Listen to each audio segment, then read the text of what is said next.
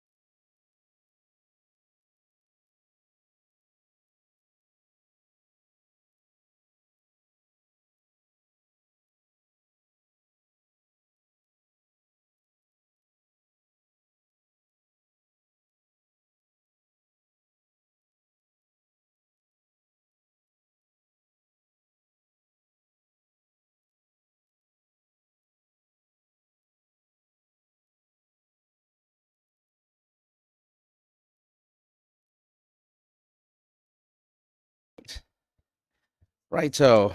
A very good morning to everyone, and welcome back to the 7th Asian and Pacific Population Conference. And the meeting is called to order. Now, I now invite the meeting to consider agenda number item 3, thematic discussion on achievements, challenges, gaps, and emerging issues in the implementation of the Asian and Pacific Ministerial Declaration on Population and Development, as well as of Program of Action of the International Conference on Population and Development, and the key actions for its further implementation in Asia and the Pacific. The document pertaining to this agenda item are ESCAP/APPC 7/2/Rev1, ESCAP/APPC 7/3, ESCAP/APPC 7/Inf 1, 2, 3, 4, and 5.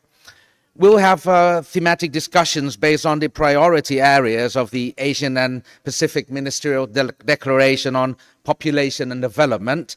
These thematic discussions will also inform the chair's summary, and which will in turn inform the input to the 30-year review of the ICPD POA in the Commission on Population and Development next year.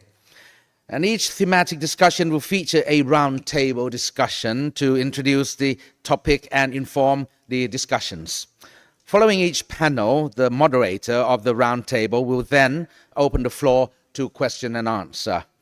I would like to encourage all delegations to pose questions to panelists and or deliver statements. And given the many speaking requests, we would like to limit the interventions to the maximum of 3 minutes, and I'd say 3 minutes. We will also post the formal statements on the website of the meeting. Now, let's move on to the agenda item number 3, the population dynamics, sustainable development, and climate change. The first roundtable discussion will be moderated by Mr. Stuart Kaito-Buston, the professor at the Khalifa University from the United Arab Emirates, followed by the second roundtable discussion under agenda item 3B. I'm sorry, the first one was item 3A, my mistake, on the topic of health, including sexual and reproductive health and reproductive rights, moderated by Ms. Fingani A. Mfande Nyasulu, apology if I mispronounce your name, who is the Associate Professor and the Faculty of Medicine at King Mongkut's Institute of Technology at Lat Krabang in Thailand. May I please ask the moderator and the panelists of the first roundtable discussion to take their seats, me included, in the sofa chairs, and Mr. Kaito-Buston, you have the floor. Thank you.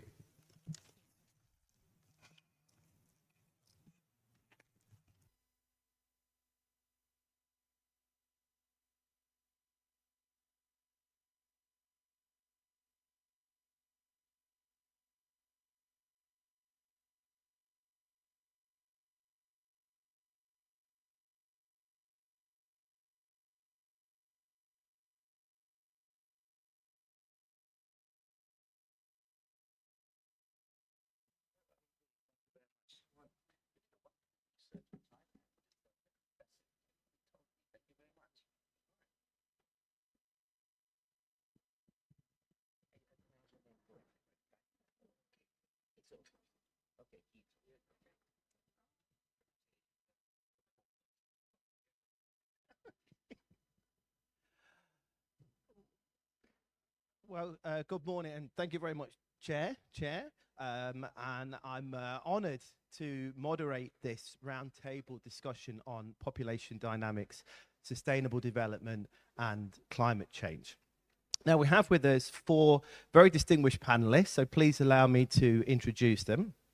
First, we have His Excellency Varawat Silpacha, who is a Minister from the Ministry of Social Development and Human Security in Thailand. Then we have Lisa Bulatali, who is the team leader for Gender and Transitional Justice Programme at the Fiji Women's Rights Movement.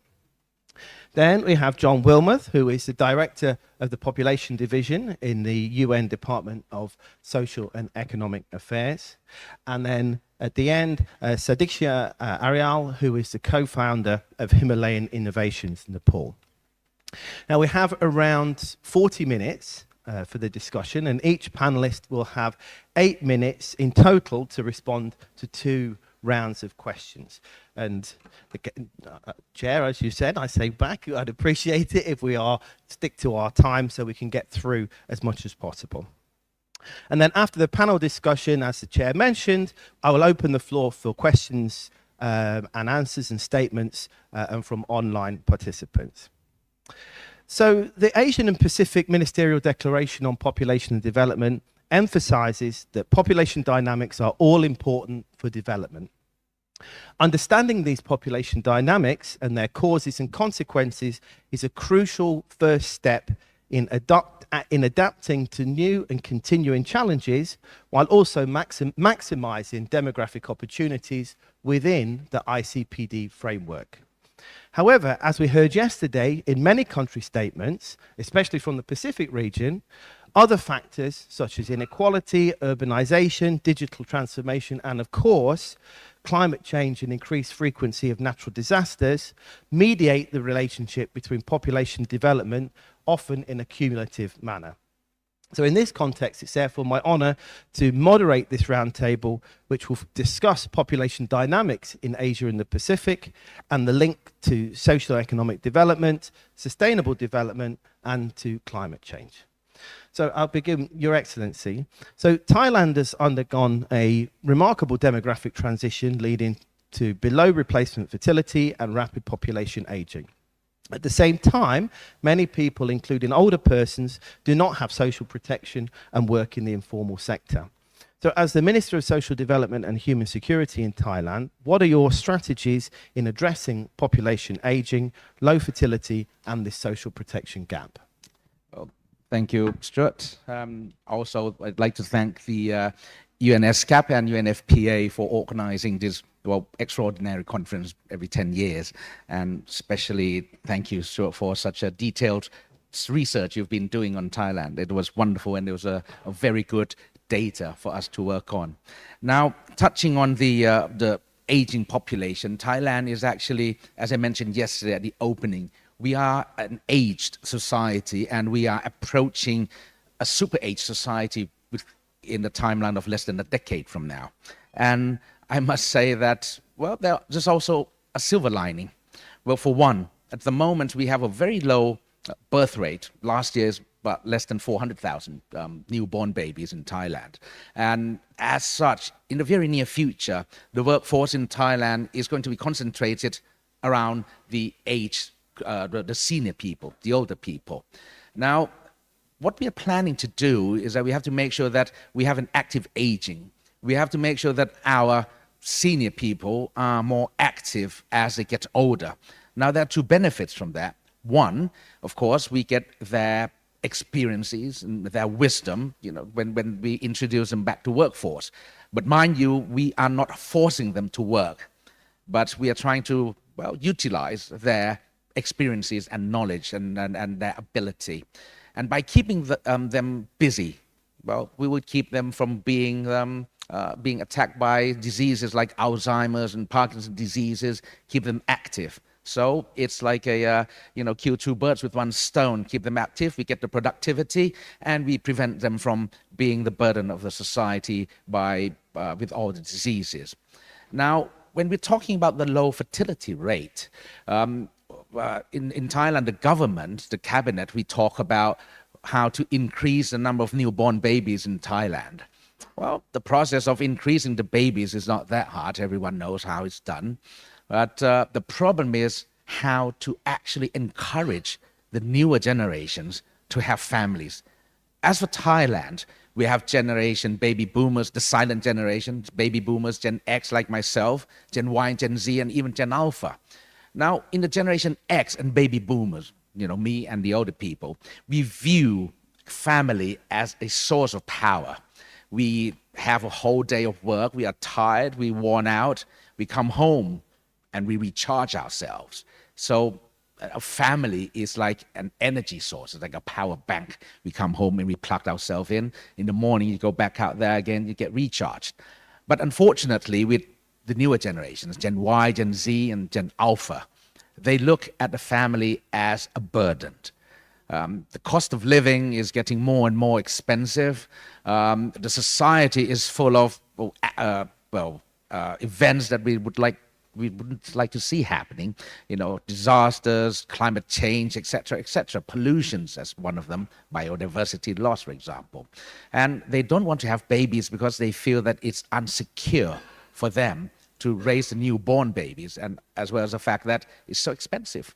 They can't even take care of themselves, let alone having a wife and kids or a kid.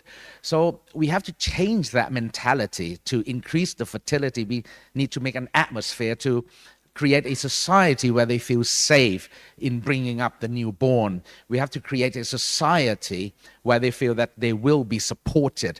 At the moment, the government, under our ministry of MSDHS, we are giving out grants for newborn babies from 0 until 6 years old. We have the monthly subsidy. They have to be able to feel that they have adequate education, the quality education, so that all aspects of the cabinet has to work together.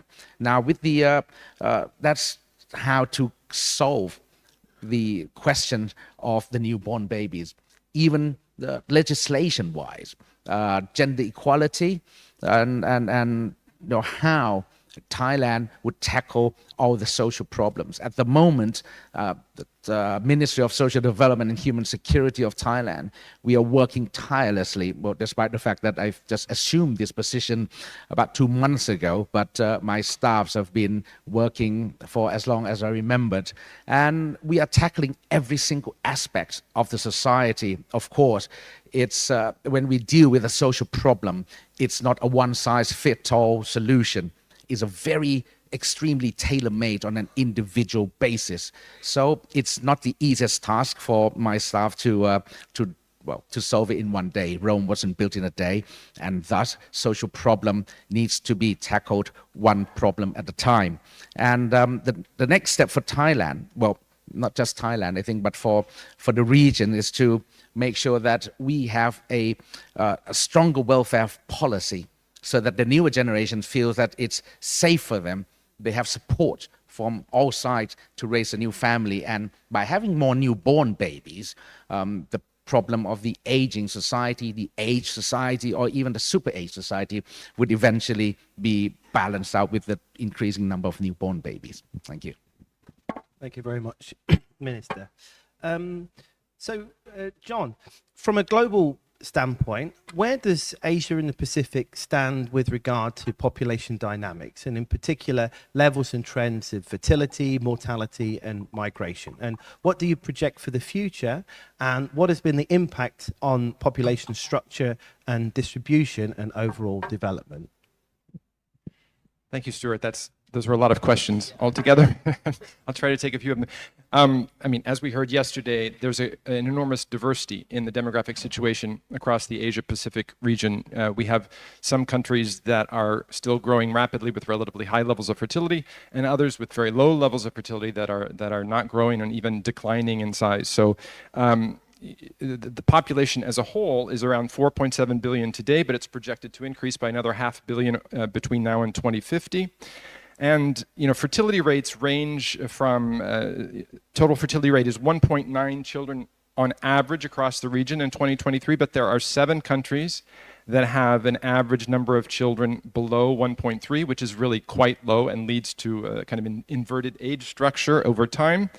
And is a cause of concern. And other countries, such as Afghanistan, still has a total fertility rate above 4 children per woman. And there are 12 other countries, many of them in the Pacific region, where total fertility is still above 3 children per woman. And I just want to say one thing, which is that often we can make each of these into a problem, and in some sense they are a problem in the extreme. And I just want to emphasize that the problem really comes from the extremes. It's not a question of fundamentally, populations can adapt in many ways. We can learn to live in many different circumstances, and we've seen this. Human beings are very adaptable, and we can live in different circumstances, and societies can adapt. The challenge is the rapidity of change. The very fast change that comes from high fertility rates, with the rapid growth that results from that, and the rapid increase of the young population. Or at the other extreme, with very low fertility rates, the rapid increase in the size of the older population as a proportion of the total. It's these very rapid changes that are challenging. So I think there is an interest in moderating the extremes of these situations. Of course, always respecting the rights of individuals to choose what they want to do in those circumstances. I think the minister raised made some very important points about the changes in society that are needed in order to facilitate people having the number of children that they want. Gender inequality is really key, in my view. In high fertility situations, it's the lack of opportunities for women outside the home, so that they focus on childbearing as a focus of their lives because other opportunities are not there. And in low fertility societies, it's almost an abundance of opportunities for women and too many responsibilities, both outside the home and inside the home. And I think when we speak about gender inequality, it's very important to remember the aspect of equality within the household. It's not just a question of equality in the society more broadly, but also in the household. We need to change attitudes whereby there's an expectation that women will engage in all of this care work, not only for children, but for older people. These social norms need to change if we are to address the issue of gender inequality and to enable women and couples to have the number of children that they would really like to have.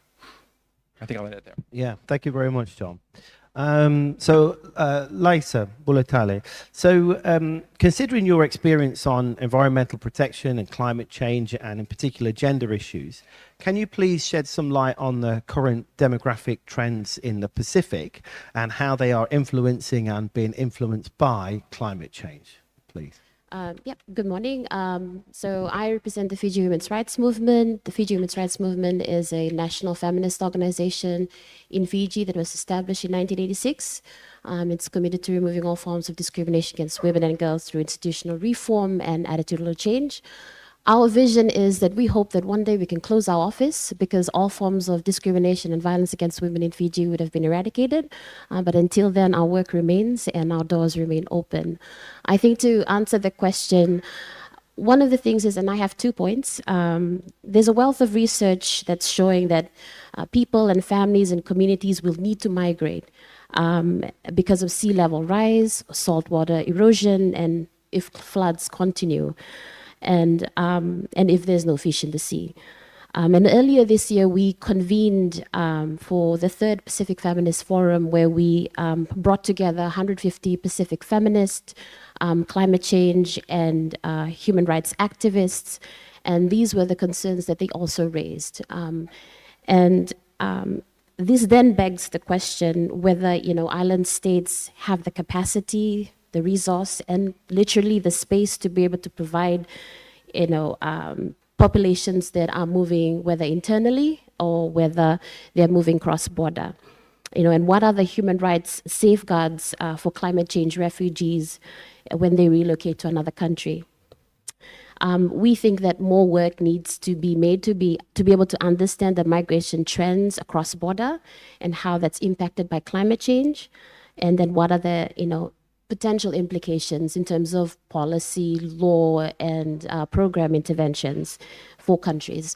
And I guess it doesn't help when you have gender neutral laws and policies and programs in place, because then you don't actually get to the root cause of what the issue is, to be able to have more targeted interventions when you are developing those policies and programs. And the other thing that I think that's also what we're seeing in terms of demographic trends, and what the Pacific Feminist Forum and the activists have been saying, is there's a direct link in the change of environment and how that impacts women's bodily autonomy, and how that's impacting all SRHR outcomes for women. And there's a high chance of women being left behind when you don't look at those interlinkages. And the progress for that in the Pacific has been stifled with weak political commitment, and, to be honest, inadequate resourcing, persistent discrimination against women and girls, and then the unwillingness to address or to even talk about sexuality because of the whole notion of taboo. And then again, when you have gender neutrality in the laws and policies that you are implementing, then it becomes a bit harder for you to be able to have more targeted approach. And I think I'm repeating myself there. And so at the backdrop of all of this as well is the high rates of gender-based violence in the Pacific. And we see that across through data sets from UN agencies that do these types of work. And then you also have poverty. And then you have very few women in leadership. There's also elements of cultural and religious fundamentalism where there's no discussion about SRHR needs, because again, that it's something that's considered taboo. And then if you look at healthcare systems, and I think in the Pacific Islands, our healthcare system during the COVID-19 pandemic really showed the vulnerability that, and how it was hanging on a thread. And how you see that now in terms of how Pacific Island countries are trying to get back to providing healthcare services to its citizens.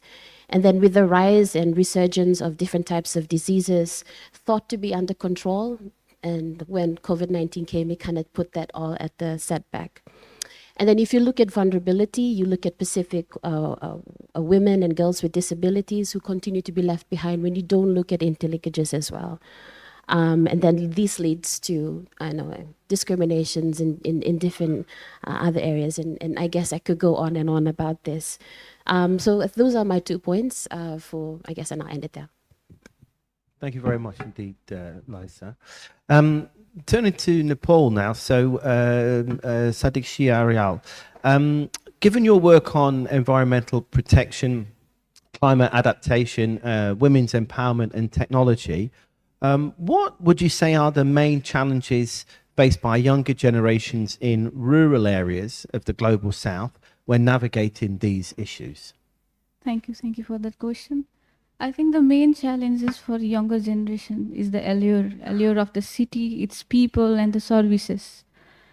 Whether that allure is a reality or a mirage, young people fall for it.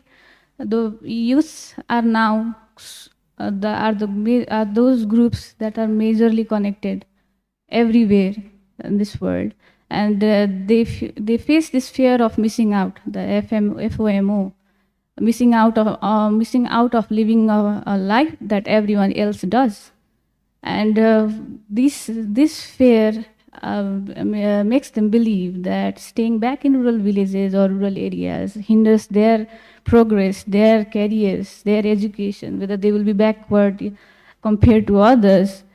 I think it's the fear of missing out that has hugely affected the younger generation and their struggle in life, and also this affects in their contribution towards working to safeguard the effects of climate, working to tackle the effects of climate change. And apart from that, young people, they as a result of which they trade their culture, their family values, and they trade the support of their elder family members for the promise of success in the city, which many people don't get. And they get into these kind of jobs that has zero prospects of upward mobility. So instead of their growth, it changes into a survival battle, I feel. And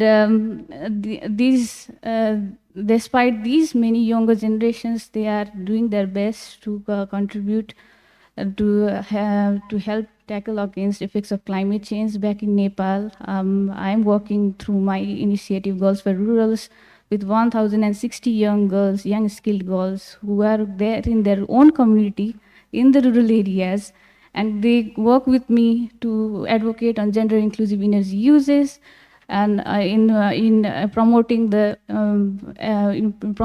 renewable energy technologies for the production of agriculture, in actually making the women in rural areas believe that they can actually have a value proposition of the very products they produce if they are environmental friendly. Thank you. Thank you so much. So now we go round to the second round of questions. So if I can begin with you again, Minister.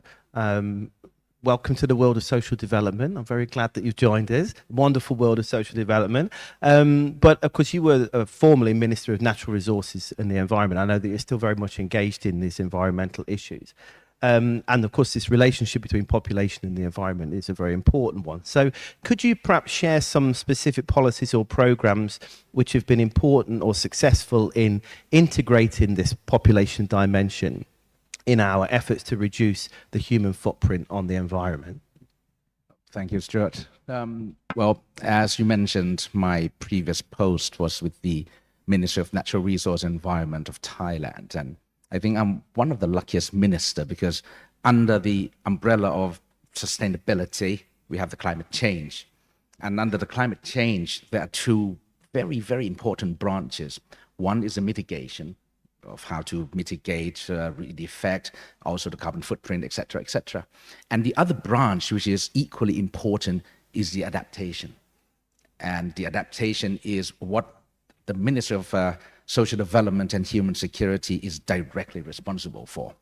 Now, it's funny the fact that Thailand is trying to increase our newborn babies, like I mentioned in the first round. We want to have more newborn babies, we want to have more population. But unfortunately, the more number of humans exist on Earth, the more carbon footprint we are going to produce. It is undeniable that wherever humans exist, well, kind of disasters and catastrophes and all these rubbish and pollutions will follow. Because at the moment, I'm sure everyone knows that the triple planetary crises, which is pollution, climate change, and eventually leads to the biodiversity loss. At the moment, we are trying to prevent the climate change part so that we don't get to the final wave, which would certainly wipe out mankind from the surface of the earth, which is the biodiversity loss.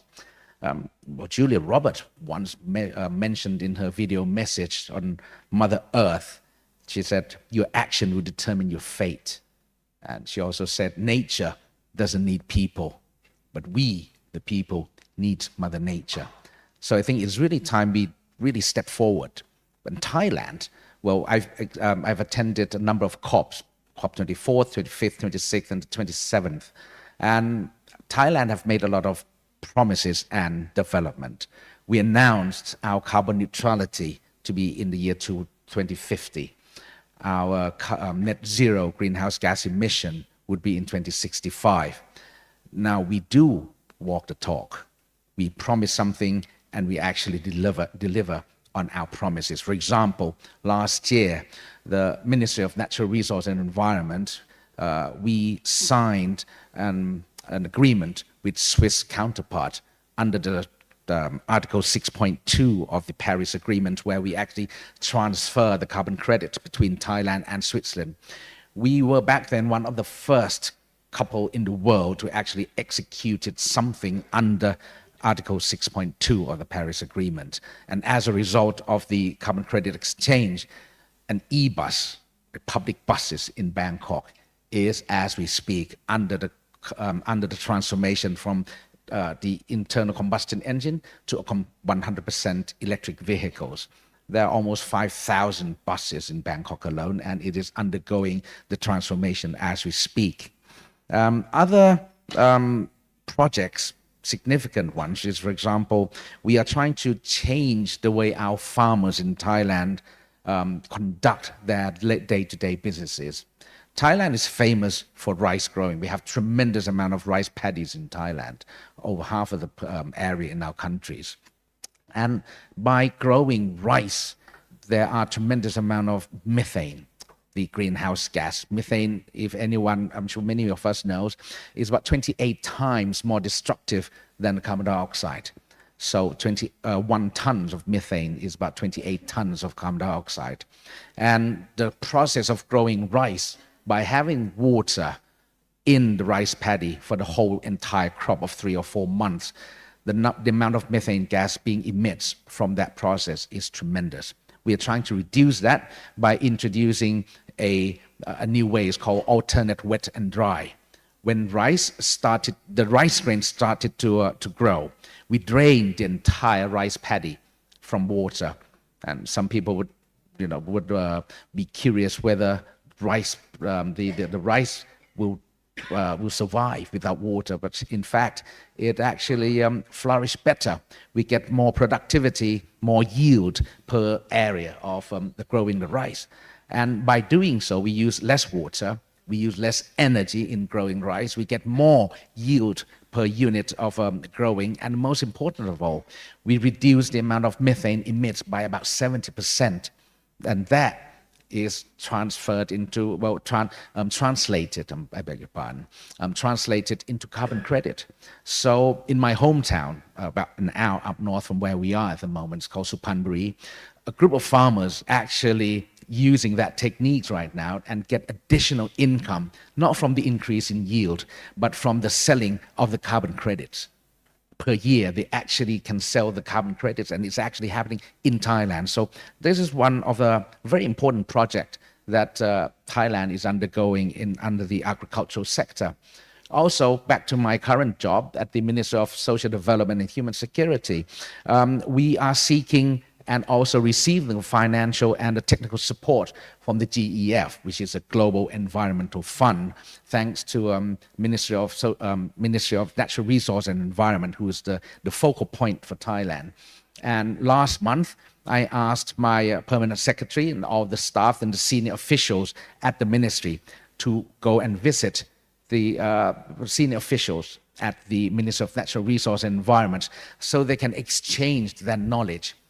Each ministry would need to know the implications, what will happen if one doesn't happen. It's not like a chicken and egg. It has to go hands in hands, because economic development that Thailand has achieved over the last decades, it comes at the price of pollutions, of climate, of droughts, of floods.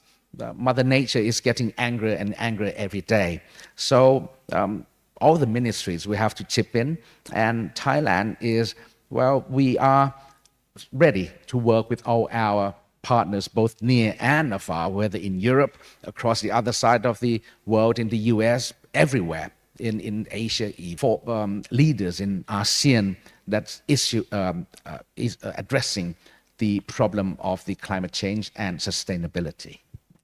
Thank you very much, Minister. And actually, that's the perfect segue to go from the national to the global policy perspective here. So if I can ask John, so from a global viewpoint, would you be able to provide any kind of lessons learned or good policies from other regions in terms of addressing rapid population aging, urbanization, lack of social protection, and high levels of migration? Sorry, you got a lot of questions, John. Sorry. That's a lot of questions, and I actually wanted to follow up a little bit on what the minister was commenting on about the connections to climate change, if I may, because it's absolutely correct what the minister was saying, that the more people, the more impact. There's no question about that.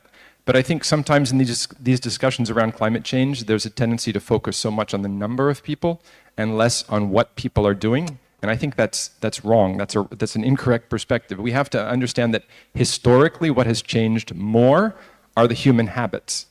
Income per capita and behaviors, individual behaviors and emissions per capita have increased more than population has. And so that's that's the primary cause is not the growth of population. The primary cause is the growth of income and the changes in consumption. And secondly, moving forward, what are the opportunities for actually making changes? Much of population growth, we must remember, much of the growth is driven by momentum, which is the momentum of past growth, which has produced a young population, and that young population will continue to drive growth even if fertility rates fall. So there really there are limits in terms of what we can do to alter the trajectory of climate change through any kind of intervention in population trends. We should intervene in population trends only to the extent that we try to enable people to have the families that they want, the number of children that they want, whether it's to have fewer children in cases of high fertility, or to have more children in the cases of low fertility populations. And that should be the motivation behind population policy, not any attempt to mitigate climate change. And so I'm not contradicting anything the minister said. I think I'm just complementing it, I hope, by pointing out that really the focus has to be on human behaviors and social organization and the incentives that exist. And I love his example about the rice paddies and the methane release and so forth, that creating economic incentives for people to do the right thing. Now, to address your questions about aging societies and what can be done, I think with aging societies, a really critical aspect is the social protection component for older persons.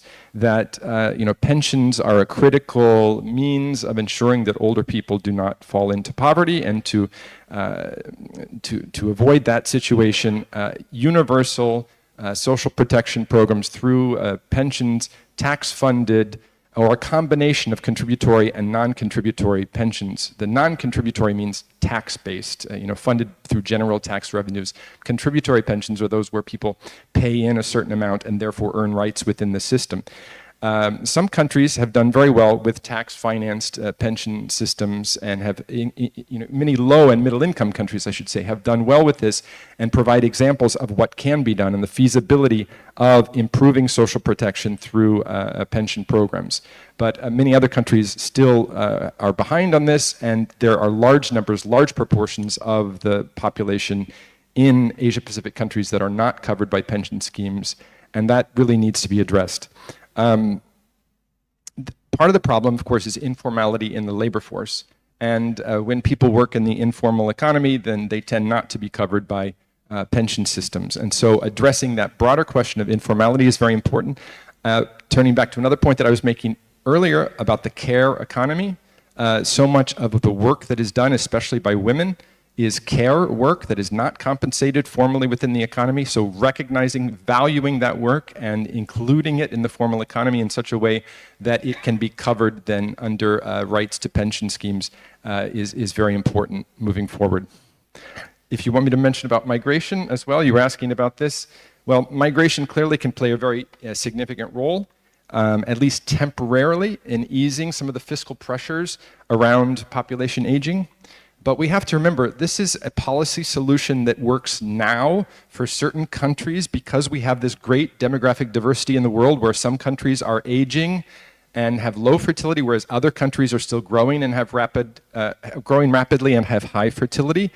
As we move forward and we think about the countries that currently have high fertility, as they lower and they end up in a situation where they start to age, where are they going to get migrants from?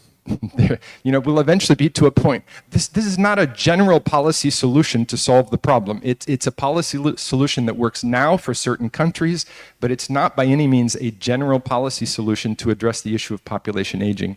That has to be done more broadly through altering the circumstances of bearing children and the pressures on parents to have children. In other words, the long-term, the overall solution to the issue of population aging, extreme cases of population aging and population decline, has to be through fertility changes, not through migration. But migration does offer many opportunities currently, and there's, of course, enormous flows of migrants between countries of the Asia-Pacific region, especially movements toward the Middle East, to the Gulf Cooperation Council and countries in that area. And this creates also an enormous flow of money back to countries, in particular in South Asia, Nepal, Bangladesh, India, Pakistan, and Philippines, and many others, where there are many workers in the Middle East who send back large flows of remittances. And this money, the governments can have policies to help facilitate the investment of this money and the careful use of this money to empower people through that means, and also to encourage investments by diaspora populations around the world. These can be very helpful in terms of helping countries to grow economically and to advance their interests. Thank you very much, John. Lisa, you talked very lucidly before about these intersectional issues and challenges in the Pacific region. But I wonder, from a civil society perspective, are there initiatives or policies from the region that you believe can be benchmarked for good practices or lessons learned? And how have these policies explicitly addressed gender considerations? Yep. I think in Fiji's context, we've just released the Fiji Country Gender Assessment Report. And I think that in the Pacific, I think this is something that every country should have. Because for us, it was a comprehensive data analysis, not only from national body statistics, but also was a good recognition of NGO work in research and data analysis, and that was captured in the Country Gender report. And I think also having sex desegregated data is very crucial to inform the types of policies and laws that we want to do. And I think Fiji in the country statement yesterday had also alluded to it. I think that there's also merit in working with a national bureau of, statistic bodies. Like for us, it's the Fiji Bureau of Statistics.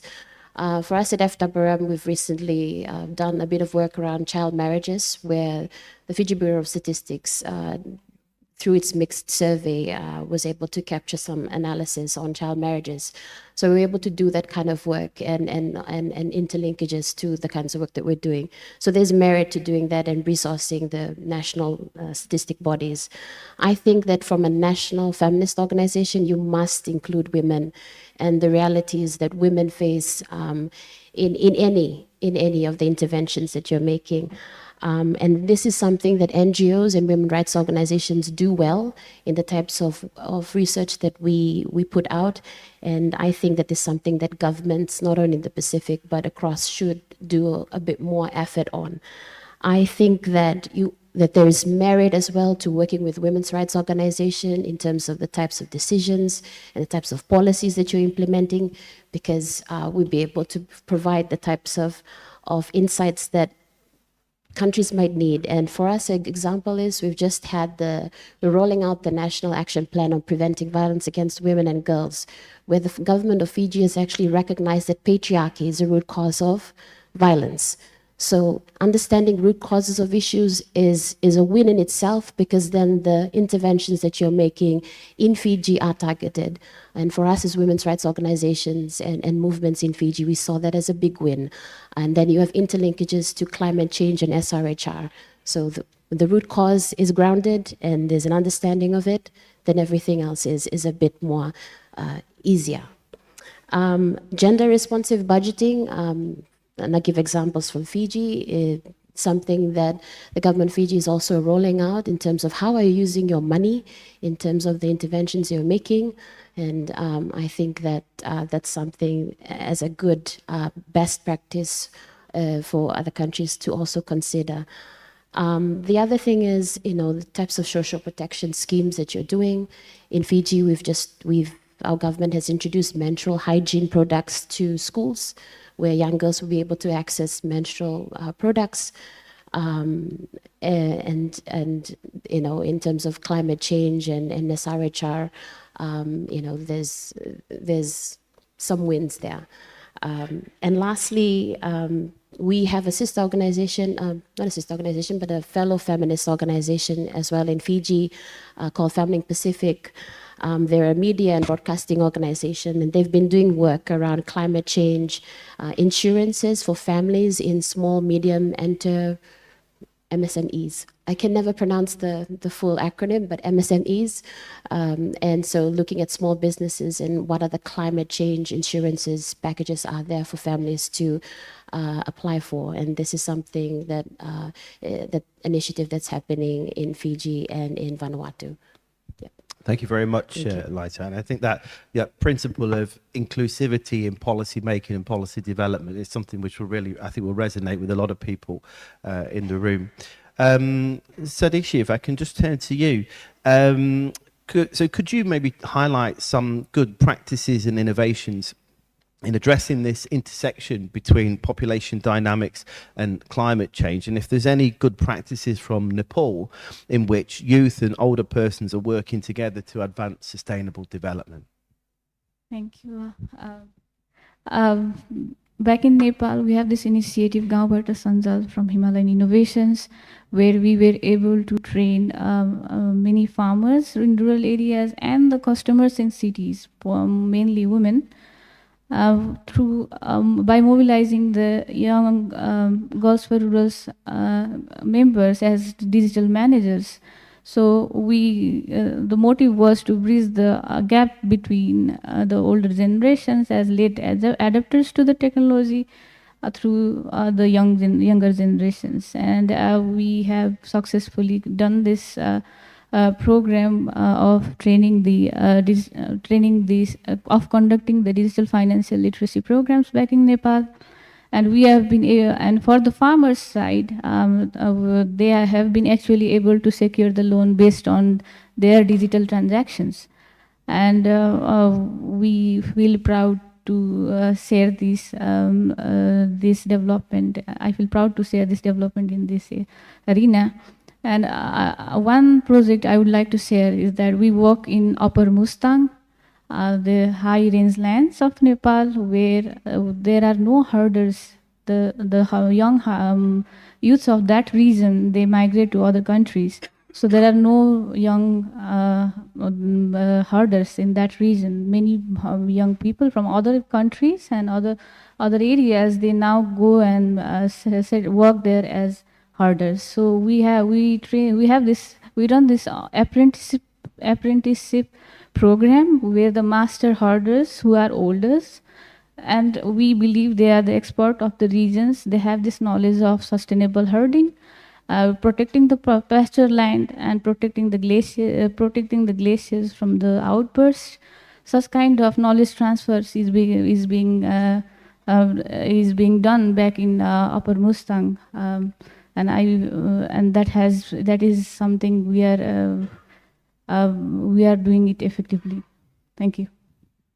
Thank you so much. And just to say thank you very much to all of our panelists for this really engaging discussion, which I think does exactly what I think these policy discussions should do, which is go look at the general, the global, the big picture. But of course, we can only solve these global issues at the teeny tiny micro level. This is how we deal with things. And then it's about scalability, inclusivity. And I think all of these examples were extremely helpful and useful for us. So thank you very much.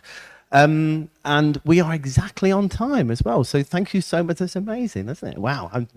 Wow. I had nothing to do with it, but I'm very happy. I'm very pleased with ourselves about this. So thank you so much for keeping to time.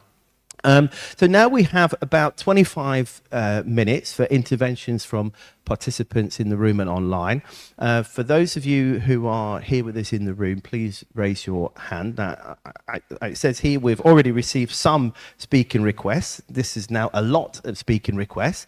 So therefore, I would ask you to please to be as concise as possible in your question or comment or statement. And when I give you the floor, please turn on the microphone in front of you and please briefly introduce yourself.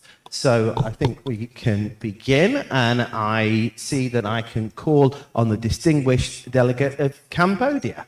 So you have the floor.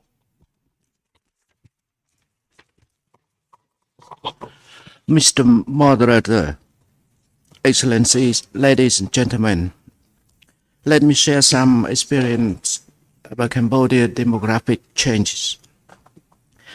Cambodia population age structure since 1980s. In 1980s, the fertility was as high as 6 births per woman. The population annual growth rate was 2.5% and the age dependency ratio was 86 at that time. The rapid fertility decline is observed during the 1995-2000, followed by a steady decline in fertility that brings down the rate to 2.5 in 2019 and projected to reach the replacement level by 2030. This fertility trend opens up a window of opportunity for Cambodia. The demographic dividend that started in the early 2000s and expected to end around 2045-50. In 2023, Cambodia's population is 17 million, with the annual growth rate being 1.5%. The 15-64 working age population accounts for 60% of the total population, and the age dependency ratio is as low as 55. If the current fertility trend continues, the aging population would start to outnumber the children population after 2050, and aging society would be apparent after 2060. While Cambodia is enjoying the demographic dividend, we recognize that there more work to be done if we have to harvest the first demographic dividend and prepare ourselves for the second and the third demographic dividends. Our current workforce, education, and skills need to improve. Gender inequality remains significant in a number of areas. Geographical disparity on many development indicators need further action, and the impact of climate change need further action too, as women, girls, and the elderly are disproportionately affected. The current government continues to focus on investing in human capital as the first priority in the Pentagon strategy. The government is now preparing a 5-year vocational training program that includes skilling and upskilling of 1.5 million young adults with disadvantaged background, and the planned structural transformation is underway to boost more decent jobs to meet the rapid growing working population and to improve the economic opportunity for young adults and their decent lives needed for the second dividend. We strongly believe that the implementation of the strategic framework and action plan of the Special Committee for accelerating the implementation of the ICPD program of action not only assure the timely achievement of ICPD program of action and commitments, but also accelerates the implementation of the National Population Policy 2016-2030, in which couples' rights and freedom to decide on their number of children are fully respected, and the framework for harvesting the dividend is outlined.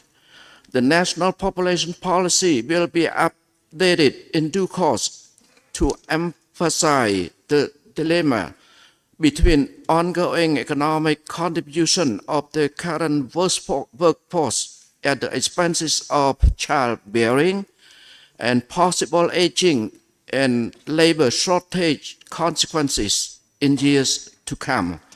Thank you. Thank you very much. I now call on the distinguished delegate of the Russian Federation. Доброе утро, уважаемые председательствующие, уважаемые коллеги. Меня зовут Баталина Ольга, и я первый заместитель министра труда и социальной защиты Российской Федерации. Отвечаю за вопросы демографии, бедности, социальной защиты, социального обслуживания, гендерную политику и, собственно, многое из того, о чем говорится сегодня в зале.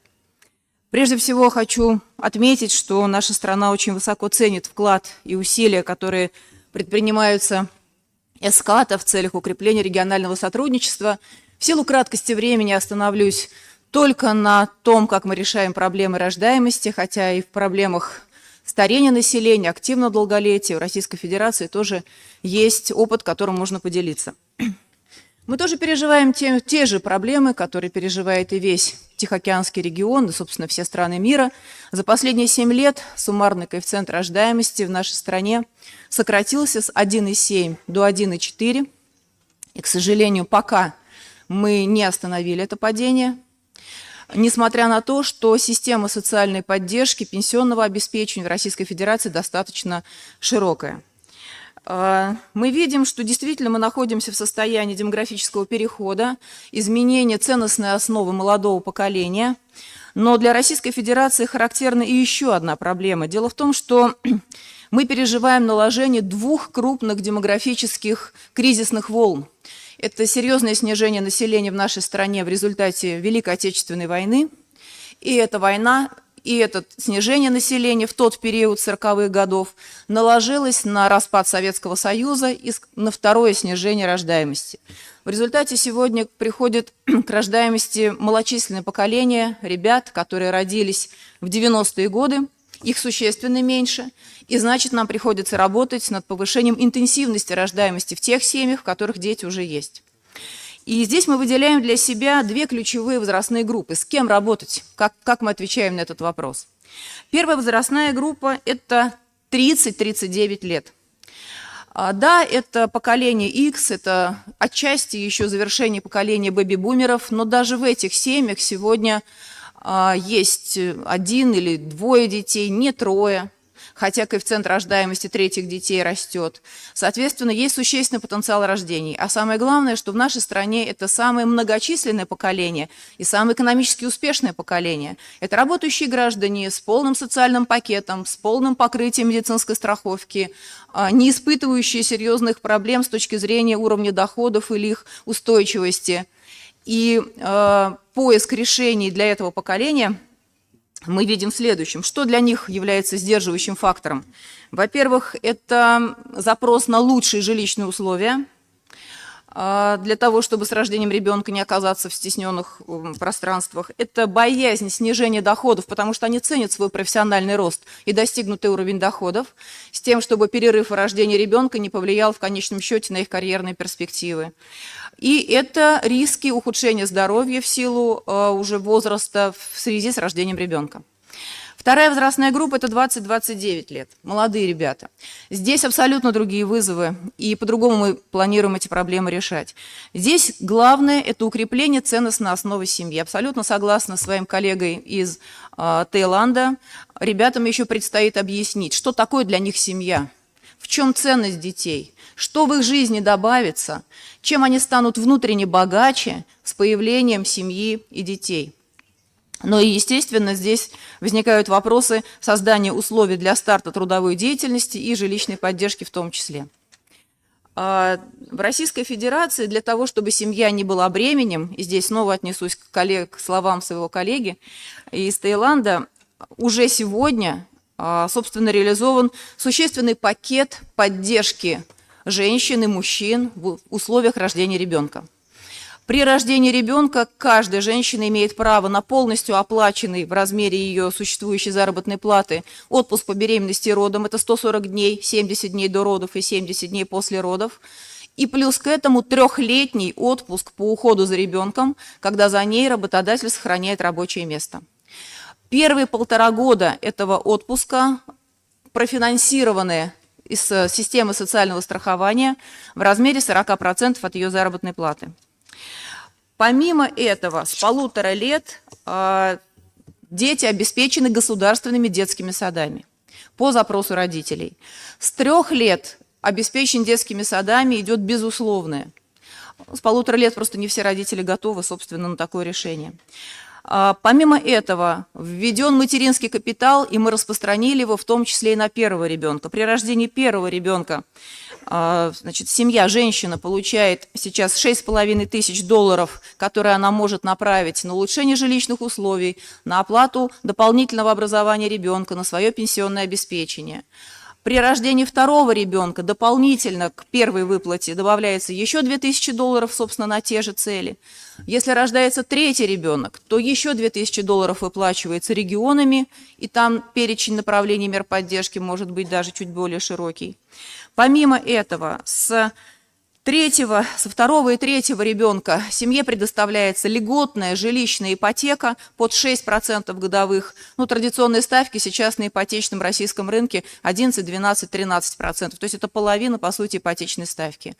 В случае, если семья живет в сельской местности, то это 3% годовых. И с третьего ребенка, учитывая, что нагрузка ипотечная для такой семьи достаточно существенная, семье предоставляется порядка $5000 на погашение ипотечного кредита. С 3 детей в семья становится многодетной, и отсюда появляются дополнительные меры поддержки на региональном уровне. Это бесплатное питание детей в школах, это бесплатный проезд детей в общественном транспорте в школу, это обеспечение необходимыми товарами к началу учебного года и так далее. Но несмотря на такой пакет, несмотря на то, что в Российской Федерации всеобщее пенсионное обеспечение, независимо от того, чем занимается человек, он будет иметь право на пенсию, всеобщее медицинское страхование, включая доступ бесплатный к высокотехнологичной помощи любых видов, всеобщее социальное страхование, когда за тех, кто не работает, платит государство, несмотря на это, коэффициент рождаемости 1,3. О чем это говорит? Это говорит о том, что все-таки в основе поддержки семей и влияния на репродуктивное поведение, репродуктивное мнение не только мера поддержки, но прежде всего ценностная основа. По каким направлениям мы в ближайшие годы планируем продолжать решение проблем рождаемости? Просто кратко их перечислю. Во-первых, это сохранение репродуктивного здоровья. Мы сейчас очень плотно занялись репродуктивным здоровьем, в том числе подростков, молодых ребят, и видим, что такое, знаете, несколько спокойное отношение к проблемам, которые возникают в 14, 15, 16 лет, в конечном счете приводит к бесплодию в 23. Поэтому ребятам надо помогать, конечно, на ранней стадии. Мы расширяем программу исследований. Второе – это дополнительная помощь женщинам, которые находятся в состоянии репродуктивного выбора и думают о том, сделать аборт или сохранить ребенка. Вот в той части, в которой это касается социальных причин, не медицинских, мы сейчас меняем подходы женских консультаций, расширяем меры поддержки на этом этапе. Да? Точечно, адресно, индивидуально выясняя, что приводит женщину к такому решению. Третье направление – это выработка корпоративного демографического стандарта. Очень сильно репродуктивный выбор женщины влияет работодатель. От того, насколько внутри организации создана семейно ориентированная среда, насколько сам работодатель поддерживает родителей семейными обязанностями, зависит и желание, собственно, работающего человека такое решение принимать. Здесь же и блок, связанный с развитием гибких форм занятости, позволяющих осуществлять гармоничное сочетание семейных и профессиональных обязанностей. Далее, продолжаем внедрять новые формы улучшения жилищных условий, но преимущественно без привлечения ипотечных кредитов. Очень высокая степень закредитованности, я думаю, не только в Российской Федерации. И в силу этого ипотечная нагрузка мешает семьям принимать решение о рождении ребенка. И, пожалуй, самое, как я сказала, важное – это укрепление ценностной основы семейного образа жизни. И это не только ролики, баннеры, слоганы или призывы. Ценность большой семьи должна быть абсолютно во всем. В том, рада ли в ресторане видеть семью с маленьким ребенком, есть ли там детские стулья для кормления. В том, семью с каким числом детей мы видим элементарно на экране в рекламе порошка или продуктов питания. Что мы видим? Родители одного ребенка или родителей 3 детей? В фильмах и детских мультфильмах, в городских праздниках и государственных наградах. В прошлом году президент нашей страны возродил звание «Мать-героиня» при рождении матерью 10 и более детей.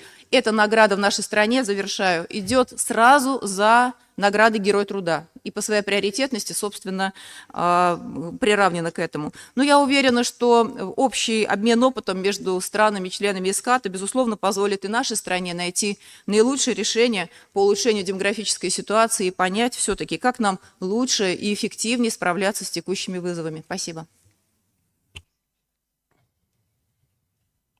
Thank you very much. Distinguished delegates, we have 15 submitted questions. I also note we have flags raised from Timor-Leste, from Indonesia, from Japan, from Philippines, from Bangladesh. I would therefore like to urge, if not beseech you, to stick to 2 minutes, please, for your interventions. And longer statements can, of course, be posted, and we have the Russian Federation.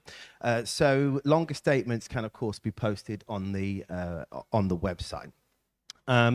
I would now like to call on the distinguished delegate from the Marshall Islands, who will be making a statement on behalf of the Pacific region, and this will be followed by the distinguished delegate from Malaysia.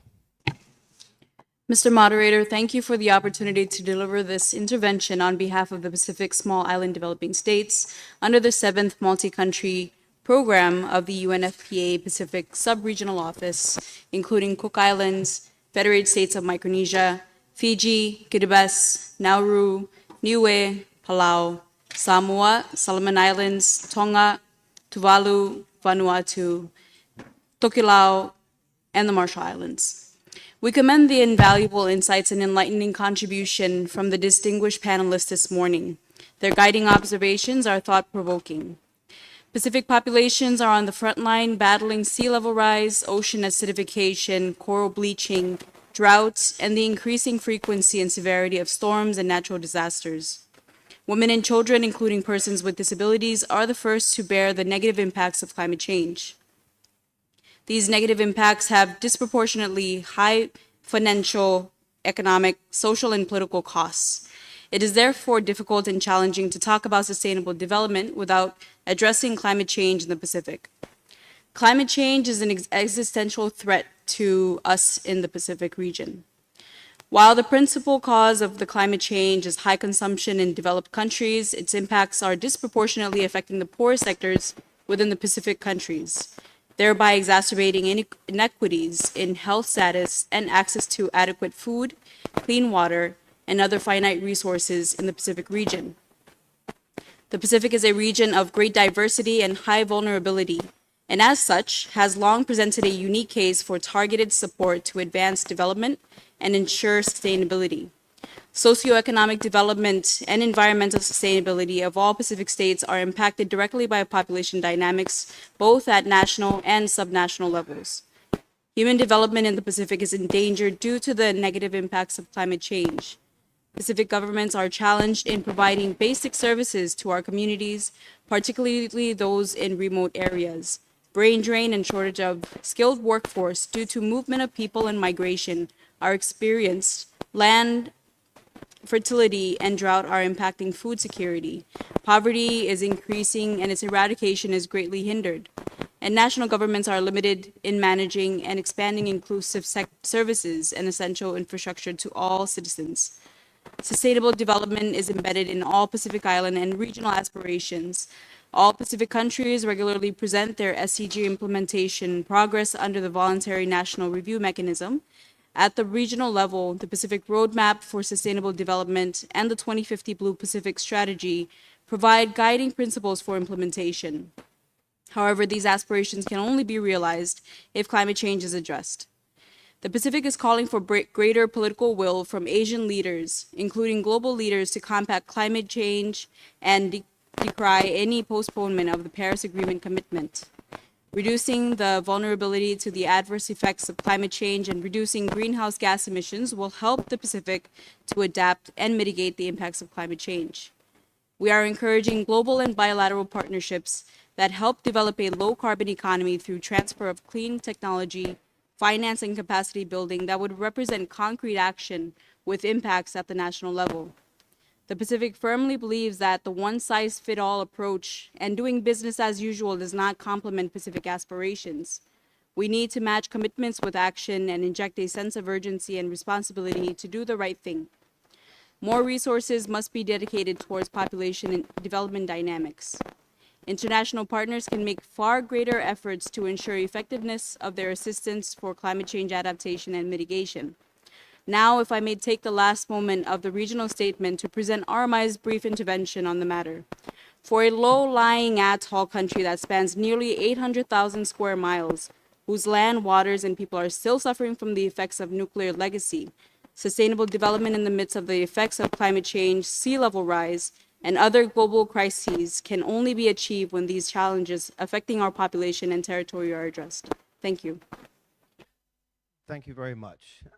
Again, if I could please ask distinguished delegates to stick to a 2-minute time frame, and please do forgive me if I have to interrupt you and ask you to draw your statement to a close. I now call on the distinguished delegate from Malaysia, and that will be followed by the distinguished delegate from Bangladesh. You have the floor. Thank you, Mr. Moderator. Malaysia demographic landscape has undergone significant shifts, witnessing the population increase from 23 million in 2000 to 33 million in 2020 and projected to reach 36.7 million in 2030. In terms of fertility, fertility level in Malaysia has fallen from 5 in 1970 to 1.6 in 2022, just 0.1 above the ultra-low level of 1.5. This decline occurred despite a shift in our program thrust from family planning to reproductive health and family development. The government has taken various measures to prevent the fertility from declining further. These include extension of maternal leave from 60 days to 80 days, promoting work-life balance, flexible working arrangement, and childcare supports.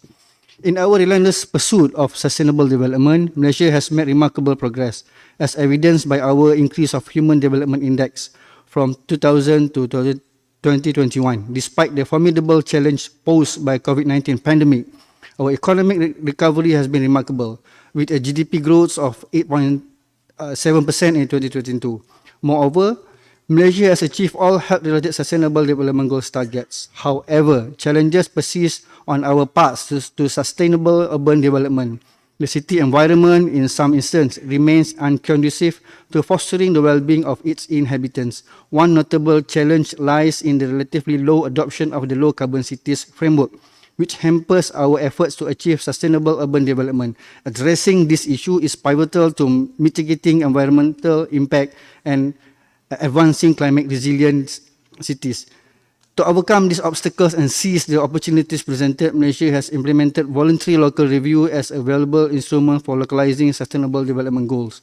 These reviews align with national plans and policy, offer innovative solutions and local priorities, bringing us closer to our sustainable development objective.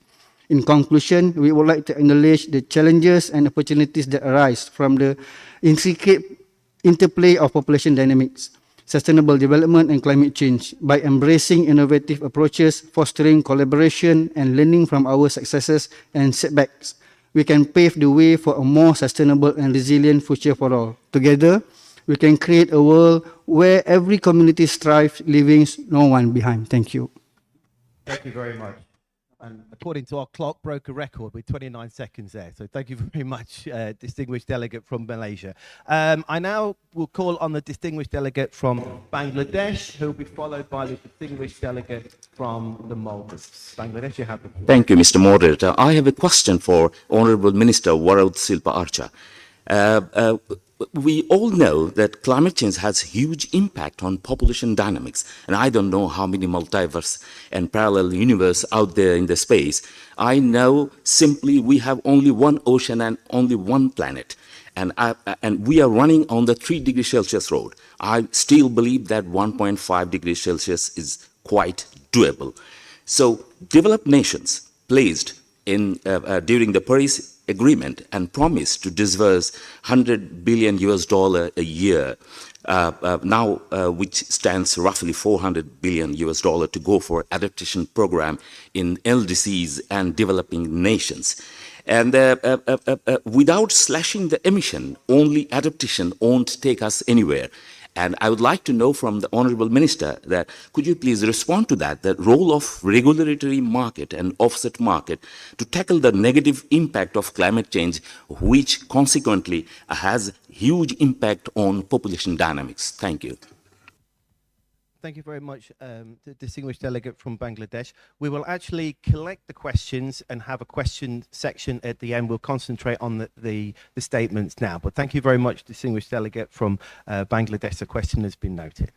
And if Minister, you can respond to that later. Thank you very much. I now call on the distinguished delegate from Maldives, who will be followed by the distinguished delegate from Japan. Thank you, Mr. Moderator. As probably a lot of us know, Maldives is one of the lowest lying countries on earth.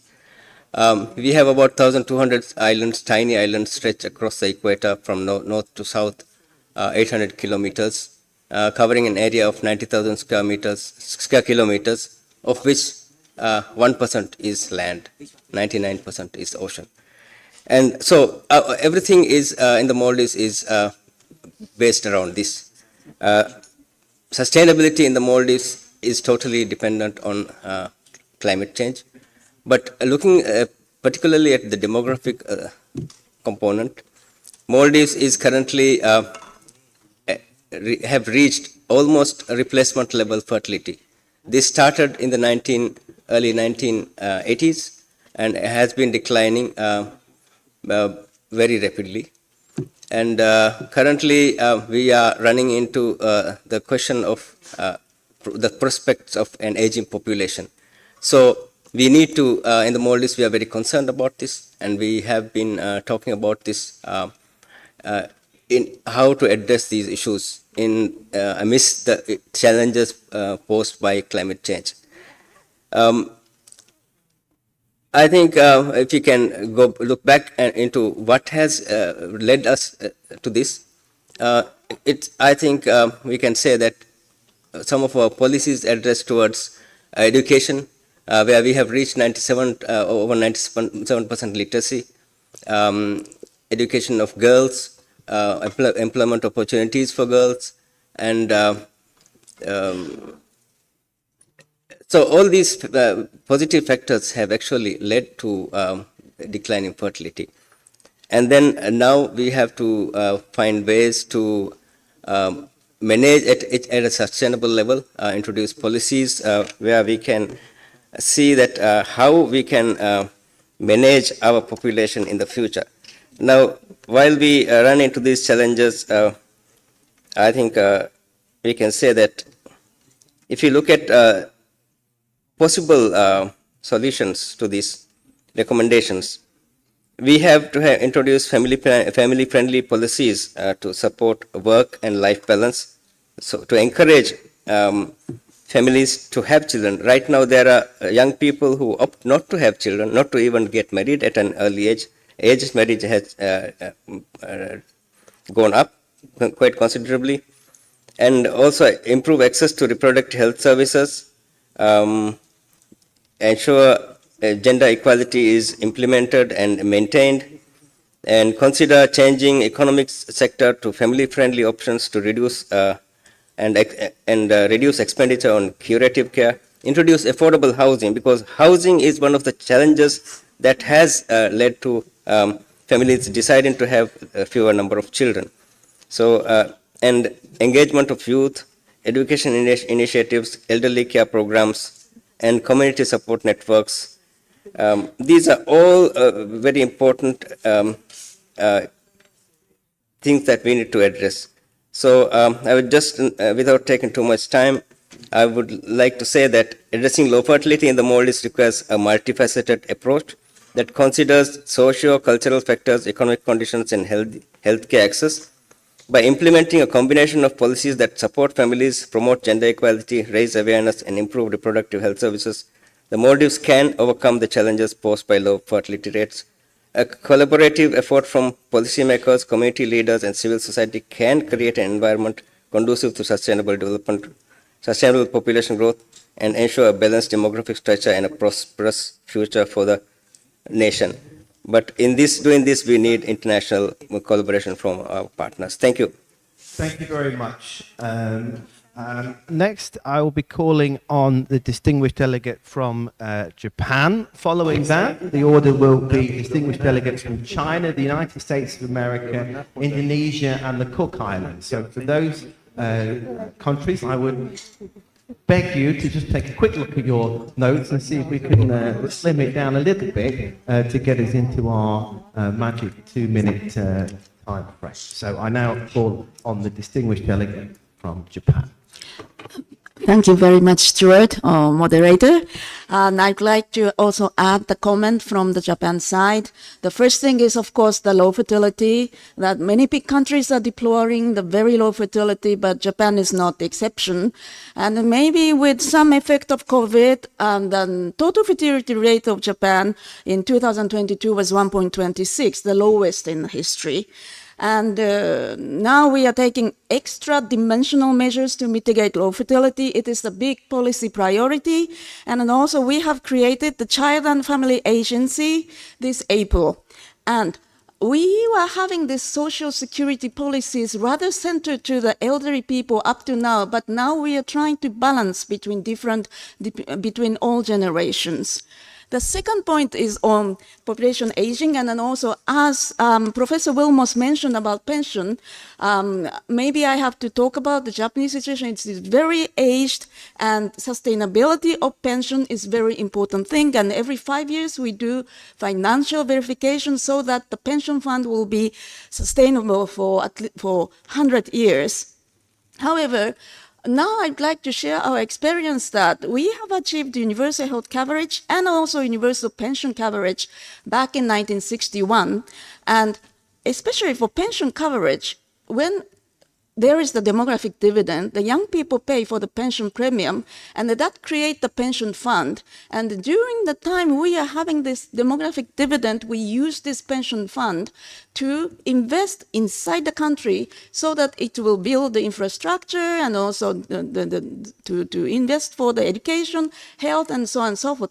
That is, I have only 15 minutes, 15 seconds, and then the last point is about migration. Of course, it is not only Gulf countries, but now Japan and Korea are now becoming the destination of migrants from Asia. And as it is stated in the SDG target 10.7, the facilitate orderly, safe, regular, and responsible migration and mobility of people is very important, and the human rights of migrants have to be secured well. I stop here. Thank you. Thank you so much, distinguished delegate from Japan.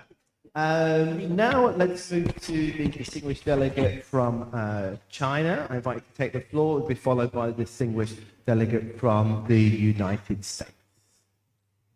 谢谢主持人，尊敬的各位代表。国际人口与发展大会召开以来的30年时间里，中国的人口发展形势发生了重大的变化。中国人口增长方向转变，进入负增长时代。中国大陆地区的总人口规模2022年为 14.12 亿人，比2021年减少了85万人。中国成为全球生育率最低的国家之一，总和生育率2022年为 1.08。中国进入了中度老龄化社会，65岁及以上老年人口2022年为 2.1 亿，占比 15% 左右。城市化水平2022年为 65.2%， 已经有 9.2 亿人生活在城镇中。健康水平明显改善，平均预期寿命2021年为 78.2 岁，婴儿死亡率2022年为4.9%。受教育水平大幅提高，15岁及以上人口的平均受教育年限由1990年的 6.4 年增长到2020年的 9.9 年。高等教育的毛入学率2022年已经达到了 59.6%。人民的生活水平也大幅度提高，人均可支配收入从1994年的1870元增长到了2022年的36883元。现行标准下9899万农村贫困人口全部脱贫。低生育率问题是目前中国人口发展中面临的重要问题，生育水平持续降低会加速人口负增长和人口老龄化进程。这是多种因素综合作用的结果，包括育龄妇女的规模变化、受教育年限延长带来的婚育延迟、现代化带来的人们生育观念的改变等。为了应对低生育率问题，降低育龄人群的生育、养育、教育成本，缓解育龄人群家庭工作的冲突，中国政府出台了一系列生育支持政策。2021年，中共中央、国务院关于优化生育政策、促进人口长期均衡发展的决定提出要实施积极的生育支持措施。2022年，17个部委联合发文，进一步完善和落实财政、税收、保险、教育、住房、就业等方面的积极生育支持措施。各地按照这些文件的精神进行了积极的探索。目前的生育支持措施体系主要体现在4个方面：第一，经济支持，包括面向家庭育儿提供育儿补贴、生育医疗补贴、税收减免，在购房和租房方面提供优惠等；第二，时间支持，延长产假、增设育儿假、扩大生育保险的覆盖人群、完善假期用工成本的分担机制、减轻女性的就业歧视；第三，服务支持，采取多种形式建设托育机构，增加普惠的托育服务供给，汇集多方资源，降低托育机构的运营成本，建设托育服务的人才队伍，提高托育服务的供给质量。第四，文化建设，移风易俗，宣传和培养新型婚育文化，营造性别平等、尊重生育、重视家庭的社会氛围，打造乐生、易养、优教的生育友好型社会。谢谢。Thank you very much. I now call on the distinguished delegate from the United States of America, who will be followed by the distinguished delegate from Indonesia. Thank you for the floor. As a global community, we must move beyond population numbers and alarmism into opportunity. Regardless of whether a country has the opportunity to reap a demographic dividend, the policy focus should be on poverty and inequality reduction. Climate change affects all of us and disproportionately affects the world's poorest and most vulnerable, especially women and girls. They are often the first to bear the brunt of environmental, economic, and social shocks, which aggravate the health and safety risks they already face, including loss of access to reproductive health services and exposure to gender-based violence and early and forced marriage. In some settings, limited access to family planning and reproductive health services can contribute to limitations around mobility, access to education, jobs, land tenure, and resources that facilitate the ability of women, girls, youth, and indigenous communities to adapt to and respond to climate change. Because the impacts of climate change are not gender neutral, effective solutions must be gender transformative. First and foremost, that means prioritizing the empowerment of women and girls and gender diverse persons as innovative and effective leaders in efforts to address the climate crisis while addressing inequitable gender norms that limit their decision-making power in developing climate change solutions. Thank you. Thank you so much, distinguished delegate from the United States. I now call on the distinguished delegate from Indonesia, who will be followed by the distinguished delegate from the Gulf. Thank you, moderator.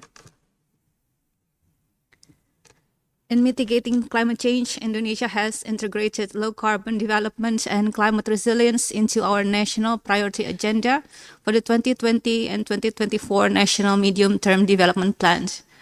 The climate resilient actions in Indonesia were able to reduce economic losses by 85 trillion rupiah, and the reduction in greenhouse emissions against the baseline was 27.8%.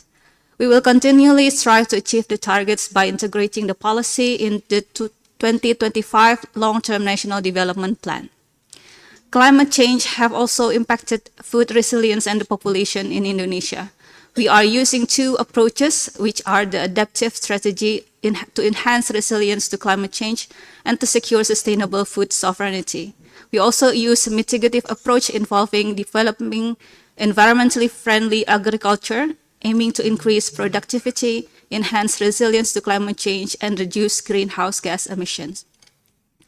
Recognizing the growing impact of human activities on the environment, Indonesia stands ready to support the successful implementation of the outcomes of the COP28 in December. To increase the adaptation and resilience capacity, especially for countries vulnerable to impacts of climate change, Indonesia also urged the realization of global commitment for climate change mitigation and adaptation funding. and encourage developed countries to lead emission reduction commitments through financial support, technology transfer, and capacity building, including through South-South and triangular cooperation framework. On the other hand, Indonesia considers evidence-based communication about climate change is challenging, as different stakeholders may interpret the evidence differently based on their perspective, biases, or interests.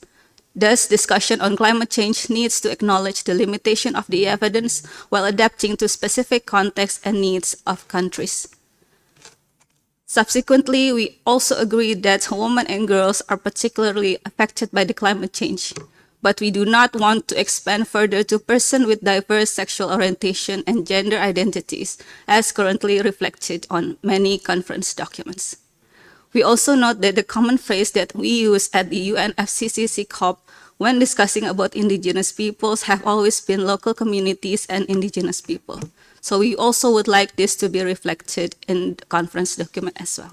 Thank you, moderator. Thank you very much, distinguished delegate from Indonesia. I now pass the floor to the distinguished delegate from the Cook Islands, who will then be followed by distinguished delegate from Timor-Leste. Thank you, moderator. Having just come out of the deliberations of the Pacific Islands Forum Leaders' 52nd meeting, it is clear that we need to do more and we need to do it better. The Cook Islands remain firmly committed to the achievement of the Sustainable Development Goals and the attainment of holistic well-being for present and future generations.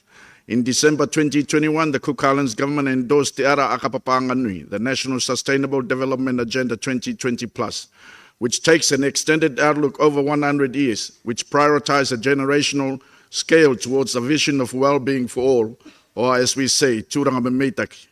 This period is interspersed with a 25-year outcome plan and a 5-year scorecard that will be adjusted as our nation and our people continue to evolve. This planning aligns with the philosophy and the practice of Akapapanga, or the use and importance of genealogical legacies to and for the Cook Islands and their people. Akapapanga, or our genealogies, connect us all together, and it is in this spirit that we must act as custodians for future generations. In line with these dynamic challenges, in December 2022, the Cook Islands government endorsed the very first Cook Islands population policy, which was the realization of a key priority in the Cook Islands National Sustainable Development Agenda 2020+, and the Cook Islands Economic Development Strategy 2030, and which took 10 years to develop. Although several countries in the Pacific have formulated population policies, this is the first of its kind in the Cook Islands. The population dynamics in the Cook Islands provided a challenge in a number of respects. First, the demographic transition in the Cook Islands is already well advanced. This means that the present policy is not directed at reducing the overall birth rate in the context of declining mortality as traditional population policies are. Rather, a more complex set of issues arising from a rapidly changing age structure and dynamic patterns of immigration and immigration have arisen, together with challenges on non-communicable diseases, addressing people living with disabilities, sexual reproductive health, gender equality, and women's empowerment and the well-being of the family unit. On the climate change front, our leaders are committed to implementing the Paris Agreement, acting on the IPCC's 6th assessment report, which represent the most comprehensive and robust assessment of climate change science. However, we need help from our partners to provide sustainable greater levels of climate finance, technology, and capacity to accelerate the progress on this existential threat. We look forward to working with our partners in addressing these challenges going forward. Thank you for your attention and commitment to these pressing issues. Thank you so much. I now call on the distinguished delegate from Timor-Leste, who will then be followed by the distinguished delegate from Thank you, Mr. Moderator. I will have a question to the panelists. First of all, we want to appreciate to all of the panelists for your very good presentations. It is very interesting to follow the discussion on the relation between aging population and low rate fertility, young generation and high fertility, and the impact of the climate change, the increase of numbers of population. I have a question to the panelists. Any panelist can answer it. How humans as a mother, and since by nature only women give birth, how you can tell us, is there any perspective or experience from the women on this issue on fertility? Thank you.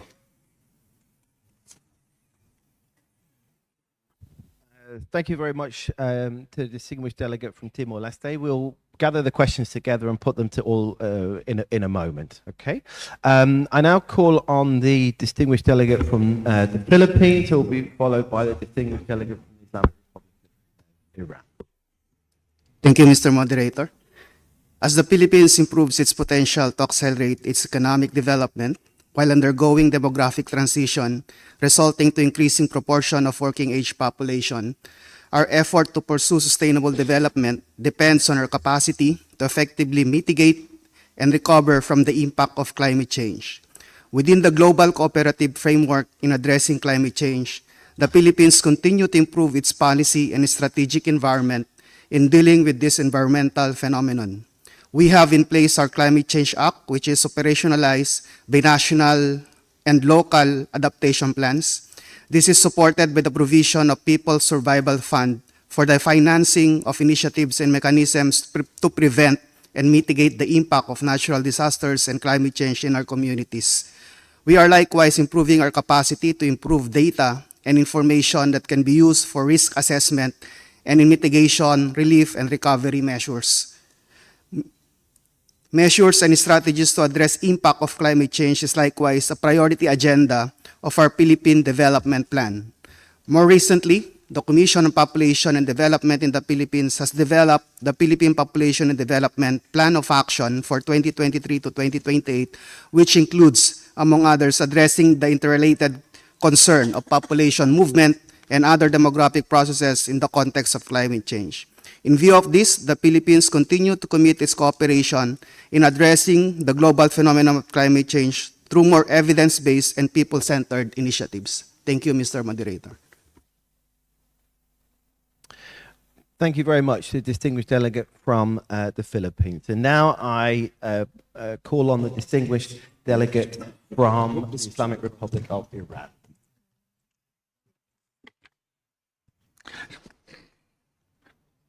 Thank you for the floor, Mr. Chair. The rapid decrease in total fertility rate from 6.5 children per woman on average in the 1980s to about 1.6 children per woman in 2022 was unprecedented in the country's history. The studies conducted on the future fertility development in Iran shows that if policy interventions are not carried out, the fertility rate will most likely stabilize very below the replacement level. The population growth rate has also reached from 3.2% in the first decade of Islamic Republic of Iran revolution to about 0.6% at right now. Considering that the fertility rate is still lower than the rate needed to replace the population, it is expected that in the coming years we will face a further decrease in the population growth rate. At present, the population of Iran, like many developing countries, following the steady and continuous decrease in fertility and increase in life expectancy at birth, has undergone fundamental and important changes in the age structure of population. The above challenges will cause the country to have a completely aged society in the next 3 years. In 2021, about 11% of Iranian population was over 60 years old. In the next 13 years, In the next 30 years, the percentage of Iran population over 60 years will increase to 33% as indicated by WHO. Furthermore, according to UN population projection revision based on the medium scenario, also it is projected that nearly 32% of the Iranian people are above 16 years by 2050. That is almost 1/3 of the total population of Iran on that time will be over 60 years.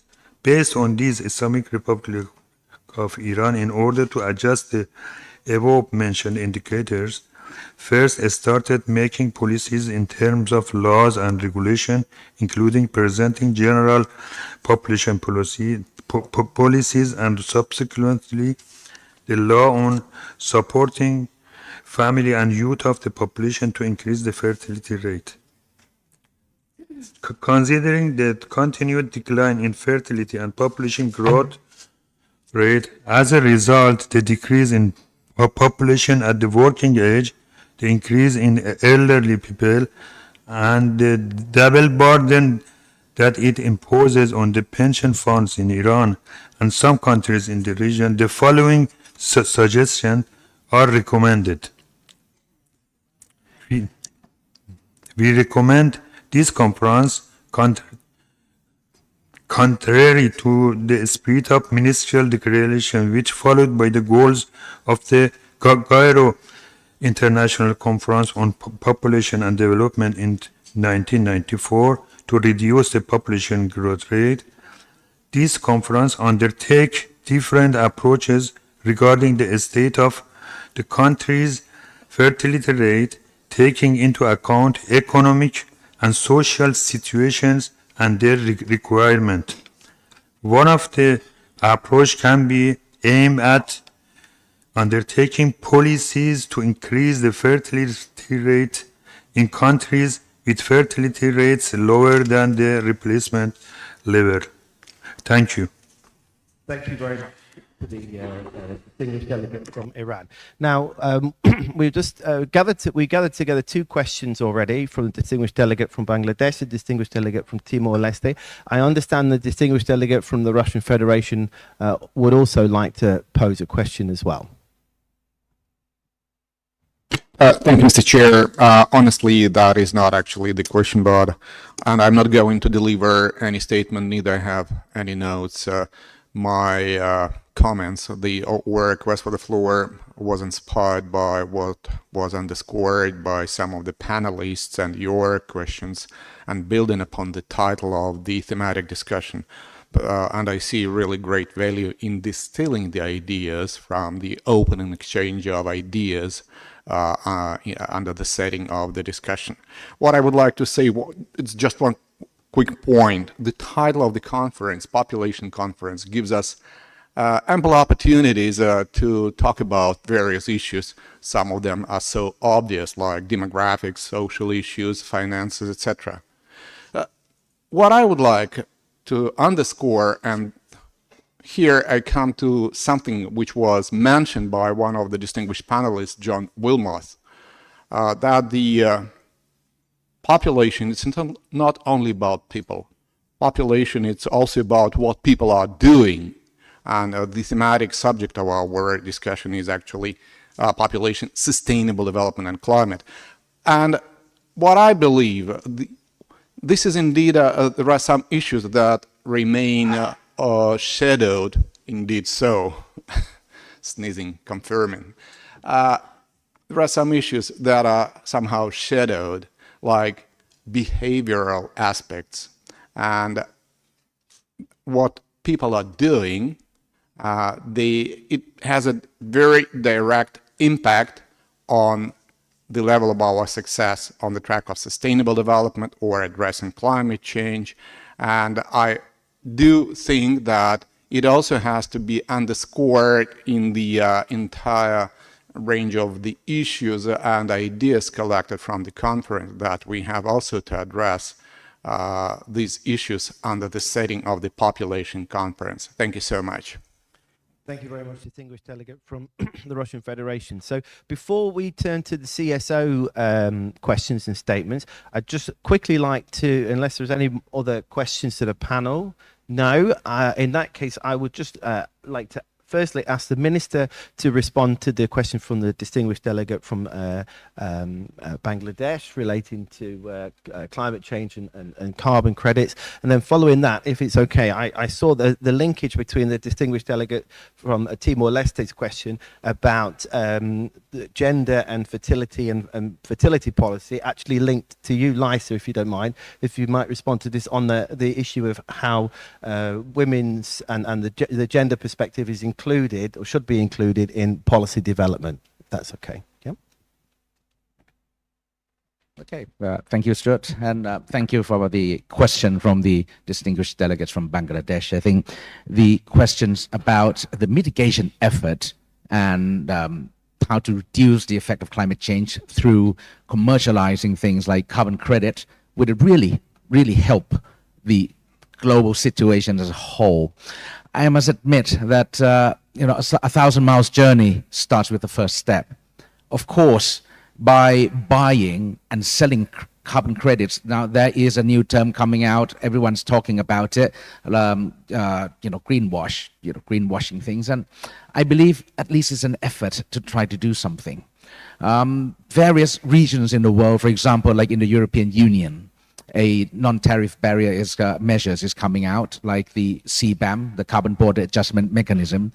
It will be imposed on products that would enter into the EU. Well, currently it only covers about 6 to 8 products like cement, fertilizers, irons, aluminium, etc., etc. And the cost of doing your businesses, if you're not prepared to shift your production line and reduce your carbon footprint, then the cost of your business is going to go up and up in such a way that eventually you will not be able to sustain your business. Now, of course, at the end of the day, the commercializing aspect of in order to combat climate change would help to a certain degree, but the real fundamental change, it has to come from the mentality, the shifting and the change in the paradigm, the way people think, the way people act, the way people, well, like the distinguished delegates from Russia just mentioned, it's the way of life and the way people have to change in order to combat the climate change. Because at the end, it's not the business side that's going to punish you, it's Mother Nature. She doesn't really care if you're European, if you're Asian, if you're in the opposition in the government, or if you're rich or poor. Mother Nature is very fair. She hits everyone. And so I think it's a matter of fact that, all mankind being the developing countries or the fully developed countries and one needs to really help one another.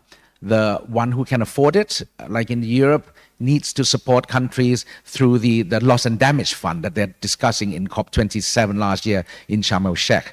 So I think everything has to go hands in hands, because at the end of the day, Mother Nature doesn't really care if it's business or not. She'll just hit anyway.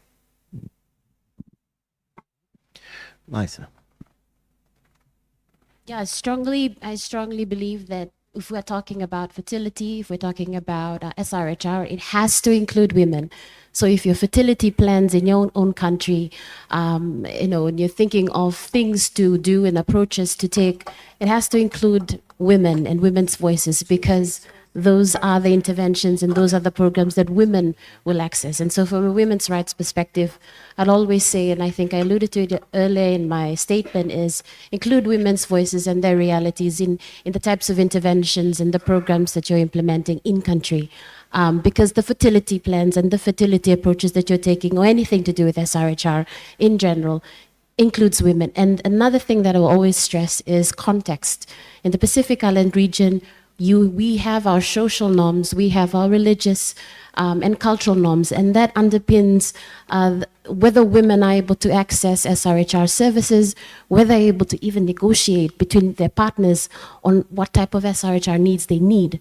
And in the work that we've done at Fiji Human Rights Movement, we've even had instances where the men at national consultations say to government delegations that come to their islands for consultation. Why are the women accessing contraceptive without our permission? That is women's bodily autonomy. They should be able to make those decisions for themselves. So understanding context when you're developing those strategies in countries, and when you're developing those policies and laws in country, understand where women are at. Because if you don't, then whatever interventions that you're making in country will not work. Thank you.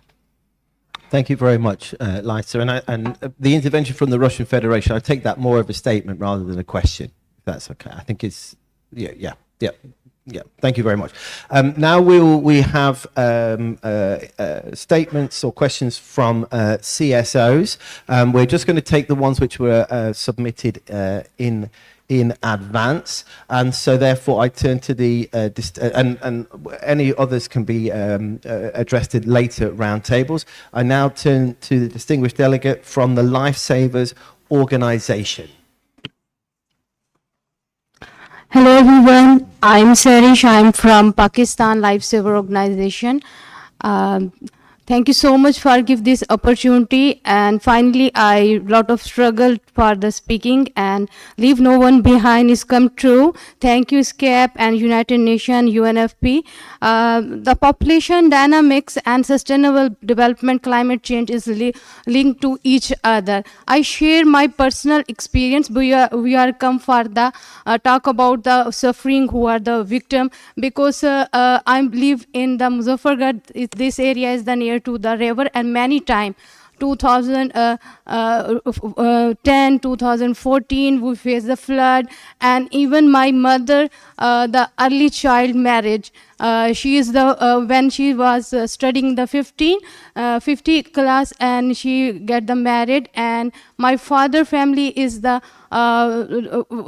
brother and sister is the 14, and my mother family is the brother sister is the 30. So the rapidly increasing in the family population in the rural areas, that is the big challenge for the global south.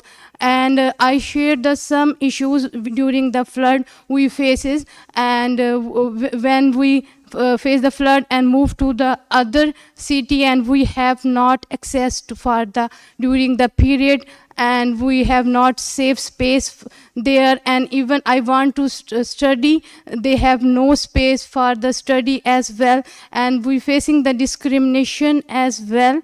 We need to work for the during the these disasters, and we need to support the girls' education and inequality challenge as well. And I also mentioned I'm from the rural area, and but during I'm from rural area, I lot of work as a volunteer for the girls and people with the disabilities. We need to work even little.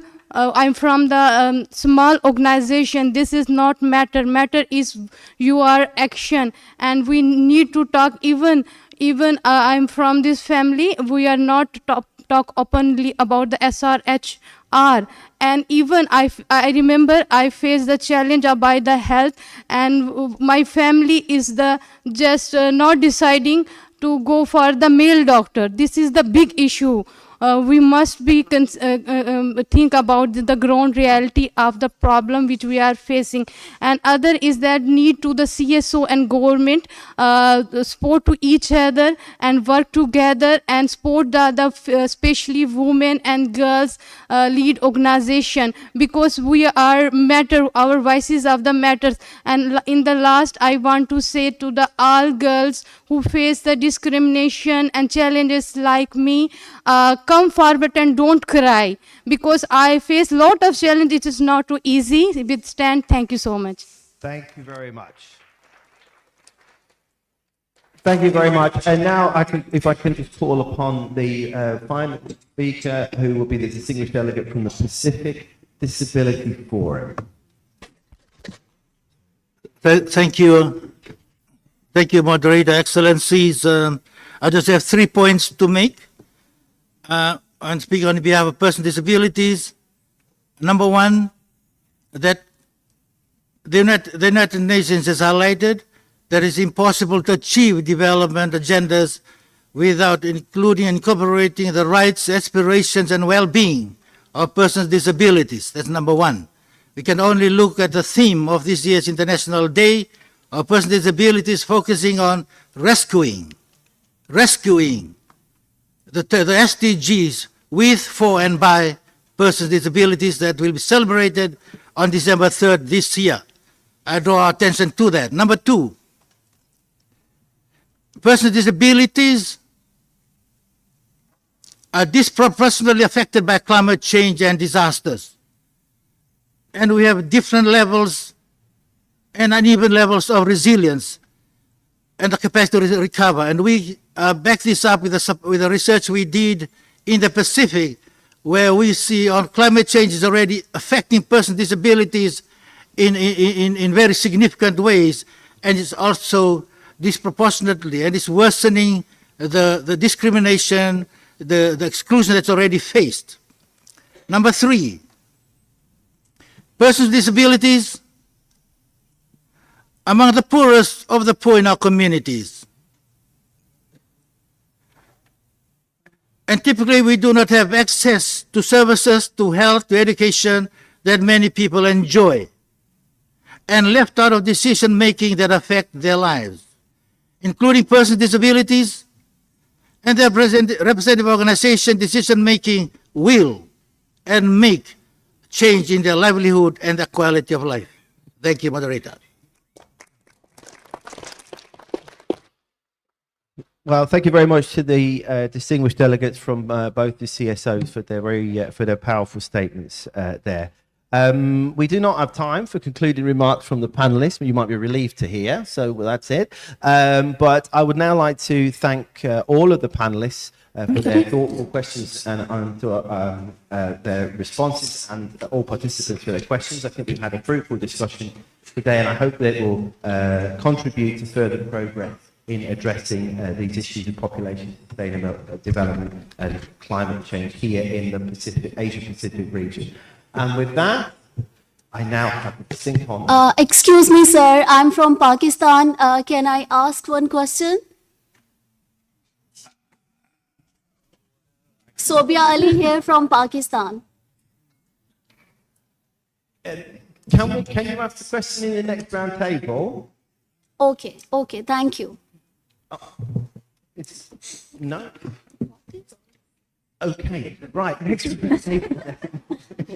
It's very stressful. But yes, we will come to you in the next round table. Okay? Thank you so much. So. Okay, thank you. Looking forward. Thank you. Me too. Me too. It's going to be with full passion. It's going to be from developing country, Pakistan. Amazing. I now have the distinct honor of with some relief, of handing back the floor to the moderator of the next session. Thank you very much.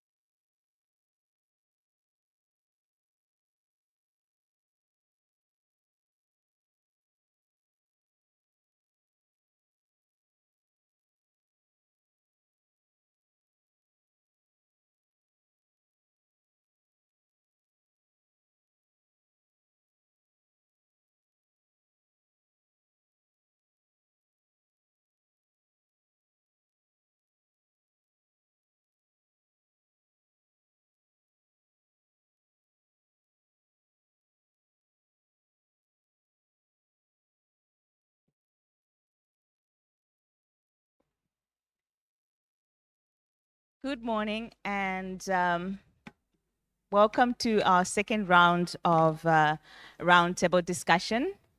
I'm going to really have a very, very brief introduction. Our discussion is going to address the achievements, challenges, and gaps, emerging issues in the implementation of the Asian Pacific Ministries' Declaration on Population and Development, as well as the program action of population. We're going to focus on the health, including sexual and reproductive health and reproductive health rights. From the previous discussion, we looked at various issues that arose, and this is like understanding settings, understanding policies and norms. And we're going to look at this discussion in this context and making sure that we have in our mind that no one has to be left behind. I would like, therefore, to introduce our distinguished panelists for today who are going to be tackling these questions. We have His Excellency Dr. Asela Gunawardena, who's a Director of Health Services in Sri Lanka. Welcome. And our next speaker is Ms. Sivanati Tanendrin. She's the Executive Director of the Asian Pacific Resource and Research Center for Women, ARO, in Malaysia. Welcome. And our next speaker is Dr. Shireen Jijiboy. She's the Visiting Distinguished Faculty International Institute for Population and Sciences and the Access Center of Equity and Wellbeing, and also the President of the International Union for the Scientific Study of Population. Welcome. And the last one is Mr. Paul Ong, who is the Chief Strategy Officer from the Sao Foundation, Singapore. A big welcome to our panelists. And without further ado, I'll go straight into the questions. So, Your Excellency, in your role as the Director General of Health Services, what concrete steps has your government taken to advance universal health coverage, in particular in light with the COVID-19 and looming economic crisis? Yes, thank you very much and good morning to all of you. As a government of Sri Lanka, COVID-19 and the our economic crisis, the government has faced this problem as not as the Ministry of Health. It is a whole government approach. Especially the COVID-19, all of us know it is a novel thing for a whole world, and we'll have to adapt the novel thing during that period. So the government, actually, His Excellency President has spearheaded these COVID-19 all the measures, and he had a special task force, it including myself and all the other government sector, because it is only health cannot done, because it has to be involved all the tri-forces, all the other government sectors, all the other departments, and that's how we faced that COVID-19 pandemic. And we had the lowest mortality rate, I think, in Southeast Asia, and we had the best immunization coverage against COVID-19. And there were some ups and downs everywhere, and even the economic crisis, we had the same problem.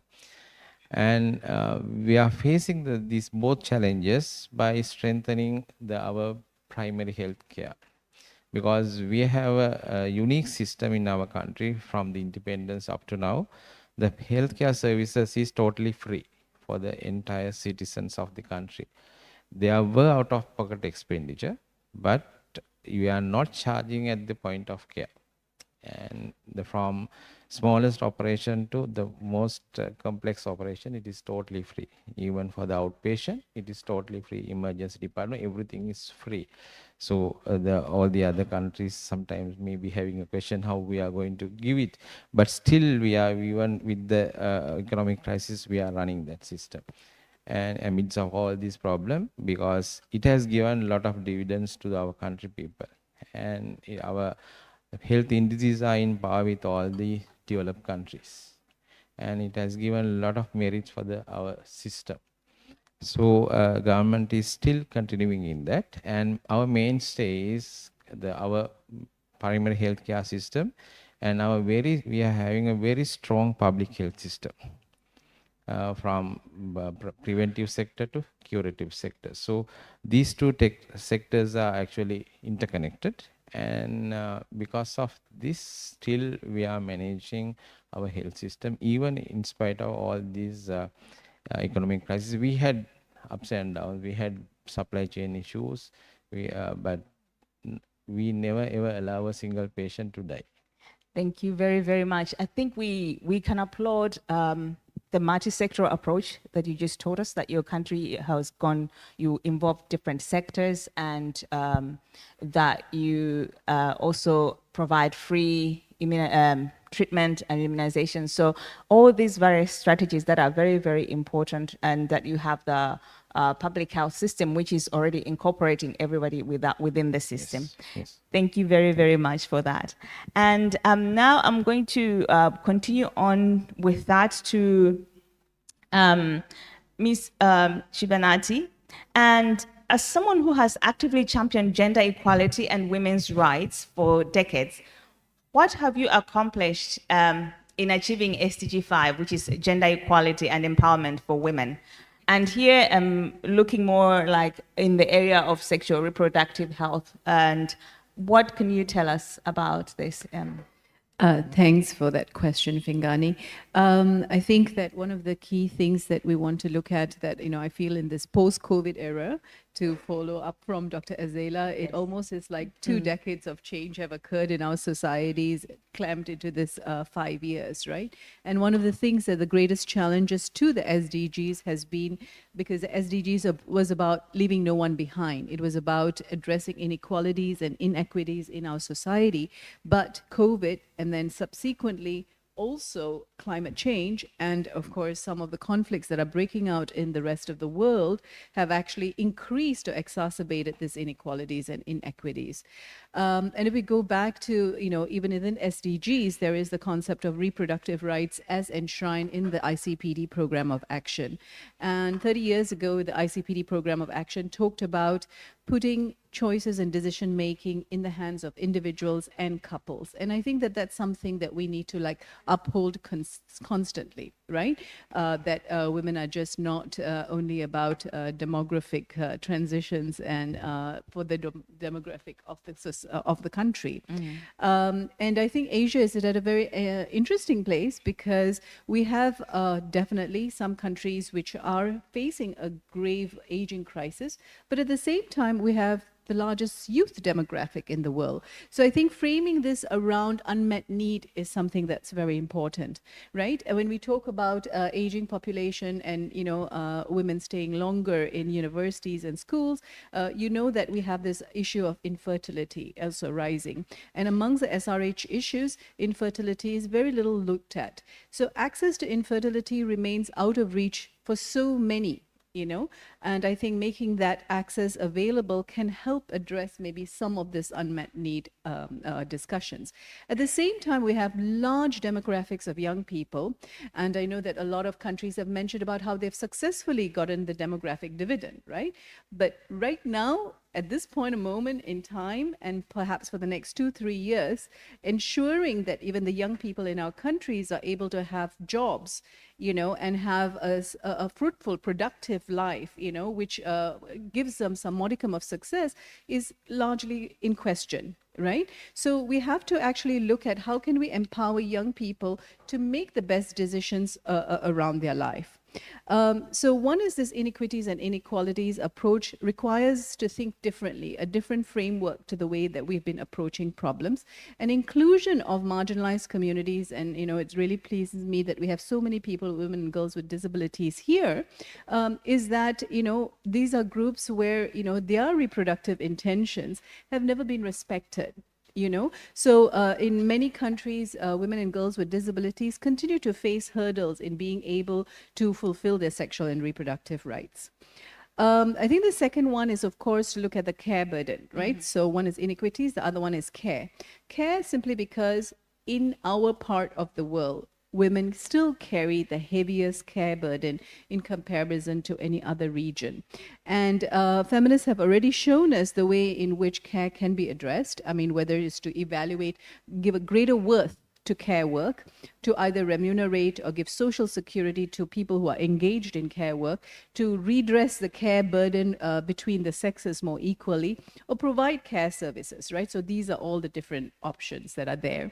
And then we have, I think maybe the next round you'll talk to me about digitalization. Yes. But I wanted to mention something about violence. I think that violence is very closely related to SRH. I think that the health service plays a powerful and important role in being able to screen for violence and give redressal to survivors of violence, but also violence. And what we learned during COVID is something we need to talk about, because very often it is easy for us to talk about things like family values. But COVID showed us that the place where that violence occurs is within the family. So unless that family becomes a more equal place for women and girls, we are going to see very little progress on the issues that we're talking about. Thank you very, very much for those comments. So really, you've touched points on family, on society. So these are issues that are not just individualistic or just on a national level, but they start from family, from individuals. So now I'm going to move on to Dr. Shireen. And your research extensively covers the societal and cultural factors impacting population dynamics. Where does the Asia Pacific, with regard to sexual and reproductive health services and related rights, where do you think we are at the moment? And I think in your response, could you please also look at the different settings and the norms and how these affect these areas, please? Thank you very much. Given the question is relating to sexual and reproductive health and rights, let me start by acknowledging, as Geeta Sen did yesterday, that the passing of Dr. Fatala and his contributions to SRHR make today a sad occasion in a way. Looking at the ESCAP region, it's a huge region, huge, as people have said, socioeconomic, demographic, cultural diversity, which makes it very difficult to generalize about any of these achievements. But let me take three. The first is, as everyone has said, fertility has declined precipitously. But when you look within the region, there are some parts, as John Wilmot said, where we are seeing ultra-low fertility, and many of you have expressed that situation, and others where total fertility is still very high. And there we need to obviously look at different strategies for the future. In spite of all this, unmet need for modern methods remains substantial in the region. I think on the whole, 1/5 of women have an unmet need for contraception, for modern contraception. And this is a very large number. We need to be looking at why this is so. Is it for cultural reasons? Is it the program not delivering? Is it that new methods need to be considered? So that's a big issue. And finally, on that, the adolescent marriage and fertility rates have fallen, but we know that adolescents are having sex before marriage, and their needs need to be met.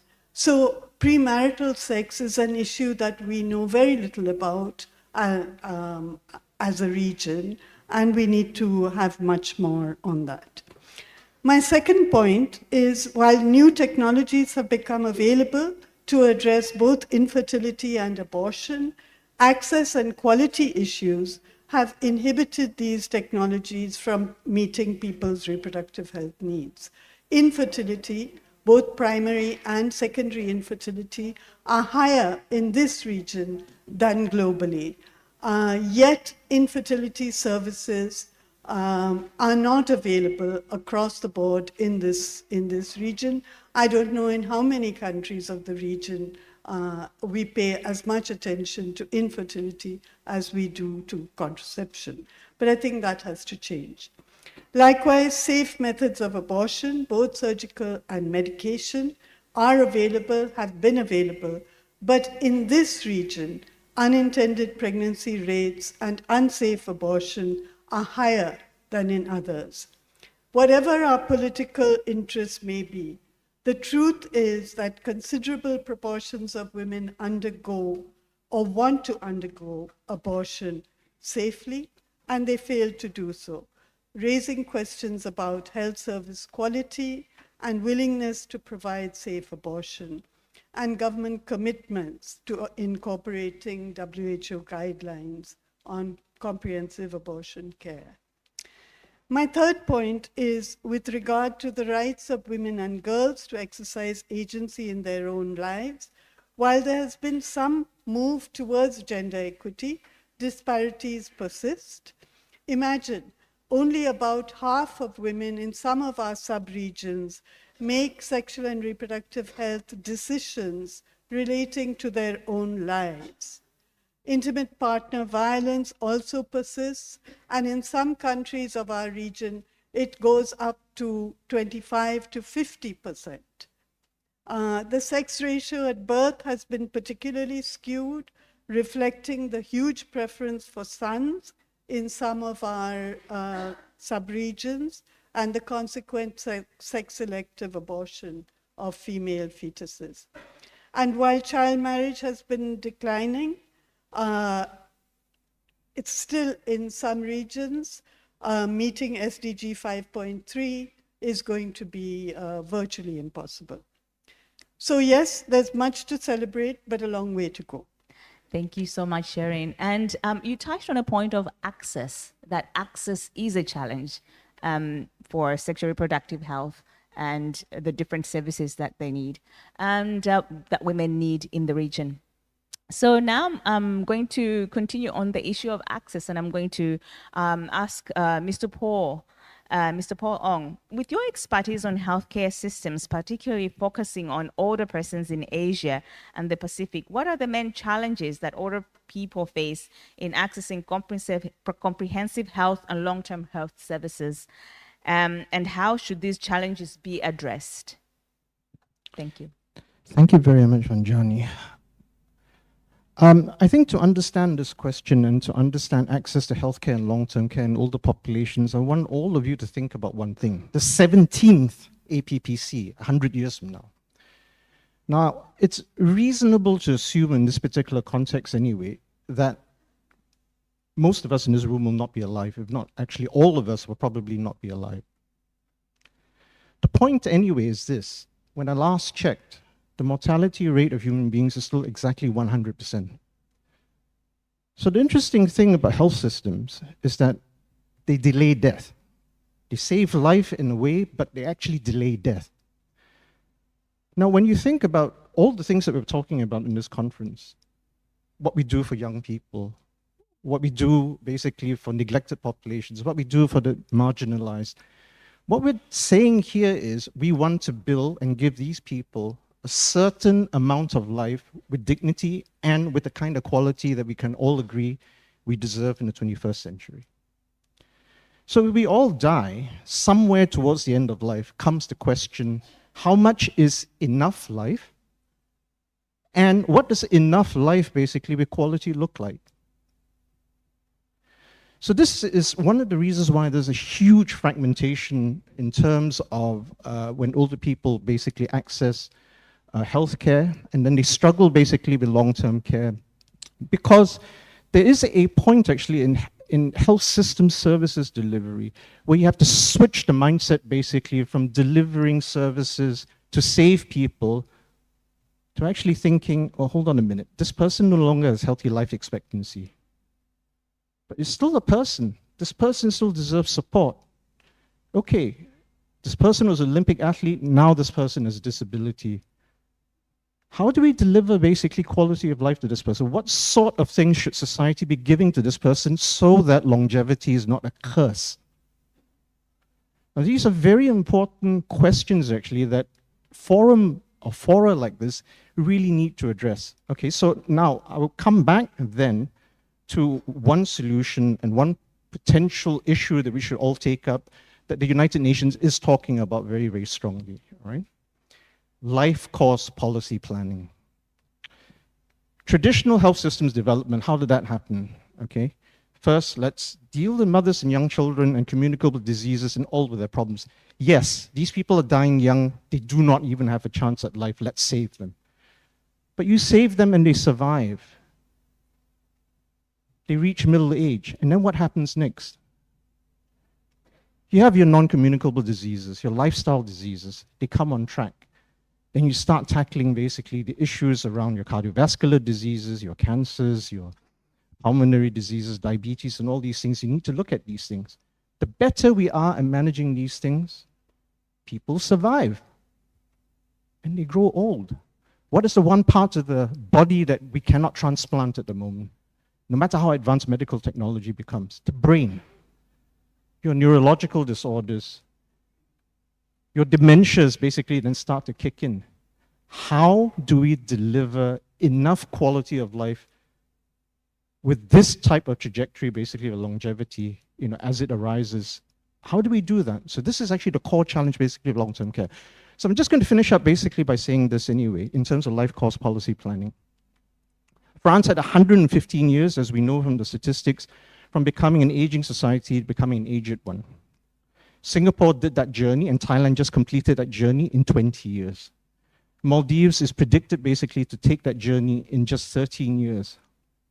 Vietnam will do that in about 18 years, according to the ESCAP report. You cannot develop your health system in the 20th century way. Let's deal with mothers and children first. Oh, gosh, we got middle-aged people. Let's deal with that. And oh my goodness, now we got old people. Let's deal with that and put a long-term care system in. You know what's going to happen.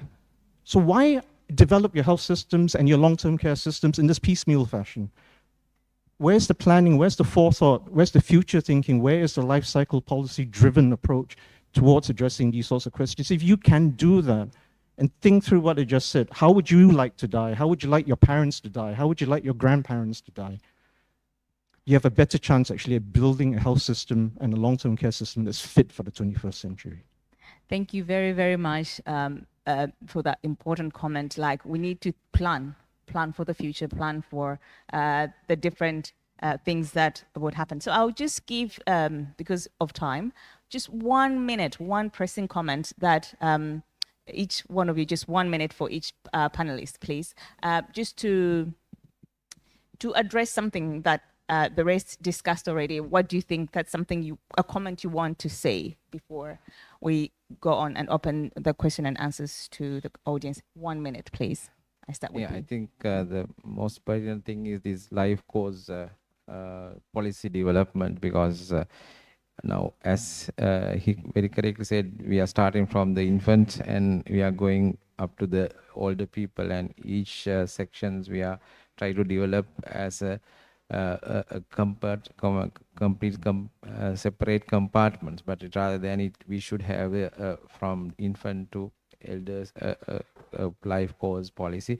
But it is practically there are some difficulties, but that should be the way in addressing, because even Sri Lanka, we are having the huge elder population. We are expecting by 2050 about our 1/4 is going to be the elder population. So right now we have started the policies and the changing the things, but I think the life course policy is the most important thing. Thank you very much, Director. And for you ladies, just on sexual reproductive health, what statement do you want to leave with the audience to take home with? I start with you. Yes, please. Yeah, I think that firstly, when we talk about sexual and reproductive rights, and then, a lot of conversations took place about women and fertility and numbers of fertility and everything, right?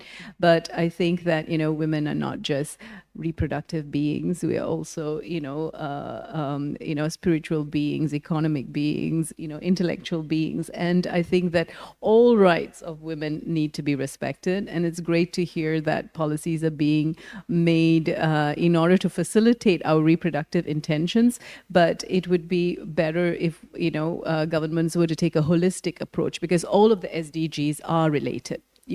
And I think that in this post-COVID era, we all talk now about intersectionality, right? So all the intersectionality of the entire human rights framework needs to be kind of fulfilled. Yeah. Thank you very much. Please. I'm going to address a different topic. I'm a researcher and Yeah. I'm very frustrated by the lack of good evidence in this area of SRHR. So I you're think talking the about integrity. data? Huh? Data, when you talk about I evidence, you're talking want about to data? say the integrity of data must be acknowledged. Thank you. I see too many statements made without evidence, both by us in the SRH community, as well as by our political leadership. And we need to acknowledge a greater respect for data, data on the last mile, data on those missing populations that we don't know enough about. The data collection systems have become much more sophisticated. We need a commitment and greater investment in data. Thank you. Thank you. Mr. Paul. Interesting, because I'm going to follow on from that one actually on data as well. And I just want to make a plea to the entire convention, basically, to please, when we think about sexual rights and reproductive health actually of women, to please not stop at 49. Because it's peculiar. One is ages, and secondly, we're defining women basically by whether they can have babies or not when you stop at 49. We talked about longevity society, we talked about women having rich, and they outlive men, and we know that. We've seen that basically from the CSO statements that were made yesterday. 60% essentially of women over 60 in the Asia Pacific region, will be older women. Menopause is not a disease, but it's something that needs to be managed better. And everyone deserves a right, actually, to have that managed in their lives as well. I feel a bit strange being a man sort of speaking about this, but never mind, I'll carry on. So, but for goodness sakes, I mean, please, can we do away basically with data for the sexual rights and reproductive rights actually of women stopping at 49? It doesn't make any sense. Older women have sex, older women have a rich life, have rich lives. They deserve to be included just like everybody else. Thank you. Thank you so much. Thank you so much to our distinguished panelists for bringing out all these ideas. And now the floor will be open for questions. And I'll just conclude to say that thank you for bringing up all the different things about data, about access, about sexual reproductive health. And we're looking at different ages, women, from youth to adults, up to the old age. So now I'm going to leave the discussion now open to the floor. So we start with the distinguished delegate from Malaysia, and then followed by the distinguished delegate from Japan. So please, the distinguished delegate from Malaysia, the floor is yours. Thank you, Madam Moderator. Malaysia has undergone a transformative shift in its approach to sexual and reproductive health and reproductive rights, marked by a departure from a population-centric focus to a comprehensive strategy aligned with socio-economic development goals.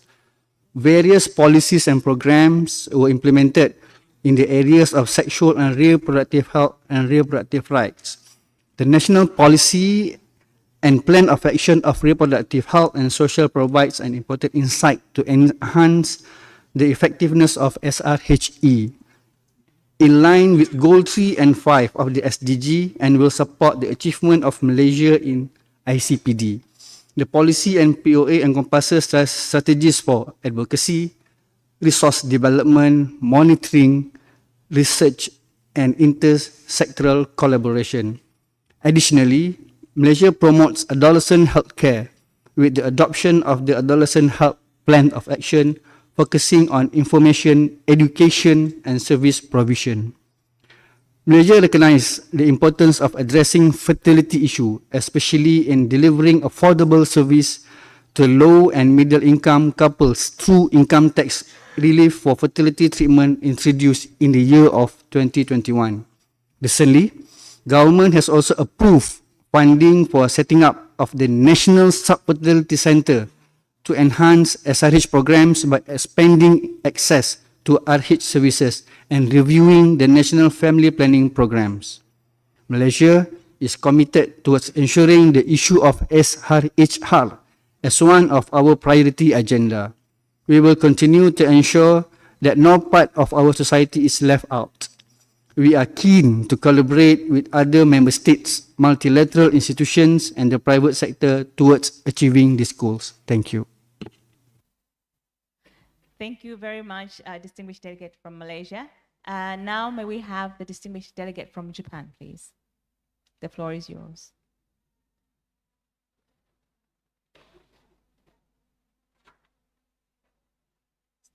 Have an online. Okay. Thank you, moderator.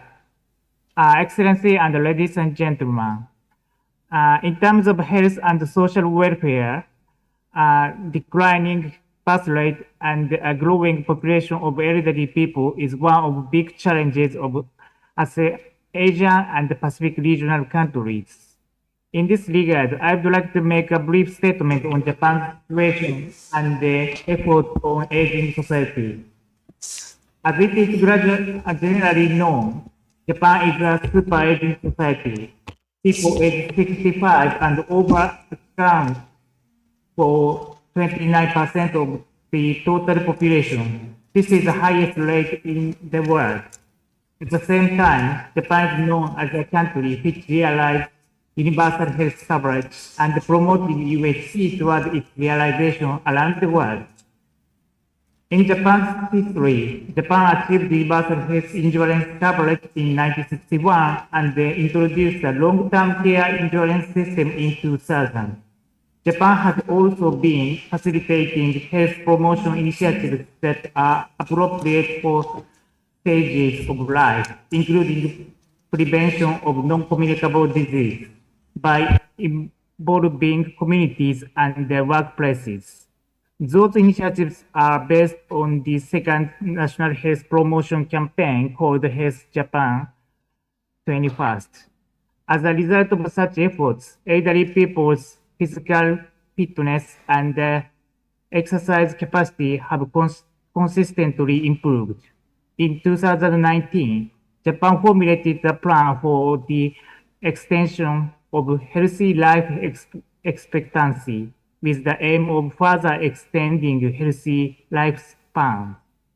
Under this plan, Japan sets a goal to increase healthy life expectancy by at least 3 years from the actual healthy life expectancy in 2016 by 2040 to at least 75.14 years for men and at least 77.79 years for women. While Japan advances the efforts that it has made so far, Japan also promotes initiatives mainly in the following 3 areas, using new methods to encourage behavior changes such as creating an environment, leveraging behavioral science, and introducing an incentive system. So the one is the building lifestyle habits for all people, including those in the next generation, to be able to live healthy lives. And second, disease prevention and preventing the aggravation of symptoms. And third one is the prevention of becoming in need for long-term care, relative prevention of dementia. Over the past decade in Japan, healthy life expectancy has increased faster than the average life expectancy, and the physical fitness and the exercise capacity of elderly people have improved to nearly the same level as those 5 years younger than them. Japan will continue to promote disease prevention and approaches to increasing and improving people's health in order to create a society in which people are active throughout their lives. In addition, Japan has been working to create a community-based integrated care system to provide housing assistance, medical and nursing care, preventive health care services, and living supports systematically. The aim is to make sure that elderly people can continue to live their own lives in a familiar place until the end of their lives. At the end of April 2022, there were 5,404 community general support centers nationwide. which serve as core institutions to achieve the community-based integrated care system.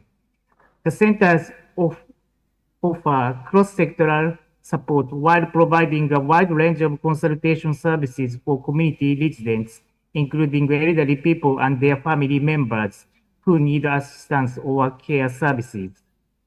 To prevent dementia, it is important to detect people suspected to having dementia earlier than to provide appropriate support to them. Therefore, communities and their occupational organizations in Japan are working on training people so that they can acquire correct knowledge about dementia and help people with dementia and their families. Thank you These very trained much people for are your called comment. dementia supporters. At the end of March 2023, more than 14 million people were trained as dementia supporters nationwide, helping create a society friendly to elderly people with dementia. To conclude, aging society is a common challenge in many countries in the region and around the world, and it is vital for these countries to work closely to make sure that more older adults can live fulfilling lives as they share applicable examples, evidence, experiences, and research outputs that are useful for healthy aging and the prevention and the control of non-communicable disease. Thank you for your attention. Thank you very much, Delegate from Japan, and we appreciate your comment. I would like to request all the delegates that the comments will be only for 2 minutes. So please let's stick to 2 minutes so that we can manage with the time. But thank you very much. So our next speaker will be the delegate from Maldives. And after the delegate from Maldives, we'll have the delegate from China. Please let's stick to 2 minutes so that we can catch with time. Thank you, Madam Chair. Thank you for the opportunity for Maldives. In the Maldives, a major focus of health services had been on maternal, child, and reproductive health. Maternal mortality, which stood about 250 per 100,000 live births in early 2000s, is currently just above 30 per 100,000 live births. Attendance at birth by skilled providers is nearly 90%, and also ANC coverage, PNC coverage is very high. Due to the dispersed nature of the population in dispersed small island geography in a vast area of sea, the health policy gives priority to provide access to healthcare delivery, public health service through a healthcare facility, a hospital or health center in each inhabited island. While the government gives emphasis on providing access to comprehensive healthcare at all islands and specialist care at very close proximity, the healthcare provision currently based on a very medical model which reflects the high cost of care. Providing healthcare free of charge, annually about 22% of the government budget is spent on healthcare. However, compared to curative care, the national spending on preventive health interventions continues to remain low, around 1%. A recent assessment informs that this investment provides little progress towards UHC providing effective coverage only for 67%. It is evident that there is an urgent need to redirect allocation to preventive health to increase coverage of PHC interventions to achieve universal health coverage. Being primarily an NCD country currently and its prevalence high in all age groups, the consequences of which is also seen in reproductive health and maternal complications seem to contribute to infertility in women. A new PHC investment case calls for 53% of costs on NCD's mental health and PHC interventions.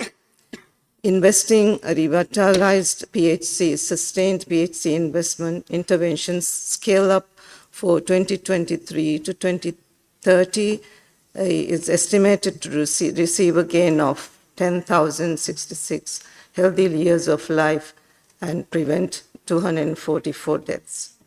Thus, Maldives is looking forward to go forward with this investments case and urge the international support in this endeavor. Thank you, Madam. Thank you very much, Delegate from Maldives. And now we'll have the distinguished delegate from China. And if you have a longer statement, all the statements will be published. So just try to summarize what you can in the 2 minutes you have. Thank you very much. 谢谢主持人。生殖健康和权利是国际人发大会的核心内容之一。中国高度重视保护和促进群众的生殖健康，将生殖健康服务融入妇女健康管理全过程，不断完善妇幼健康和生殖健康服务体系，提升服务能力，相关指标持续改善。2022年，中国孕产妇死亡率已经下降到10万分之15.7，婴儿死亡率下降到1000分之4.9。综合避孕率长期保持在80%以上，妇女宫颈癌和乳腺癌防治、预防艾滋病母婴传播以及预防出生缺陷等工作都取得了积极成效。国际人发大会行动纲领强调，青少年作为群体的生殖健康需求一向为现行的生殖保健所忽视，中国对此给予高度关注，将青少年的健康和发展作为国家人口发展战略的重要内容，加强青少年性与生殖健康教育和服务，促进青少年性与生殖健康和权利。一是加强立法和出台政策举措，未成年人保护法、家庭教育促进法明确了保护青少年权利、开展性教育、预防性侵害的制度措施。中共中央、国务院颁布的《健康中国2030规划纲要》、中长期青年发展规划、中国妇女发展纲要等，都对维护群众生殖健康、开展青少年性与生殖健康教育提出了明确要求。二是完善教育服务体系，推动政府部门、社会组织和广大家庭形成促进青少年性与生殖健康的工作合力。在教育部、国家卫生健康委支持指导下，中国计划生育协会等社会组织广泛开展青少年性与生殖健康教育，按照适龄、适度、适宜的原则，增强青少年的健康意识和自我保护能力，推广青少年友好的性与生殖健康服务，优化综合性医院和妇幼保健院的青少年友好服务门诊设置，建立基于社区的青少年友好的性与生殖健康服务中心。三是营造支持性的社会环境。国家卫生健康委、中国计划生育协会等多个部门每年利用世界人口日、世界艾滋病日等主题纪念日，面向公众开展宣传倡导活动，凝聚关爱青少年性与生殖健康和权利的社会共识。近年来，有关调查显示，抽样地区青少年性与生殖健康知识的知晓率显著提高，维护个人性与生殖健康权利、主动寻求服务的意识和能力增强，相关性与生殖健康问题呈下降的趋势。中国将一如既往支持人发大会行动纲领提出的目标和原则，持续推进生殖健康促进工作，提升群众生殖健康水平。同时，我们加强生殖健康领域的双边或多边合作，特别是南合作，为国际人口与发展事业做出更大的贡献。谢谢。Thank you very much, Delegate from China. Our next comment comes from the delegate from Bangladesh, and then after that, the delegate from Samoa. The floor is yours, the delegate from Bangladesh, please.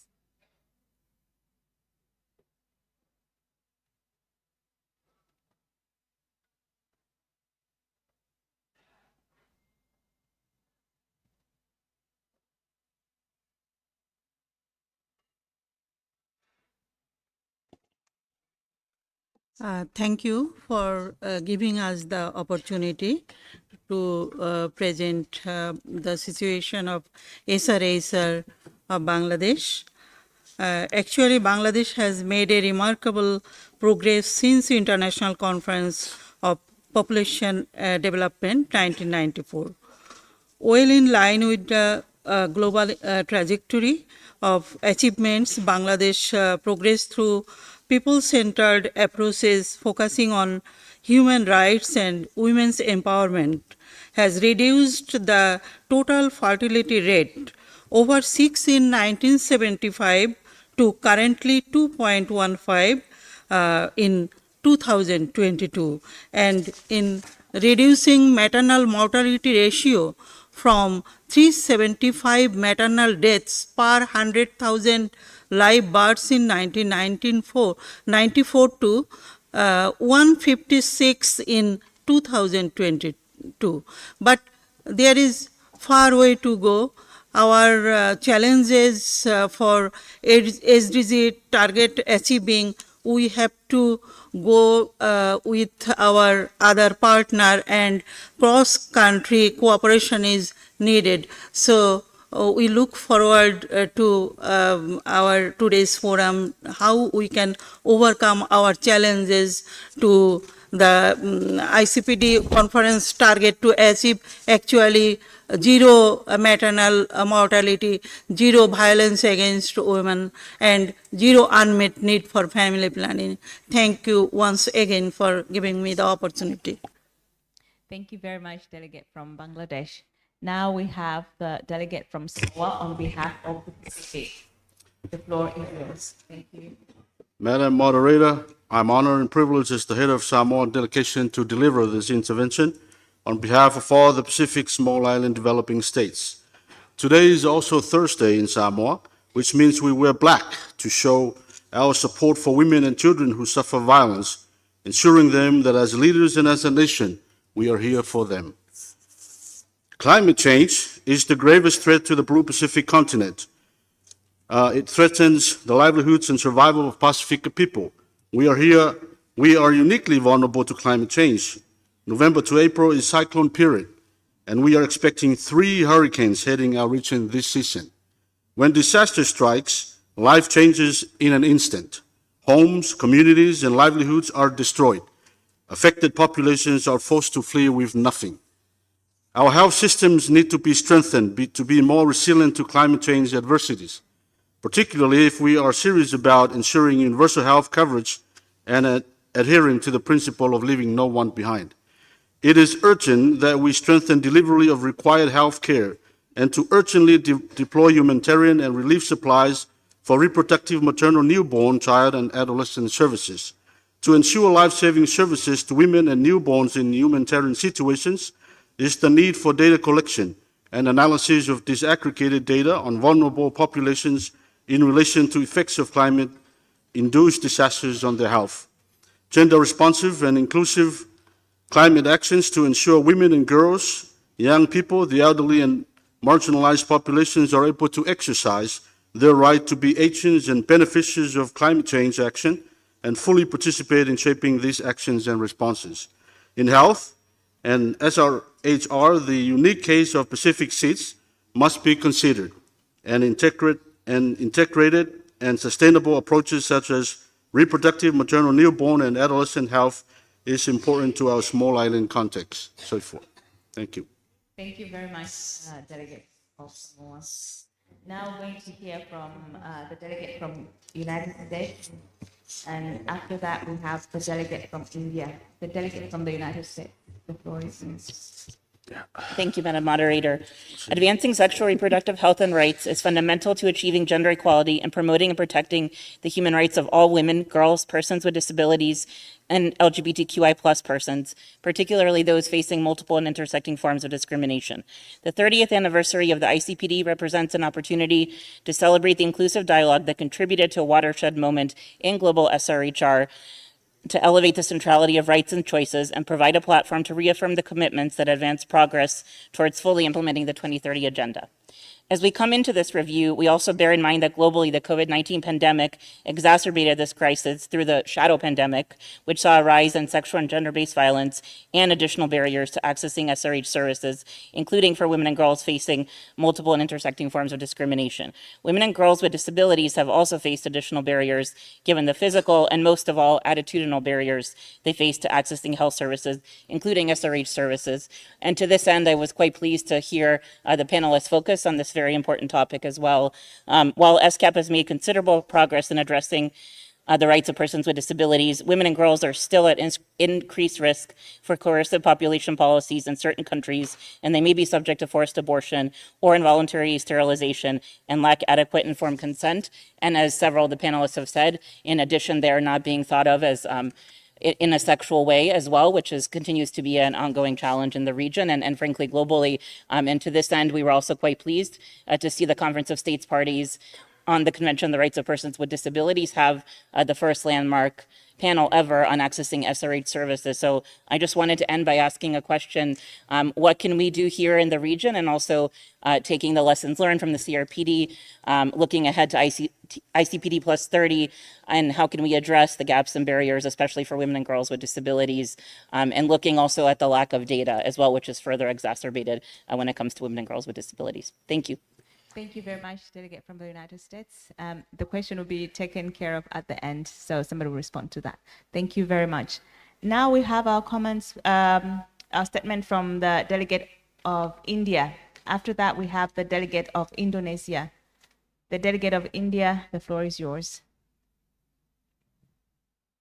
Moderator, Madam.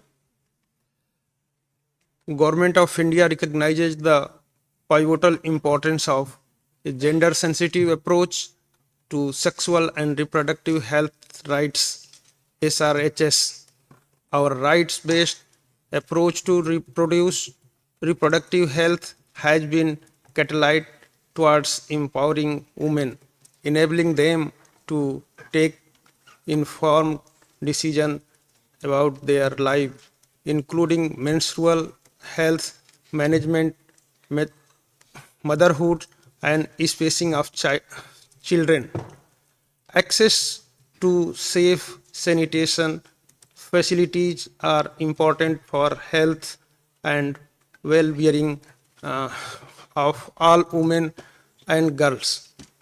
To this end, the Government of India has made sanitary napkins 100% exempt from the tax.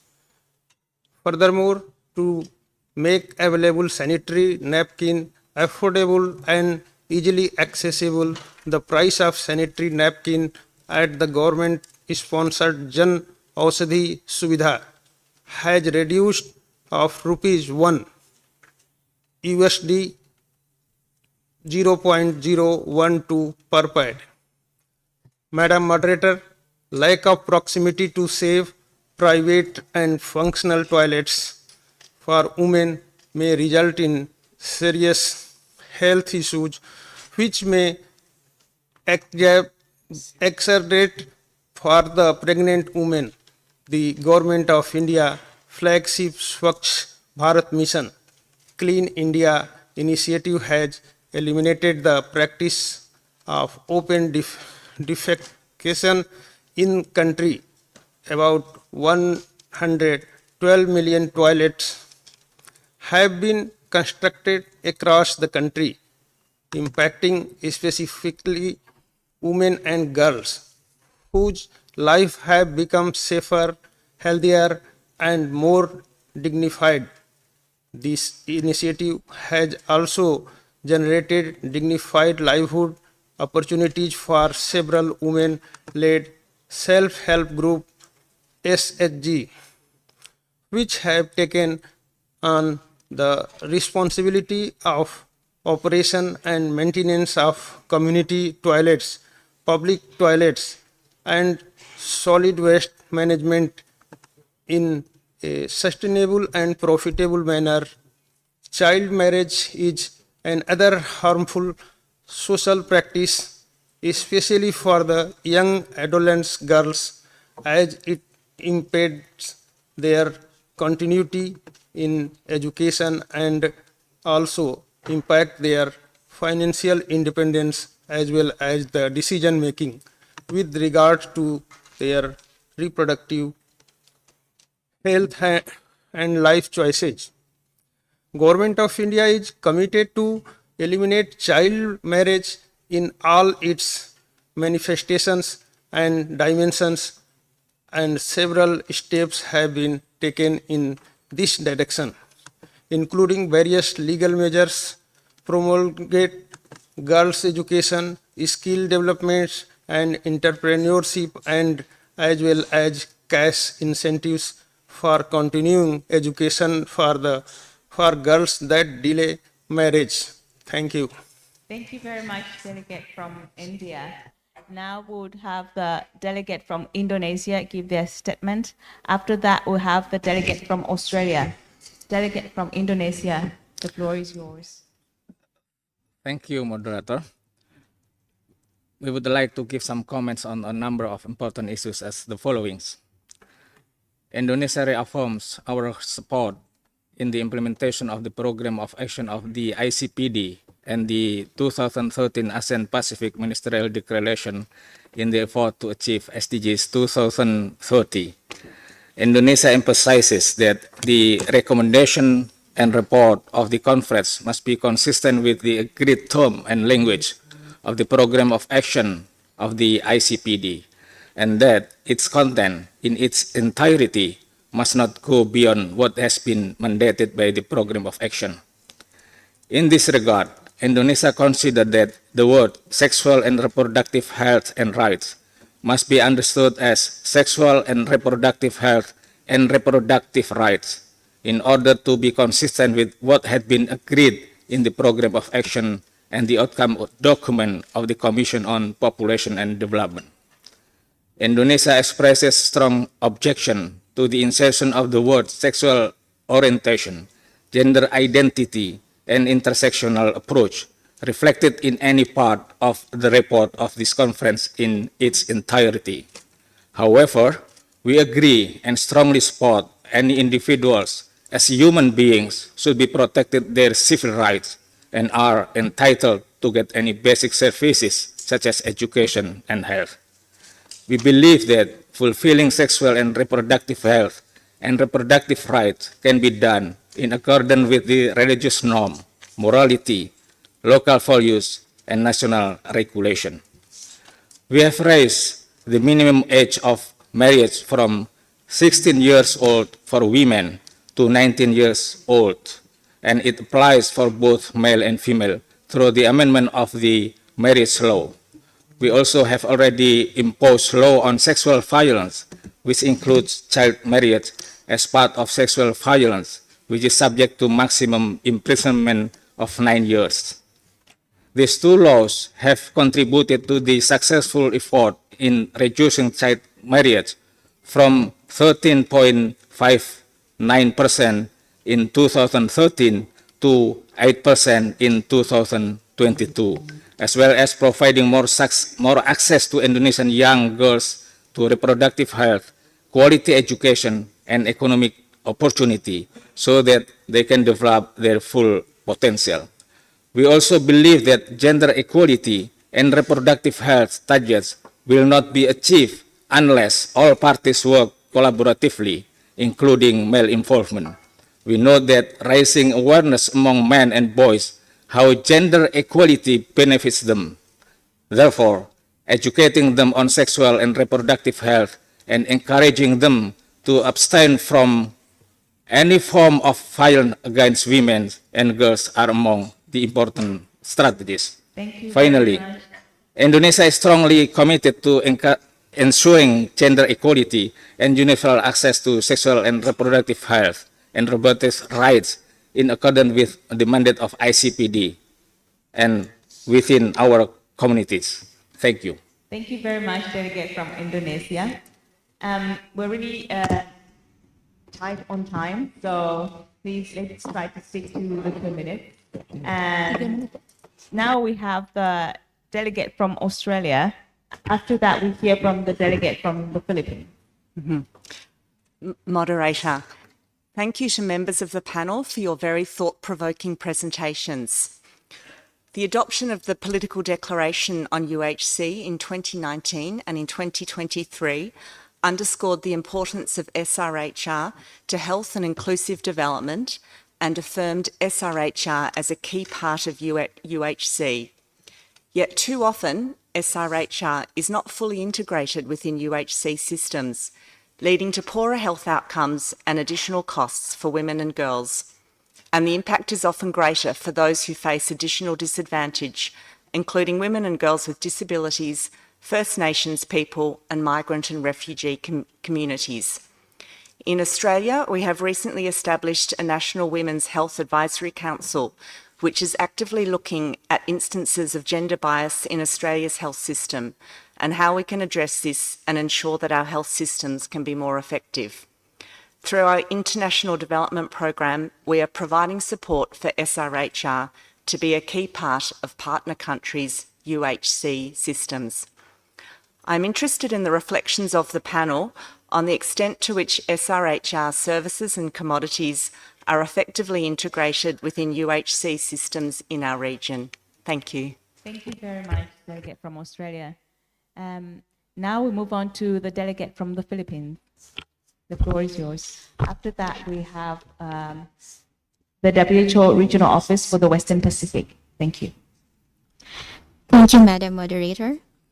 Reproductive health services play an integral part in both the fulfillment of the universal health coverage and reproductive health law in the country. Part and parcel of it seeks to ensure that everyone is covered by the health insurance corporation that allows them to receive contraceptives, antenatal and postnatal services, child immunization, and other sexual and reproductive health services to reduce the out-of-pocket expenses. But in order to have a more impactful change in our health outcomes, the health sector acknowledges that factors beyond healthcare is important. In this regard, the Philippines recently initiated enabling health policies in both learning institutions and workplaces. In addition to this, we also collaborated with the Department of Education and Commission on Population Development for the convergence of the comprehensive sexual education and adolescent reproductive health. Also, in relation to safeguarding the rights of children in the Philippines, among the major milestones is the signing of the Act of Prohibiting the Practice of Child Marriage into law. This is part of the whole of government response to the ongoing challenges of reproductive health issues among youth. Lastly, all the mentioned policies and future ones are to be guided by the Omnibus Health Guidelines, which integrates elements of reproductive health to the standards of care across all life stages and across all settings. Thank you for your kind attention. Thank you very much, delegate from the Philippines. And now we have the WHO Regional Office for the Western Pacific. After that, we have the Population Foundation of India. Thank you. Distinguished delegates, ladies and gentlemen, over recent decades, the Asia-Pacific region has made significant progress in enhancing public health, extending lives, and ensuring their well-being. As we witness the inevitable demographic shift towards an older population, the significance of good health becomes paramount for societal productivity and sustainable progress. The COVID-19 pandemic has underscored the critical relevance of people's health and welfare to the 2030 agenda. Looking ahead, our collective concerns unite us, covering the challenges such as non-communicable disease and the profound impacts of rapid population aging. Confronting these challenges and preparing for the future requires unified efforts among nationals to craft a comprehensive agenda for transforming health and social systems. The UN Decades of Healthy Aging offers a pivotal opportunity to usher in transformative change and elevate their health and well-being to our older population. Population aging should be viewed not as a challenge, but as an opportunity, given the substantial returns it offers from human, social, and economic standpoints through good health. Promoting healthy aging is fundamental to ensuring that everyone enjoys the highest possible standards of health throughout their lives. Investing in healthy aging and creating increased avenues for older participation in society can alleviate soaring healthcare costs while enhancing their contribution to society. Nurturing healthy aging necessitates a reorientation of our health systems, shifting from a focus on curative services and disease management to providing preventive and lifelong support for health promotion grounded in the community-based integrated care and creating a health-enabled environment. Addressing social determinants of health assumes equal importance, recognizing the profound influence of various factors beyond the realms of traditional healthcare. Encourage technological innovation, social entrepreneurship, and community-driven solutions can hasten progress towards healthy aging. Forming stronger partnerships across multi-sectors and undertaking long-term collaboration initiatives can cultivate environments that promote health and offer opportunities aligned with individuals' values across their lifespan. Recognizing that healthy aging is a pathfinder for future societies, benefiting not only older population, but also all generations now in future. The World Health Organization is dedicated to collaborating with nations in transforming health and social systems towards promoting healthy aging. Thank you so much for your kind attention. Thank you very much for your comment. And we have the Population Foundation of India, and then after that, Medical Services of the Pacific. Thank you. So, thank you very much. Population Foundation of India, where I work, is a national Indian NGO that's 53 years old and works on advocacy, policies, and changing social norms around reproductive and sexual health, especially those of adolescents and women. PFI has increasingly emerged as a leading voice and thought leader in shaping the global discourse, especially when we reached 8 billion and followed the next year by reaching, India became the most populous country in the world, overtaking China. At this point, we didn't just do interviews with 200 media sources from across the world, but we actually shaped the discourse by sharing the evidence, data, and analysis on some of the key issues that have emerged in the changing population dynamics. And one of them being, which has been referred to, population versus consumption in the context of climate change. Most importantly, we dealt with the issue of aging population and the lack of working age population in many countries, which we have heard here, which have ultra low fertility at this point of time. What our push is to say that India, the world accepted the ICPD plan of action to empower women, give choices, if, when, how many children they have. And now we are going back in many countries to seeing women as baby producing machines, which is something that, giving them incentives, empowering women is a good thing, but do it for the right reasons, as we discussed at ICPD in 1994. One of the debates we introduced was, or discussions which could be controversial, was we have large population of young people in the Asia-Pacific region. Some of the countries, for instance, India has 379 million young people between the age 10 and 24.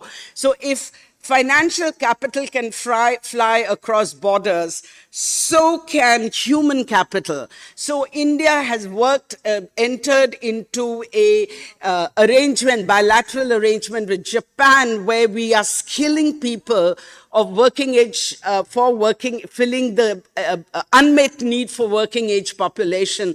I think the world has to think collectively on that instead of only focusing on women and getting them out of work and assuming, and will we succeed in switching on the on and off a switch for women to stop producing babies or start producing babies? Thank you very much for your comment. Sorry, we're very... Sure. Thank you. Thank you very much for your wonderful comments.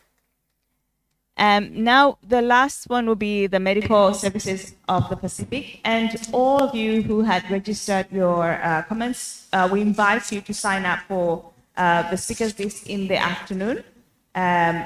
Really sorry for that, because we're really limited on time.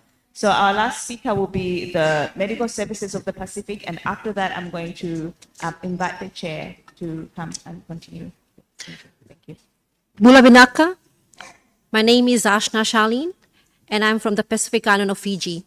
I represent CSOs and youth organizations from the 25 countries that convened for a forum on 13th and 14th November ahead of 7 APPC. I will be sharing recommendations from the CSO and youth call for action. The sexual reproductive health and rights landscape in the Pacific continues to be challenged by geographic vulnerability and dispersion, poverty, and insufficient investment. While current data is limited, it is significant to note that available key fertility and family planning indicators show relatively static progress or are even backsliding. I would like to share with you my work in the space of sexual reproductive health services and rights, and with an NGO called Medical Services specifically, commonly referred to as MSP. In Fiji, MSP provides a broad range of health and social services, including public awareness and educational programs, with a specialized focus on family planning and contraception. MSP has developed a comprehensive and integrated wraparound one-stop shop clinics and outreach services. The one-stop shop clinical management for rape and sexual assault clinics, the only one with such a modality in the Pacific, has served over 7,500 survivors of sexual gender-based violence and intimate partner violence, which includes medical forensics, emergency care, emergency SRHR, psychosocial support, mental health, legal support, and management of sexual and GBV through the law and courts system. Many survivors, unfortunately, are referred and have accessed the MSP post-rape care clinic more than once. Now, the Pacific sub-regional actually scores lowest among the regions in the world on the universal health coverage, with clear gaps in primary health care. The CSO youth organization of the 25 countries, Collective Voices, would like to ask the governments to do the following: ensure high quality access and stigma-free contraceptives, SRHR services for people in all their diversity, decriminalize abortion and amend laws and policies that restrict the right to safe abortion, increase access and utilization of quality and respectful health services by trans and gender diverse people through provision of gender affirmation care. Thank you. Thank you very much. Sorry, we have to cut you short, but your comments will be taken into consideration. And now I'd like to invite the chair. And thank you so much to all our panelists for taking time to have this discussion with us. Thank you.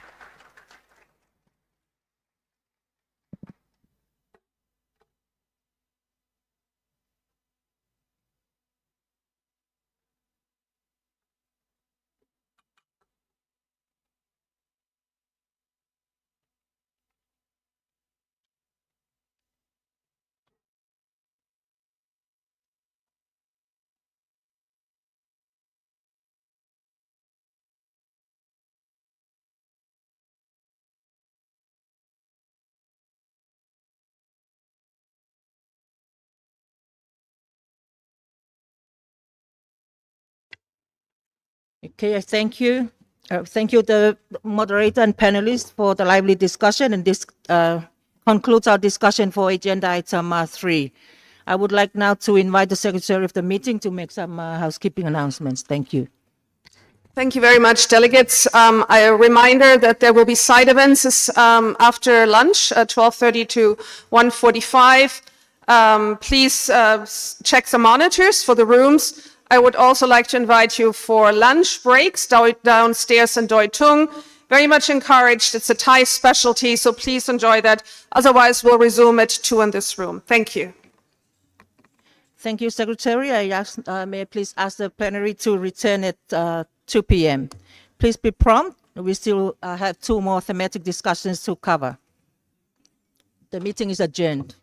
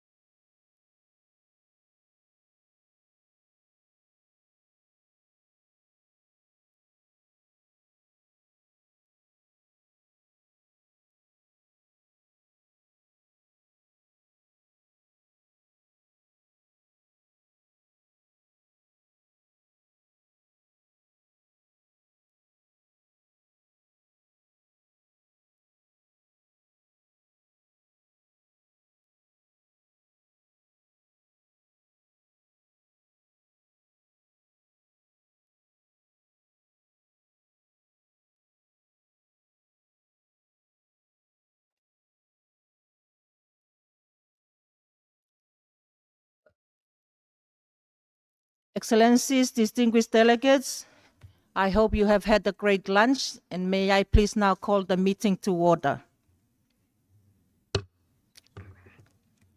Excellencies, distinguished delegates, we will continue with agenda item 3C on inequalities and social inclusion and rights.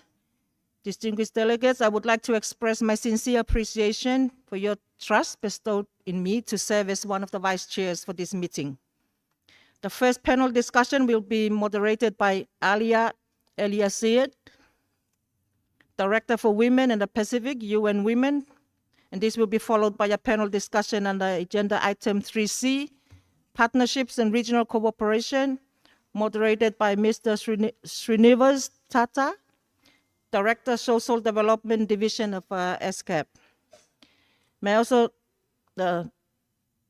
May I ask the first moderator and distinguished panelists to take their seats in the sofas in front of the rostrum. Mr. Alia Eliasir, you have the floor.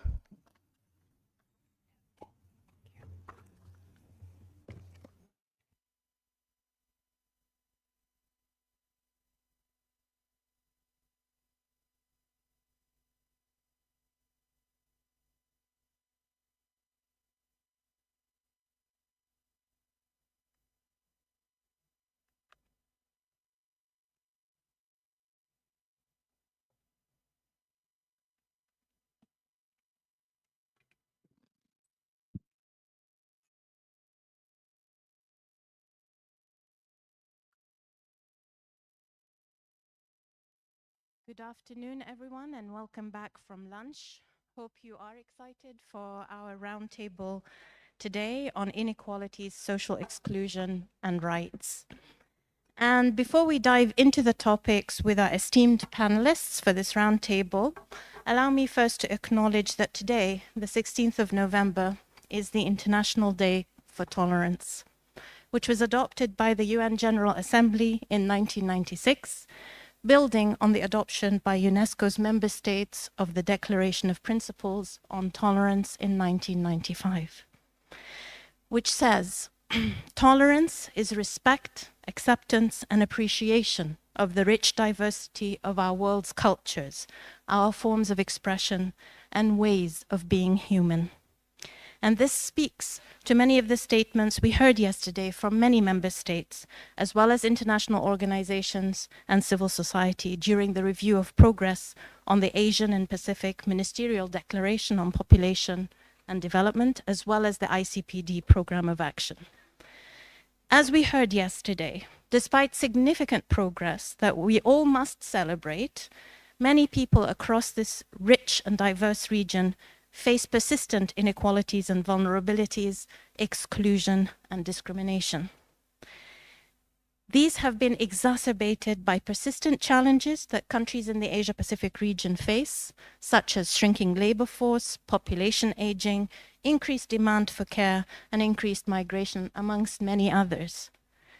Also exacerbated by new challenges resulting from climate change, disasters, conflicts, the COVID-19 pandemic, and even digital transformation, just to name a few. So this now is not only the imperative of addressing inequalities, exclusion, and discrimination from the rights-based approach, but also for offsetting the cost of inaction, which will cost us recovery from the poly-crisis that we are talking about. So now, in this panel, we're going to delve a little bit deeper to understand who experiences inequalities and exclusion and discrimination in the Asia-Pacific region. Moving beyond the numbers, as we heard yesterday, how are these inequalities experienced? What are the underlying factors? In what ways have the poly-crisis deepened inequalities, discrimination, and exclusion? And very importantly, what policies and approaches do we need to tackle the underlying factors for us to succeed and accelerate progress? And we will kick off with our first panelist. Allow me to introduce Bandana Rana, member of the UN CEDAW Committee, the Convention on the Elimination of All Forms of Discrimination Against Women. And she has been serving in this capacity since 2017. In this role, in addition to chairing several working groups and inquiries, she presently is also the chair of the task force on Afghanistan. Her experience spans 3 decades of active engagement in promoting women's rights and gender equality through different organizations and networks that she has founded and led. She's worked from the grassroots to the national, regional, and global levels. Her many years of dedicated work have been in eliminating violence against women, gendered conflict transformation, peace building, and in gendered media. Because of this vast experience, Bandana Rana has been engaged in many high-level advisory groups within the United Nations system, including the UNFPA High-Level Commission on ICPD 25 follow-up. So Bandana, I know we have only 3 minutes for your intervention, but you kick us off and tell us what countries in the Asia-Pacific region are achieving gender equality and women's empowerment, and what have they been achieving? What remains to be done? And how have the challenges I've talked about exacerbated this gender inequalities across the region? Thank you so much, Alia, and warm greetings to distinguished dignitaries and honorable panelists over here. All protocols are maintained. Those are very many questions to address in 3 minutes, but I will try to do that. As a lifetime activist on gender equality and social inclusion, I'm honored to be engaged in this dialogue. And now, particularly because you introduced me as a member of the CEDAW committee, I would like to express my opinion based on the reviews that we have done with the state parties in numerous dialogues within the CEDAW committee. As you know, CEDAW is the Convention on the Elimination of Discrimination Against Women and Girls, and it addresses sexual and reproductive health rights, education, access to health services, and looking at, based on our review over the past years, when we look at the achievements that the countries have made, going back to the question that I was asked, there have been steady improvements in laws and initiatives to curb violence and harmful practices, as well as shifts in public opinion. There's wider recognition of violence against women and girls through adoption of laws related to gender equality and domestic violence in many state parties. Incremental data reporting and enhancement of indicators are positive steps. There are many significant actions to end violations of rights caused through the prevalence of harmful practices by means such as restitution, compensation, shelter, and rehabilitation services, reintegration, and enabling survivor-centric approach as well. Increasing number of countries have decriminalized abortion. Significant countries recognize sexual orientation and gender identity. My own country, Nepal, was the first to introduce the legal rights of LGBTI community, as well as include third gender in its provincial census in 2011, the first country in the world, actually, and also recently including the Supreme Court ruling in June this year for registration of same-sex marriages and preparing legislation to amend the existing laws. Besides this, many countries have comprehensive sexuality education as mandatory in their schools. However, the monitoring is very weak on this, the enforcement of comprehensive sexuality education. Temporary special measures, which CEDAW promotes a lot, was not understood by many countries in this region, but now gradually the concept of temporary special measures is being understood, and there are many countries who apply this for greater political participation, including electoral laws and policies as well. But most importantly, what has been achieved is the vibrant civil society and the critical engagement of the youth, as can be seen in this APPC. I was here in the 6th APC as well, and compared to the last APC, I see a lot of vibrant youth engagement and voices as well. So that's a very good achievement. Now, when we talk about the crisis, there are 3 crises, the 3 C's that we talk about: the COVID, conflict, as well as the climate change. COVID has revealed, I don't have to go into detail, but the economic failure that has been driven by these 3 global complexities and the increasing dependency of most countries on donor funding. I think that's where we need to look at.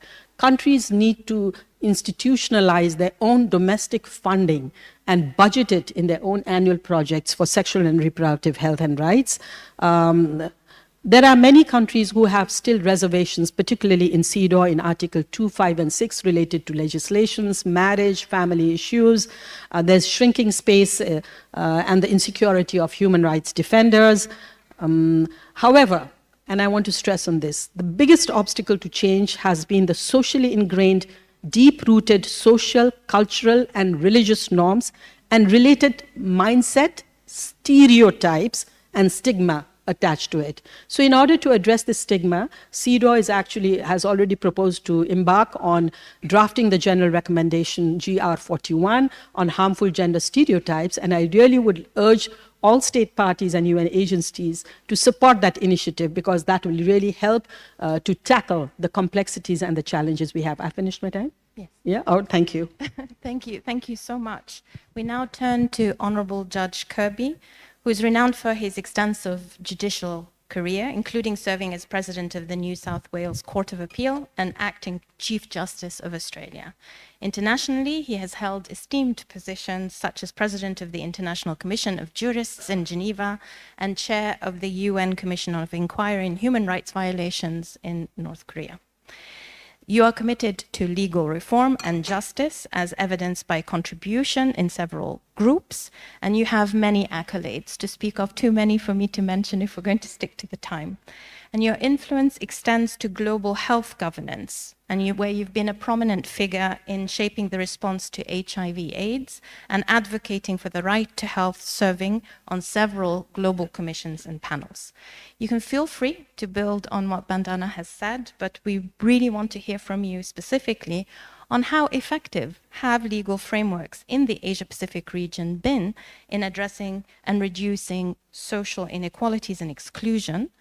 What laws or structural change might be necessary for further improvement? Thank you very much for that introduction, Madam Chair, and my respects to my contributors in this important session.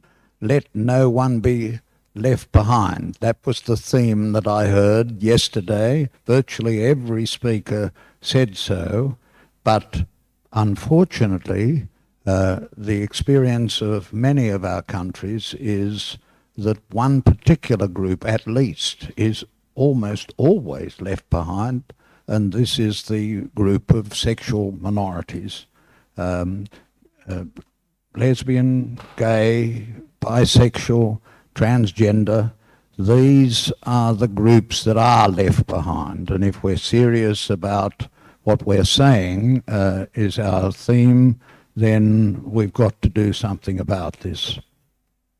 It's important that I should tell you, and it's not intruding a personal matter into this session, that I myself am gay.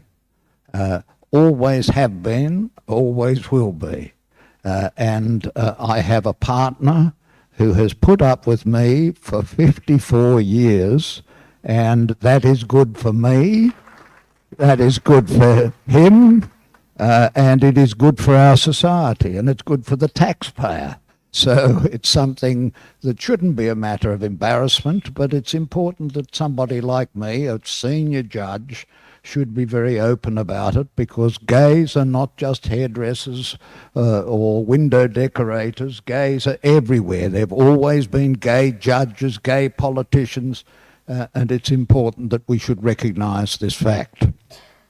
Now, what can be done about the discrimination and leaving behind the LGBT community?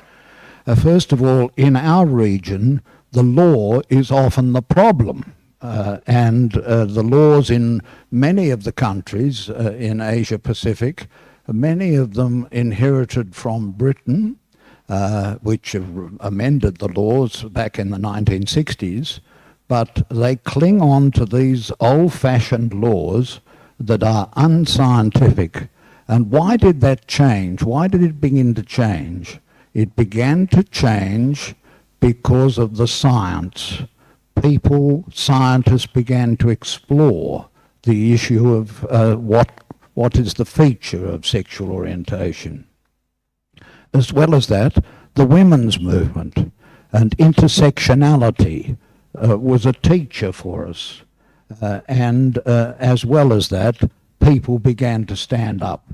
And unfortunately, in many of the countries of our region, the criminal law is still part of the problem. So the first thing that has to be done is we've got to get rid of those old laws that were penalising and punishing people, putting them down.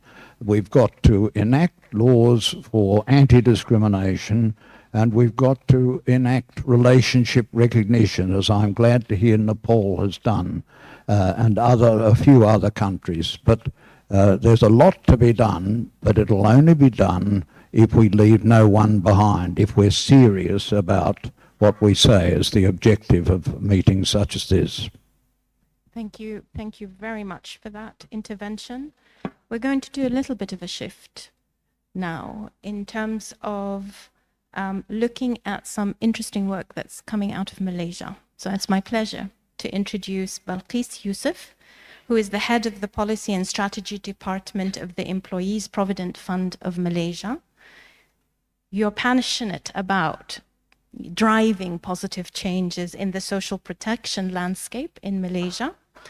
Prior to joining the fund, you led corporate planning outfit of a public listed supply chain organization. So you come with a specialization in economics, business administration, international relations. You have more than 20 years of experience spanning different industries such as banking, supply chain, public services, and you've also worked as an entrepreneur yourself, as a consultant. So we'd love to hear from you, from your work particularly in the Employees Provident Fund in Malaysia, about social protection and how can social protection systems in particular help people in vulnerable situations as well as the population in general. Over to you. Thank you, Madam Chair. Hi, everyone. As you know, I am passionate about social protection. So although I am part of a retirement system in Malaysia, we are seriously looking at other things that affect people in their retirement. So aging is a phenomena, and we are lucky to witness this greatest transformation in the human history ever.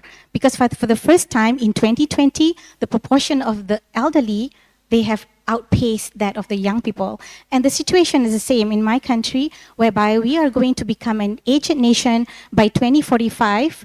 Today, in 2020, we are an aging nation. So the speed of aging in 25 years, Malaysia will become an aged nation and a super aged nation by 2057. So in that space of time, and Malaysia is yet to become a rich country where the facilities are not ready. You know, there are a lot of policies that are not being done. You know, but we are lucky because COVID-19 has brought this topic to the fore.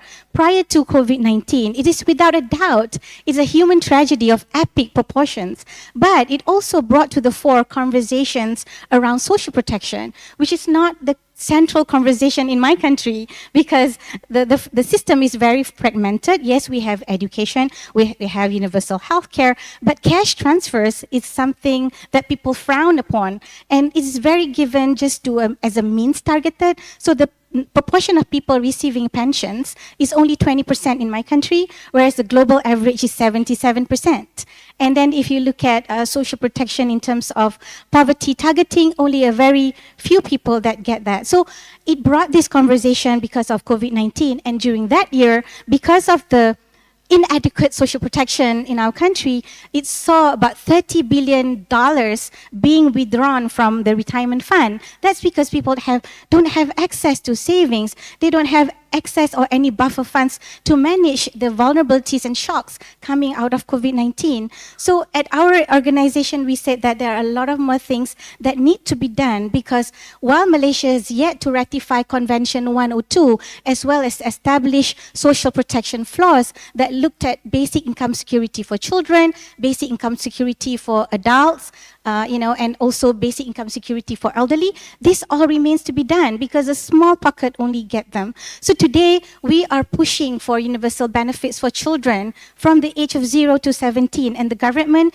is reviewing that. And there are other institutions that are also working on maternity care and other things for children. For the elderly, my organization, apart from reforming our social social insurance system, we are also pushing for universal elderly benefits. And we are hopeful that in time to come, because today we spend less than 1% in GDP, and we are spending about 3% in fuel subsidy. So we can rechannel those for child benefits, for elderly benefits, and my organization, we need to change the pension system. Today we give lump sum to people, and that needs to change. We need to give people retirement income, because we look at the private sector funds, and things will be very, very different, and we need to do all of this. So I think my time is up. Thank you so much.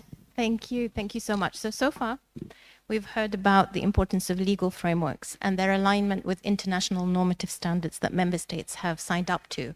How we move beyond lip service and really address the topic of leaving no one behind, if people are still being left behind, but also looking at how member states can really look at their investments in a meaningful way so that they are supporting their populations through a life cycle approach as well. And now we should go to our next panelist to hear about another really important topic that we've heard come up in statements by member states yesterday and today as well. It's my pleasure to introduce Ray Assis, who's Program Coordinator for Advocacy and Campaigns with Asia Pacific Mission for Migrants. In this role, Ray is committed to upholding and promoting the leadership and expertise of migrants to speak on their issues, conduct collective actions, and take forward concrete and responsive recommendations on migration concerns.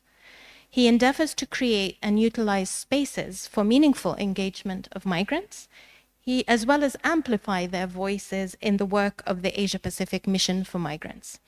Ray is also an active focal point for the migrants constituency of the Asia Pacific Regional CSO Engagement Mechanism, which is a regional civil society platform that facilitates engagement on the Sustainable Development Goals in several intergovernmental processes, including this one.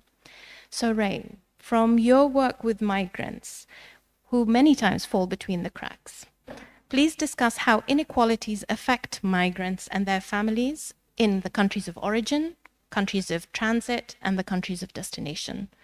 Why are migrants also often left behind? In particular, women and children, those who migrate and those who remain in the countries of origin. Over to you. Thank you, Madam Chair. Good afternoon, everyone. Inequalities that migrants experienced during the COVID apparently did not abate post-COVID, but actually tragically worsened. This we can actually attribute to the forced and apparently permanently flexible nature of their work and henceforth of their visa situation. How does this then affect migrants in our region? Even before they leave the country, they are already heavily in debt because they have to pay huge amounts of money in order just to find work overseas. Majority of our migrants traveling within the region are labor related, and many of them are labor migrants. And so valuable information about their rights, available services, for example, SRHR or sexual, reproductive, and health rights, even redress, is usually very little, if not unfriendly or absent. Xenophobic and discriminatory policies render them invisible, if not seen in a negative light. And usually, as I would actually echo a lot of the things that have been mentioned by our fellow speakers here, that this feeling of insecurity, this kind of like policies make them feel insecure, as well as isolated and almost to the point of being subservient. And this is layer upon layer of insecurity. First, they are treated negatively because they're migrants. Then they are, by their status of their work as women, by the color of their skin, and even by their sexual orientation. So you have several layers that actually amplify the amount of insecurity and the kind of treatment that they experience in wherever they are at. And so this actually, when you look at it, the next thing you know, migrants would feel so small that they would endure inequality, or it is normalized, or it's well-deserved, and that they should be thankful that they are being allowed to work in this particular country. Systemic inequality and exclusion pushes migrants to become undocumented, heightening their insecurity. We have observed a rise in repression of political rights of migrants, being unable to form or join unions, peaceably assemble, and even migrants' rights defenders have been criminalized or threatened. Silencing is deafening, but as proven during COVID, migrant communities and local groups have worked together, developed practices of resilience, mutual help, and engagement. I hope we can continue this kind of cooperation and positive and good practice with many national governments getting involved in this practice. Thank you, Madam Chair. Thank you. Thank you so much for those insights. And we can go for a second round of intervention. So I'll come back to you, Bandana, again. So particularly, and this is very important, as you know, this year we are doing the regional review for the ICPD, but next year we also have the Beijing Plus 30 regional review coming up. Reflecting on the strategies that have been employed by women's rights organizations, can you please share your insights on what have been successful interventions or policies from their perspective that have had a really positive impact on the rights of women and girls? Thank you for that. Thank you for that question. Women's rights organizations in the region have been very, very vibrant. They've applied numerous strategies in terms of advocacy, policy interventions, many other things as well, campaigns, outreach, all this. But I particularly feel that a broader coalition and movement building that has come up has really made an impact. I want to give some examples, and I will focus only on this because I don't have time. Let's take the case of India, where women's rights organizations and advocates from all walks of life played a crucial role in advocating for legal reforms in the Nirbhaya case in 2012, leading to changes in laws related to sexual violence. This was a broad coalition, people from all walks of life. Similarly, in Nepal, in July 2022, last year, Nepal's National Assembly increased the statute of limitation for the reporting of rape from 1 year to up to 3 years. This was prompted by the movement building in support of former child actor and model whose TikTok videos in May 2022 about the restrictive statute had inspired protests and prompted lawmakers to review this law. Similarly, in South Korea, a disability rights groups joined forces with doctors' organizations, feminist groups, youth activists, and religious groups in 2017 to frame abortion as a social justice issue. And their collective advocacy ultimately led to the decriminalization of abortion last year. So I think one of the most successful, impactful, where policies have been impacted, are broader coalitions and movement building, not just LGBTI talking about LGBTI or migrants talking about migrants, but a broader coalition coming together for a social justice cause. That has been the most effective impact, I think. And the other thing that I want to stress on is utilizing international conventions such as CEDAW, the UPR recommendations. I can give examples as an activist more than as a CEDAW committee member, even before I was a committee member, about using the CEDAW recommendations to intensify advocacy and to open up dialogue with state parties to emphasize the importance of bringing about policy changes. In Nepal, 2011, CEDAW recommended that the state introduce legislation to criminalize chaupadi, which was segregation of women in cowsheds during menstruation. And 2018, with intensive advocacy from state parties, it was already recognized and an intensive law had been introduced. So using and engaging with international mechanisms opens up several avenues and doors. And I would really like to say this also in my last, before I just end, is that usually state parties think, I'm just speaking generally, think that reporting to treaty bodies is a burden. But let's look at it from a different perspective. All state parties want to progress, want to move further. And when you want to move further, you need a strong monitoring framework. Where did we go wrong? What are the gaps? And I feel the treaty bodies are free international expert service for you to know where the gaps are. It's a constructive dialogue. It's constructive recommendations to make progress. So I would really urge that what works is engaging with treaty body mechanisms and UN mechanisms to monitor your own gaps and lacunas so that we can progress further. Thank you. Thank you. Thank you very much. Honorable Judge, you have already spoken about your advocacy on the rights of persons with different sexual orientations and gender identities. But building on what you said earlier, what concretely could judicial and legislative bodies do? What actions need to be taken to enhance protection and promote inclusion for these communities? Well, all of this is integrated. If you don't have love of yourself and respect for yourself, and if you are denied a capacity to be yourself and to express yourself, then nothing much will happen. And that's why it's very important that the criminal laws have to be got rid of, and that can only really be done by the legislature. And in some states, however, there are bills of rights and provisions of that kind, and the judiciary, by giving interpretations to laws, can make the laws inapplicable or applicable to LGBT people. And that's why you've got to have judges and lawyers who are experienced in and knowledgeable about the disadvantages that are suffered by people who are in the sexual minorities. You know, it's a funny thing, but when I was growing up, I also had the denial, and I had to be secret, the big pretender. That's what they had. You had to pretend that you were straight. And this is something that is true in most of the countries in this room.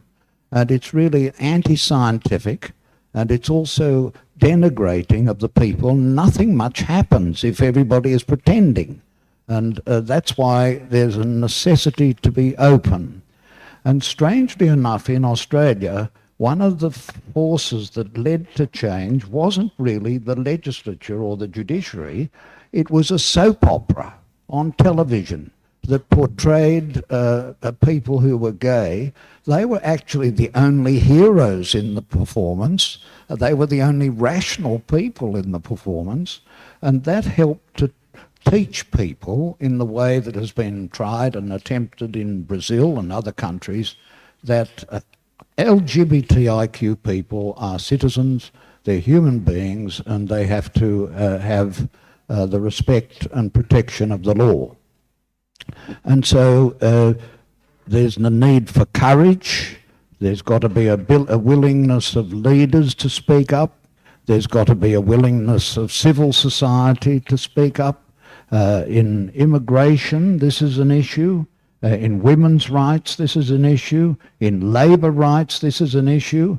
And it's not going to go away until we have a more scientific, honest approach to this aspect of human life. And that's why I'm along here today to speak up for the end to the big pretend.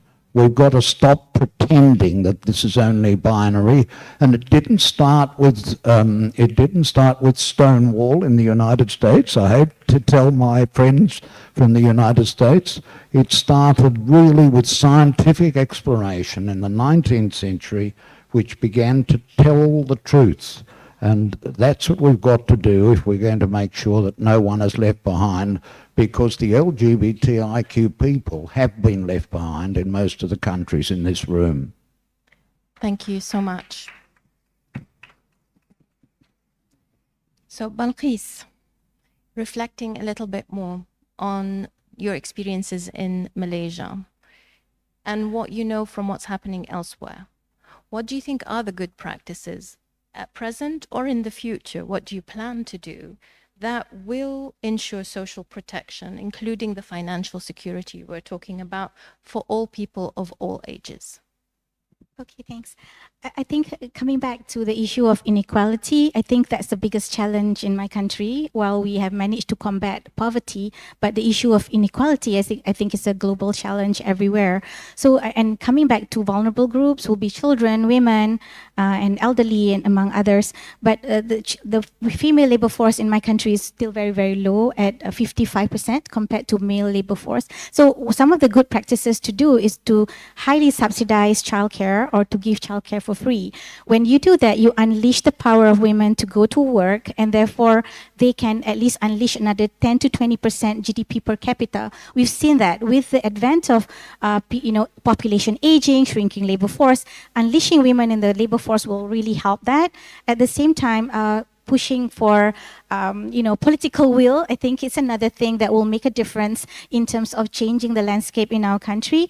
Other things will also look at coverage extension. I think there are many people being denied access on many services as well as benefits as a citizen. So we need to extend coverage not only for pension, for retirement, for other social security benefits in order to give people some standard of living that is decent. While the Sustainable Development Goals push for $2 per day, but that's not going to be realistic for people everywhere to experience a quality of life. So I believe some of our future challenges will still be education, will be healthcare, as we have longevity risk right now with palliative care and other things, and other things will be climate change that will affect people not only from healthcare but other income benefits. But other than that, I think displacement from technology is going to be real. So countries need to adopt everything in the Universal Declaration of Human Rights, things in the Sustainable Development Goals, I think, to push for decent work, gender equality, and hunger and poverty, as well as reducing inequality. Those are the big ticket items apart from looking at planetary health. So other things, maybe I think from my side, financial literacy, we need to tackle that in a big way, because a lot of people, they don't make good decisions or informed decisions. And partly is being because of low wages and socioeconomic circumstances, because we've seen reports that say that your knowledge only contribute 3% to your financial well-being. Socioeconomic indicators contribute about 60%. So we need to write that. We need to give people and pay people well, because otherwise you're stuck, especially in middle-income country where I'm from, wages are depressed. Women participation is lower than low-income countries. That's because of the different situation and cultural persistent gender norms as well. So there are a lot of things that we need to do, and one big ticket item for my organization will be looking at intergenerational transfer, as well as employing a solidarity concept in terms of deploying our retirement system. Thank you. Thank you very much. Lots of insights there. Thank you. So Ray, final word in the panel. You've told us about the vulnerabilities that migrants face, but from your experience, what are those policies or programs that are effective in addressing the needs and rights of migrants and their families? Thank you, Madam Chair. I'm just going to echo what Judge Michael mentioned, but this time in the field of migrants. I think we have to acknowledge migrants as people, not for their economic contributions, that they are people with rights and needs and not to be excluded or separated from the rest of society. And that has to translate into the many commitments that governments have, particularly on many international conventions. In the year 2025, there will be the second regional review of the Global Compact for Migration, and many countries in Asia Pacific are champion countries of the GCM. This is a good opportunity for many of our champion countries to act upon policies, laws that will actually address or improve the living and working conditions of migrants, giving them access to health, including SRHR and various services, upholding their rights and ensuring even their safe and dignified return to their own home countries. Many of our migrant workers, especially women, are returning, retiring, and aging, and they don't have any social protection awaiting them back home. And I think this is really a very important matter that we have to incorporate in this whole conversation. I was hearing a lot of sharing from our governments yesterday, and I'm actually very happy about that. However, though, I would like to see the gap between the statements made by our leaders here and also the collective reality of migrants back wherever they are at. I do hope that we enable the environment of conversation, bringing in civil society organizations, trade unions, and especially migrants into this whole conversation in addressing migrants. Echoing what Ms. Gita said yesterday, Gita Sen yesterday did the first panel, inviting and providing space for migrants in the same table to talk about migration. And finally, I do hope that we address the root causes of forced migration and displacement. Inequality stems from a place of insecurity. We hope that there will be more employment opportunities back home. We are able to resolve political conflicts and wars, achieve climate justice, and ensure a sustainable human rights-based and environment-friendly solutions to systemic barriers that many of us, if not all of us, face. Thank you. Thank you so much, Ray. And before we turn to the floor to take your questions and your statements, just to thank all the panelists for the really great insights. I will, please stay on stage to hear some of the interventions from the floor. But just a plea on behalf of the whole panel, and really reflecting on yesterday, where there was a lot of data that was presented. So we need to look at what data tells us about who is being left behind. Because only if we see and only if we listen to the lived realities will we feel and eventually will do something about the change that needs to happen.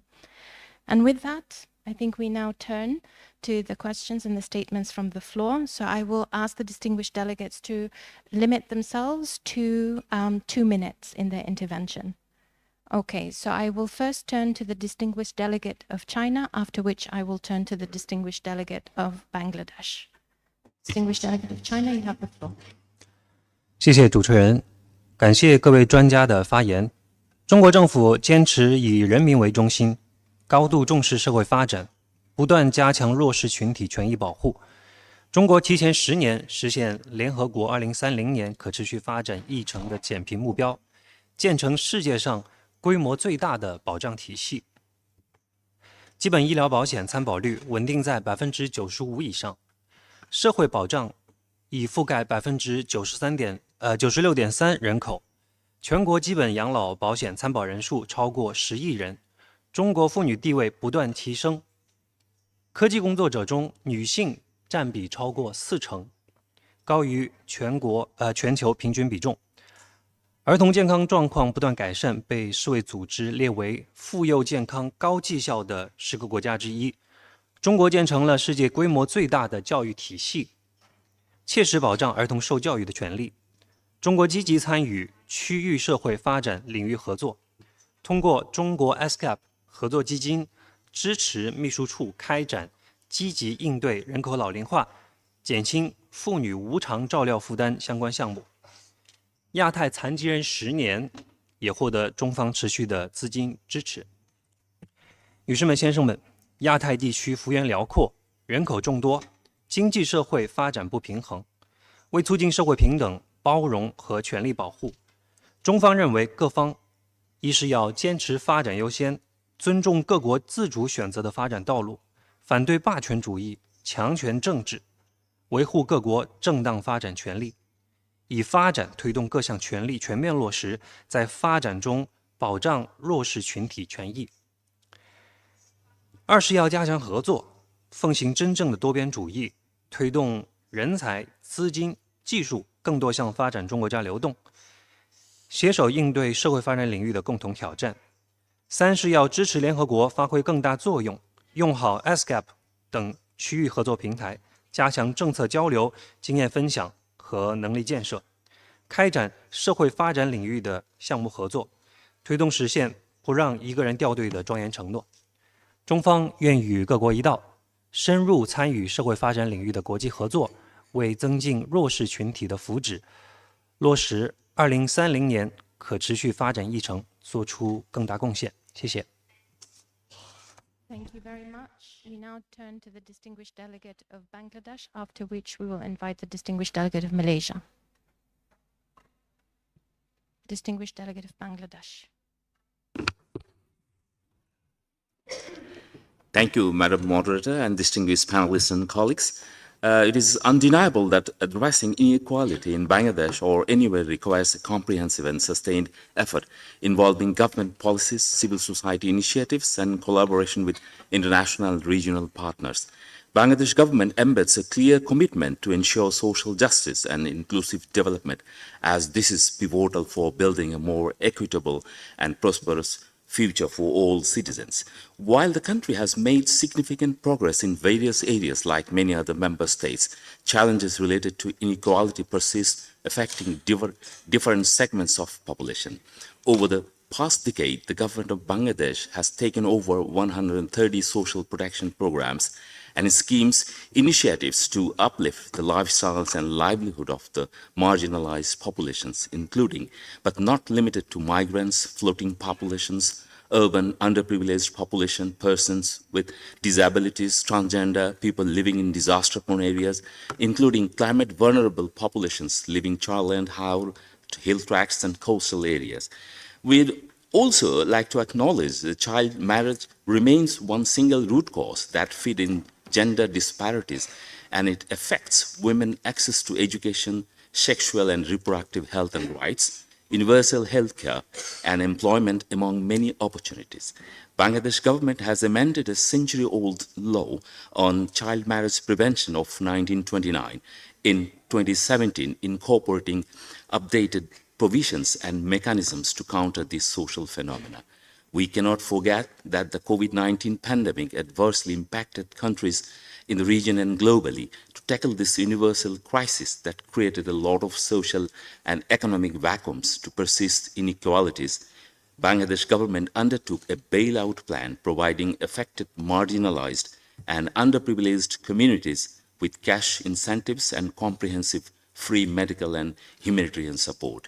Thank you, Madam Moderator. Thank you very much. And just to let you know that we have taken note of all the distinguished delegates that have requested to speak. You may return your tag so that we can take note of any new speakers. Thank you. So now we turn to the distinguished delegate of Malaysia, after which we will turn to the distinguished delegate of the Islamic Republic of Iran. Thank you, Madam Moderator, panelists, distinguished delegates. Malaysia has demonstrated commendable resilience in its recovery efforts, making steady progress in overcoming various challenges, notably the global pandemic. These challenges encompass not only the public health crisis, but also deeply ingrained socio-economic inequalities, including gender disparities, poverty, ongoing digital divide, and limited access to essential services such as healthcare, education, and employment opportunities. As reported in the regional report of the implementation of the Ministerial Declaration and Program of Action in Asia and Pacific, we remain concerned that people in vulnerable situations, particularly women, children, persons with disabilities, and older persons, face specific challenges and barriers when it comes to accessing public services. Many of them have encountered varying levels of discrimination due to their unique needs and circumstances, and it is imperative to address the persistent socio-economic inequalities they face and to strengthen the rights of these vulnerable groups. The government firmly believes that addressing social inequalities and exclusion depends on recognizing and addressing the intersecting factors of age, gender, and disability in charting a path forward to accelerate the implementation of the Ministerial Declaration and 2030 Agenda for Sustainable Development. The Government of Malaysia will continue its endeavor to promote implementation of gender-sensitive, rights-based approaches towards population and development issues. Key priorities include improving the national data collection and fostering regional cooperation to harmonize the collection and analysis of population and development data for evidence-based policy making. Additionally, we'll continue to develop tailored social protection programs focusing on vulnerable population, especially those living in rural, remote, and indigenous areas to facilitate their access essential services such as healthcare, education, and employment opportunities. Thank you very much. Thank you very much. Now turning to the distinguished delegate of the Islamic Republic of Iran, after which we will turn to the distinguished delegate of Australia. Thank you, Madam Chair. Before I start, I'd like to appreciate the distinguished panelists for their productive and engaging remarks so far. Given the limitation of time, I'd like to briefly share with you what the Islamic Republic of Iran has so far done in this context. Iran has been actively involved in implementing the Madrid International Plan of Action and has re-evaluated its aid plan over time. On a national level, Iran's National Document of Older People was approved in 2019, consisting of 6 major goals and related strategies and policies. The first draft of the National Bill of Rights for Older People has been prepared, and the first national survey on older people is on the way to provide evidence related to the quality of life. At the community level, Iran has a network of community peer groups called the Farzangan Foundation, with over 120 groups nationwide. The Age-Friendly Cities program has been piloted in major cities, and several cities have so far started making their cities more age-friendly.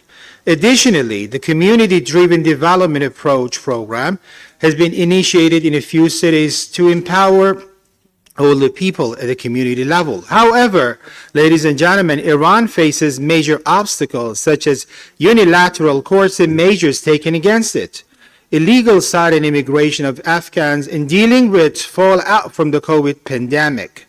Despite these challenges, Iran is committed to striving forward and embracing collaborations with countries in the Asian Pacific region to ensure meaningful and fruitful lives for older citizens everywhere. Regarding the enrollment of refugees and undocumented Afghan children, UNHCR reports that more than 500,000 children are already enrolled in primary and secondary schools. It is estimated that 3 out of 4 registered and undocumented Afghan children are in school. Dear colleagues, the Welfare Department is also responsible for identifying and providing support to children with special needs, including vocational training, therapy, and residential facilities. The Special Education Directorate under the Ministry of Education in Iran also serves disabled children. The State Welfare Organization focuses on prevention, rehabilitation, and empowerment of disabled individuals. The Health and Education Department also assesses students physically and mentally, providing psychological assessment and directing them to appropriate educational programs. Ladies and gentlemen, school psychologists and counselors offer parent training. After graduation, students with intellectual disabilities receive support from BSCC organization actively involved in welfare area. Iran has ratified the UN Convention on the Rights of Persons with Disabilities and has laws and regulations in place to ensure inclusive education for students with special needs. The Ministry of Education is working on policies and plans to improve the education and well-being of these people. Thank you. Thank you. We now turn to the distinguished delegate of Australia, after which we will turn to the distinguished delegate of India. Thank you, moderator, and thank you to the panelists for your very informative presentations. We cannot achieve our global commitment of eradicating poverty and achieving sustainable development if we do not eliminate social exclusion in all its formats. We know that more effort is needed to address legislative frameworks, policies and practices which continue to embed discriminatory services and a counter to international human rights obligations. And thank you, Michael Kirby, for your presentation on that. Australia is placing gender equality, disability and social inclusion at the centre of Australia's development program, with 80% of investments required to demonstrate that they effectively address gender equality in implementation. Australia has also established a landmark Inclusion and Equality Fund to support LGBTQIA+ organisations to catalyse change in their communities. We are developing a new international gender equality strategy, a dedicated LGBTQIA+ human rights engagement strategy, and a new disability, equity and rights strategy for a more secure and inclusive region. Thank you to all those in the room who have provided input into the strategy development, and we welcome comments from those who haven't yet. We are keen to learn from the experience and insights of people in this room to inform our approaches. So thank you for sharing. It is critical that we put lived experience at the centre of our decision making to ensure that we leave no one behind. Thank you. Thank you very much. We now turn to the distinguished delegate of India, after which we will turn to the distinguished delegate of Japan. Thank you, Madam Moderator. India recognizes that women have a vital role to play when it comes to achieving strong, sustainable, and inclusive growth. Equality for women in society is also important economically, politically, socially, culturally, and environmentally. The government of India has been tracking investments towards gender equality and leveraging gender responsive budgeting as a fiscal tool to better map and plan the allocation of resources towards driving gender equality across sectors, which has witnessed 130% decadal increase with the latest allocation of the financial year 2023 to 24, crossing over the USD 26 billion. To encourage gainful and sustainable employment of women, numerous enabling provisions have been recently enacted by the Government of India. Maternity leave to employed women have increased from 12 weeks to 26 weeks for the first two children, making India a part of the select group of countries with such a robust provision for expensive paid support for new mothers, including adoptive mothers, and recognizing health support during the miscarriage. Sexual harassments of women at the workplace, Prevention, Prohibition, and Redressal Act is one of the earliest legislation in the world addressing women's safety at the workplace in both formal and informal sectors. The Act even covers the domestic workers also under its ambit. India has created a robust infrastructure for the safety and protection of rights of women.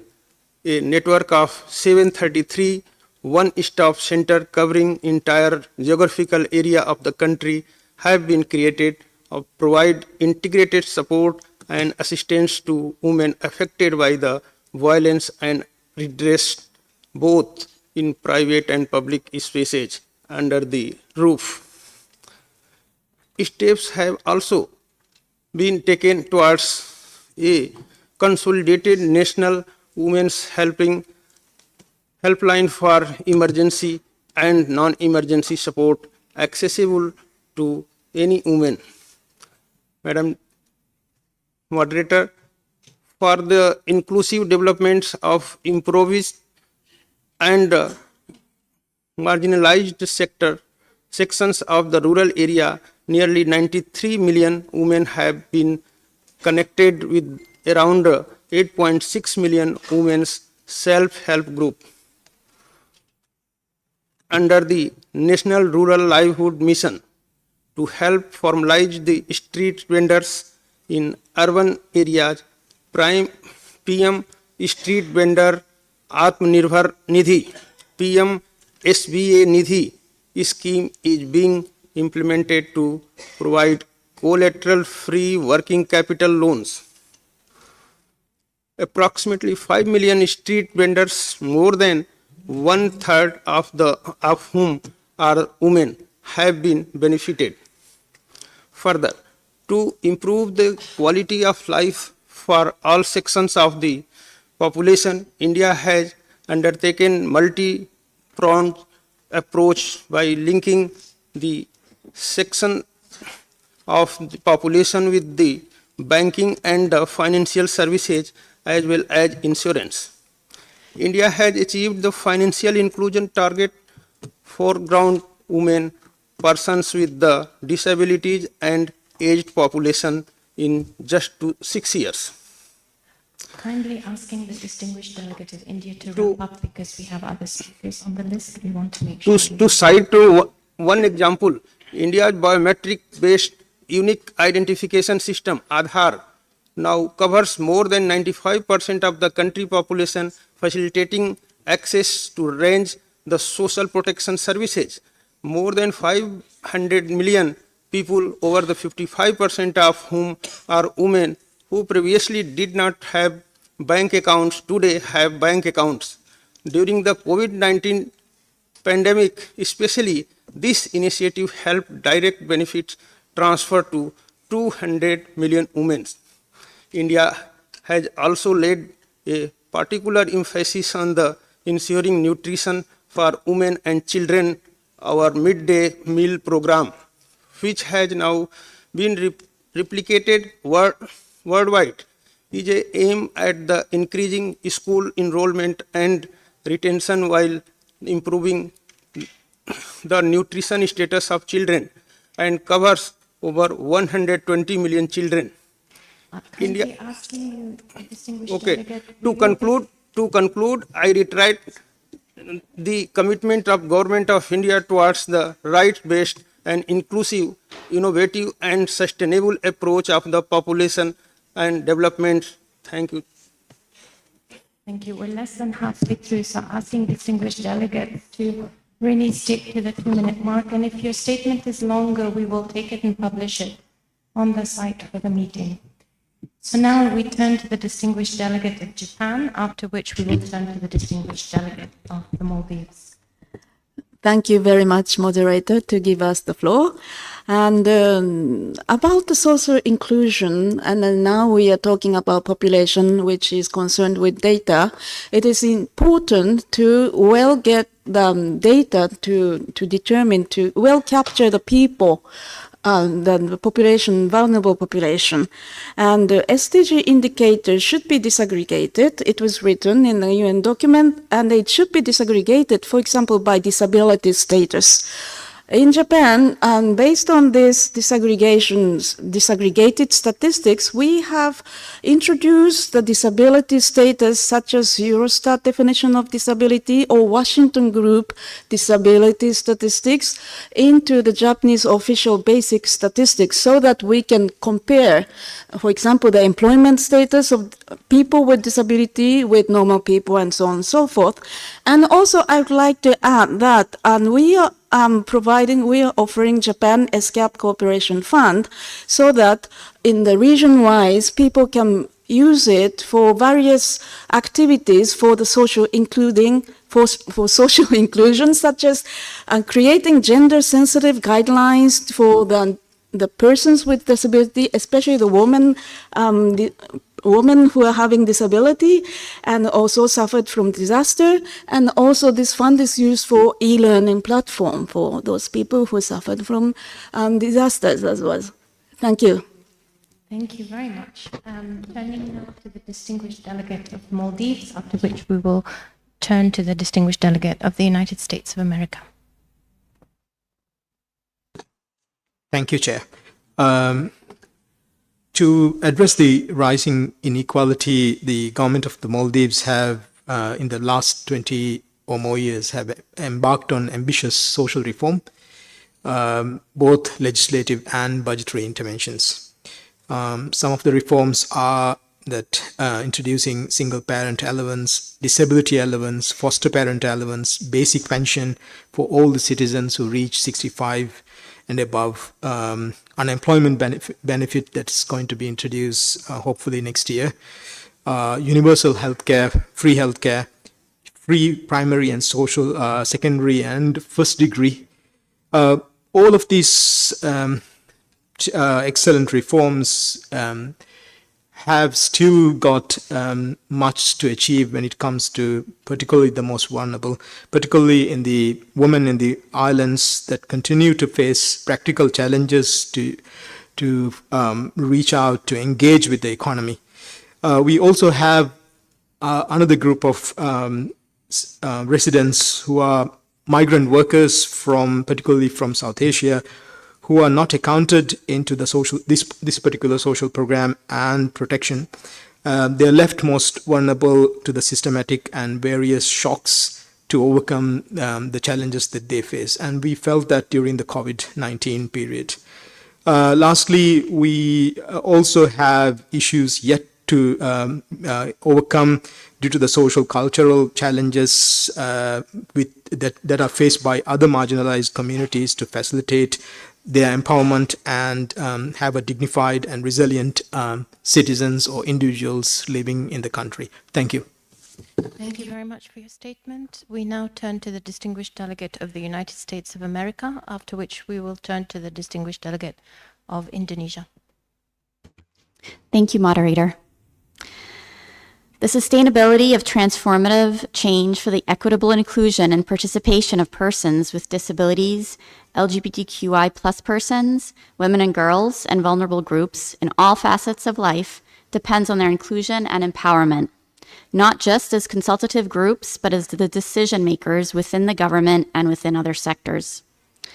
The United States is proud to have facilitated a resolution at the third committee last week that included ensuring representation in political processes of persons with disabilities, LGBTQI+, and women and girls, and it was approved overwhelmingly by the majority in the UN. As we reflect on the progress achieved in the ESCAP region, we must also challenge ourselves to consider where the gaps remain, particularly by promoting meaningful inclusion, how we advance and protect gains for women and girls in all of their diversity, and what delivering on the promise of the ICPD Program of Action looks like for a new generation. For the panelists, I have a couple of questions. Could you in achieving continued progress in the ICPD Program of Action? Have you encountered specific examples where this kind of approach, acknowledging everyone has their own unique experiences and respecting multi-layered diversity, has unlocked barriers to inclusion, especially for those facing multiple forms of discrimination? Thank you. Thank you. We now turn to the distinguished delegate of Indonesia, after which we will turn to the distinguished delegate of Pakistan. Thank you, moderator. Indonesia reaffirms its support on the implementation of the Program of Action of the ICPD and the 2013 ASEAN Pacific Ministerial Declaration in the efforts to achieve SDGs 2030. In line with the spirit of ICPD, POA adopted by consensus in Cairo on 1994, we are of the view that the document remains relevant and had paved our way in transforming policies on population and development. In this ever-changing world, Indonesia continues to implement the POA, in particular on the issue of reproductive health, family planning, as well as empowerment of women. Nevertheless, various challenges still persist that could hamper the achievement of ICPD POA and SDGs.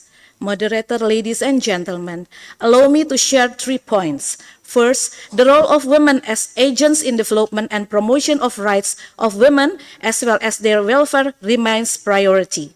Our National Development Plan has put women as one of the main actors on the development. Several laws and regulations are also issued in ensuring the protection of women from violence. Second, Indonesia continues its efforts in reducing maternal mortality rate and improving access to sexual and reproductive health care services across the country. Through pre-service and in-service training, Indonesia has also increased the number of general practitioners, specialists, midwives, and paramedics with enhanced medical skills. MMR continues to drop from 346 per 100,000 in 2010, 283 in 2022. Third, the areas of family planning have also been strengthened. The capacity of family planning field workers to provide information, education, communication, and maintain participation in family planning has been increased through the years. Moderator, I would like to remind that the implementation and follow-up, including the review of progress of the ICPD POA, should also reflect the spirit of consensus, and its entirety must not go beyond what has been mandated by the Program of Action. I believe in its 7th iteration, the APPC will produce such fruitful outcome that is consensus, respect different values of member countries, and the utmost important action-oriented. I thank you, Moderator. Thank you very much. We now turn to the distinguished delegate of Pakistan, after which we will turn to the distinguished delegate of the Solomon Islands. Thank you so much for giving us the opportunities. Inequalities and social exclusion are deeply entrenched problems in our society, taking various forms. One of the critical areas affected is education in this regard. It is quite disheartening to acknowledge that many individuals in vulnerable situations, such as those living in poverty, encounter barriers when they are trying to access quality education. This lack of access perpetuates a cycle of disadvantage, limiting their opportunities for personal growth and socio-economic mobility. Similarly, the realm of employment is heavily impacted by inequalities and social exclusion. Discrimination based on gender, ethnicity, or disability prevents many individuals from obtaining decent employment and fair wages.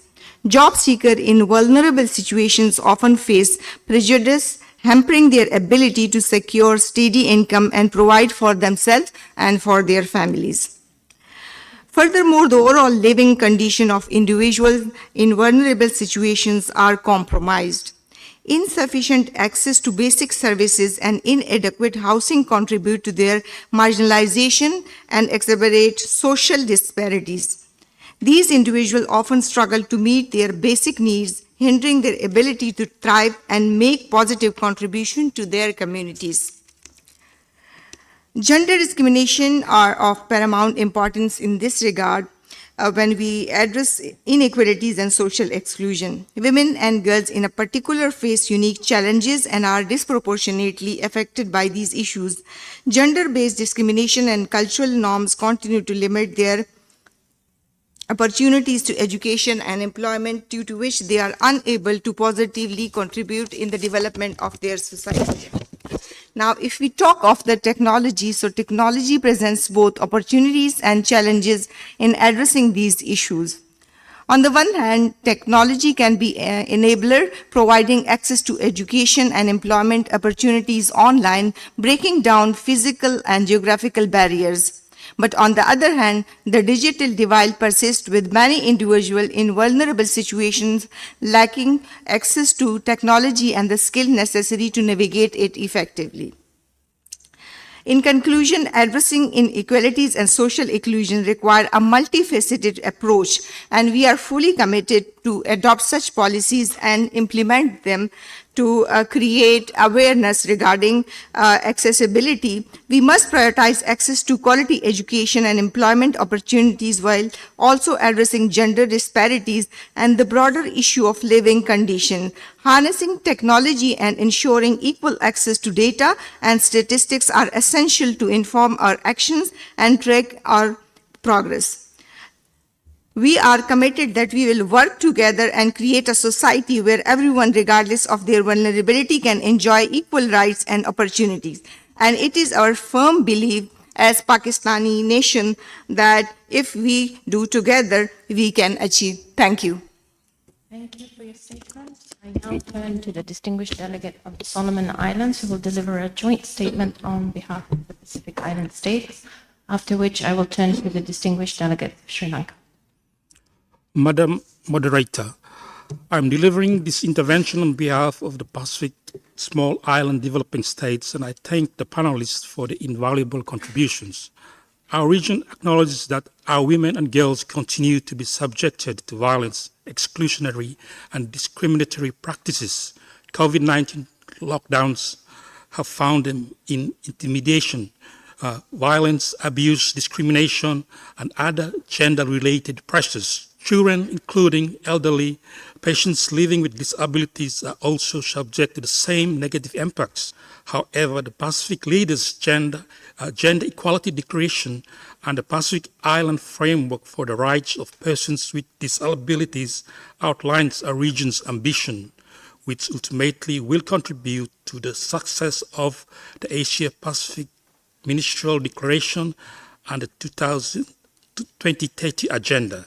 The Pacific is confident that strengthening social protection systems and revamping labor market policies will tackle inequalities and ensure direct economic benefits for the region, and has seen that maternal mortality rates across the region has almost halved, and educational attainment improving. Increased collaboration with women's groups, CSOs, and development partners as the World Bank and UNFPA to progress gender equality and drive reform across the Pacific. Progress is encouraging, however, the Pacific needs bigger and faster strides to close the remaining gender gaps. An enabling environment is a must for healthy, educated, and economically productive families, creating a foundation for women to become more active and financially secure in employment in the formal and informal sector. We also heard this morning from the Pacific Disabilities Forum that the need to include them in interventions and policy decisions to ensure they are not left behind. Enhancing and improving social services in the Pacific is still work in progress, and there is need for broadened social protection semis in the region to support greater numbers of vulnerable and marginalized communities and people. Improving the services will ensure that we leave no one behind in the Pacific. Madam Moderator, I thank you. Thank you very much. We now turn to the distinguished delegate of Sri Lanka, after which we will turn to the distinguished delegate of Nepal. Thank you. Her Excellency, Madam Chair, the moderator, and the panelists, all distinguished delegates, ladies and gentlemen, I am Shamali Karunaratne, representing the National Statistics Office of Sri Lanka. Sri Lanka is faced with actively striving for recovery from the economic crisis against the backdrop of increasing inequalities. Women, youth, and individuals with disabilities are facing compounded challenges which hinder their access to opportunities and resources. However, tapping into their potential is essential for Sri Lanka's recovery and development. This requires comprehensive and inclusive solutions which are grounded on accurate and timely data. Data is essential to monitor the implementation of the Asian and Pacific Ministerial Declaration on Population and Development, as well as of the POA of the ICPD and the key actions for its further implementation in Asia and the Pacific. The Ministerial Declaration endorsed the program of action, has identified 11 priorities that the region should focus on, and data and statistics is one of them. In the report of the 7th Asian and Pacific Population Conference, several policy directions have been identified under this priority area to strengthen the national statistical system at all levels to provide reliable, disaggregated, and internationally comparable statistics on population, social and economic development in a timely manner to help monitor subnational, national, regional, and international development. Most importantly, Sri Lanka recognizes that ending inequalities must start from knowing where inequalities lie. Only disaggregated data can provide this information. Sri Lanka's Department of Census and Statistics, in collaboration with the United Nations, has taken a momentous step to modernize its legal framework, recognizing that the existing legal framework established in 1956 is no longer sufficient to address contemporary challenges. Through this collaborative journey involving stakeholders from various sectors, Sri Lanka will lay the foundation for a statistical framework that will serve as a pillar for sustainable development and evidence-based governance. This will ensure the optimal utilization of valuable information within administrative records, resulting in enhanced and more comprehensive official statistics. Recognizing the importance of diversifying data sources, The legislation promotes the integration of both traditional and emerging data types, enriching the scope of depth of statistical insights. This inclusive approach to data utilization is imperative for comprehending the intricate dimensions of economic, social, and environmental phenomena in Sri Lanka.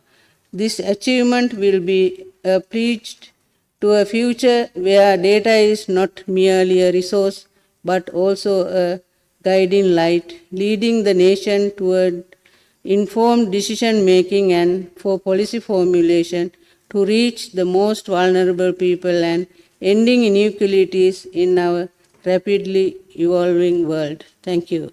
Thank you very much. We now turn to the distinguished delegate of Nepal, after which we will turn to the distinguished delegate of Nepal.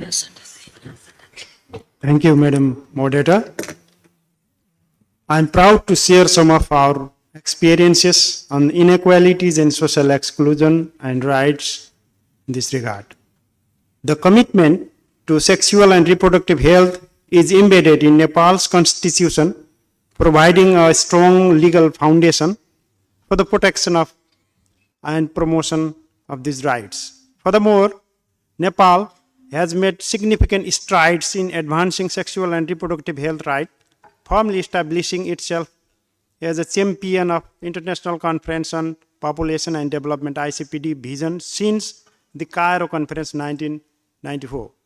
Acknowledging the crucial role of reproductive rights in promoting women's rights and sustainable development, Nepal proudly adopted the Right to Safe Motherhood and Reproductive Health Act in 2018, commenting this SRHR as fundamental human rights.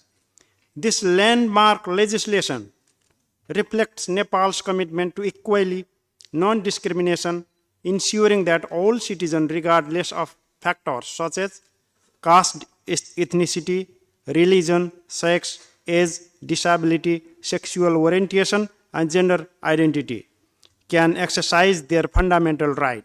The Act not only aligned with ICPD mandate, but also underscore Nepal's dedication to fostering society where sexual and reproductive health is prioritized and protected. The Act guaranteed women and girls the right to safe abortion, acknowledging the importance of reproductive choice and maternal health. The Act strives to eliminate all kinds of discrimination, and Nepal has been committed to address the interaction of climate issue, gender and sexual reproductive health and rights, SRHR. The government of Nepal has recognized the importance of integrating gender consideration into climate change. It's a policy that has taken steps to ensure the climate-related interventions are inclusive and responsive to the specific need of women, and particularly to those field area of life. Additionally, Government of Nepal, Ministry of Health and Population has developed some initiatives like Disability Inclusive Sexual and Reproductive Health Guideline, Gender Equality and Social Inclusion for Health Service Strategy, One-Stop Crisis Management Center, OCMC in all health facilities guideline are among those. These initiatives underline the government's dedication to ensure the individual with disabilities have equitable access to comprehensive SRHR rights. Thank you. Thank you very much. We now turn to the distinguished delegate from the Philippines. Thank you, Madam Moderator, and to the panelists as well for the substantive discussion this afternoon. In Philippine experience, we acknowledge that social inequalities and exclusion lead to a situation where access to education, healthcare, and economic opportunities becomes challenging and ultimately hinder the promise of a more inclusive society. Admittedly, there is much to do to protect the rights of the poor, the marginalized, and the disadvantaged, especially in remote or geographically isolated and disadvantaged areas. Towards this end, the Philippine government is ramping up efforts to implement policies that promote inclusive economic growth, ensuring equitable access to resources, job opportunities, and entrepreneurship. Let me cite a few. Our conditional cash transfer program to around 4.4 million economically disadvantaged families promotes education, health, and nutrition of the household members. The monthly social pension for indigent older persons had been helpful to address some needs of the beneficiaries. The Barangay Health Workers Program has been effective in bringing basic social services, health services to underserved communities, addressing immediate healthcare needs at the grassroots level. The Magna Carta of Women promotes gender-responsive governance and development, observance of gender equality in the workplace, addressing gender-based violence, and empowering women economically. Programs adopting community-driven development foster economic resilience to marginalized communities and indigenous peoples. And we have recently adopted the Social Protection Floor, and this is a large part of the Philippine Social Protection Plan 2023 to 2028 and the Philippine Development Plan 2023 to 2028. By these targeted strategies and building on lessons learned, we are optimistic that it can contribute to dismantling the structural causes of inequalities and social exclusion. The Philippine government, through the Department of Social Welfare and Development and other social protection agencies, remains committed to implement development programs, laying the foundation for a society where every individual is afforded equal opportunities, rights are protected, and no one is left on the margins of progress. Thank you. Thank you very much. That brings us to the end of the speaking list from the member state delegates, and we now move on to the final three speakers for this roundtable. Interventions. So I turn to the representative from the Blue Diamond Society. Namaste, everyone. My organization has done nationwide study on violence against LGBTIQ plus people in Nepal. The study report reveals that 81% of our community experiences at least one form of violence in their lifetime. In many countries, still, GBV is considered as violence against women and girls only, which exclude transgender and non-binary people. We cannot even complain against such violence. The clear example is rape law. Gender is not only male and female and women and girls. Please include us in your intervention and policies to address GBV if you really want leaving no one behind. We really want to collaborate with our government to make LGBTIQ plus friendly and sensitive one-stop crisis management centers to address GBV. On the other hand, availability of hormone counseling, gender-affirming health care, and other SRS services for our community in public health settings are urgent need. Discrimination is common on perceived gender identity. In our region, many transgender people are not able to apply for jobs and to access services due to the lack of legal gender identity document as per our self-determination. Still, I have male gender marker in my legal document. I urge to end medicalization of legal gender recognition. I also urge government to provide refugee status to LGBTIQ plus people who are forcefully displaced just because of who they are.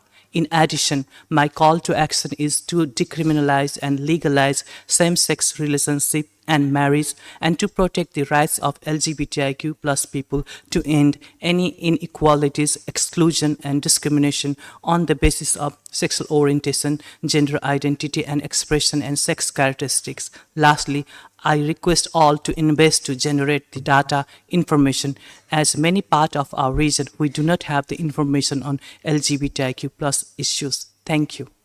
Thank you for your statement.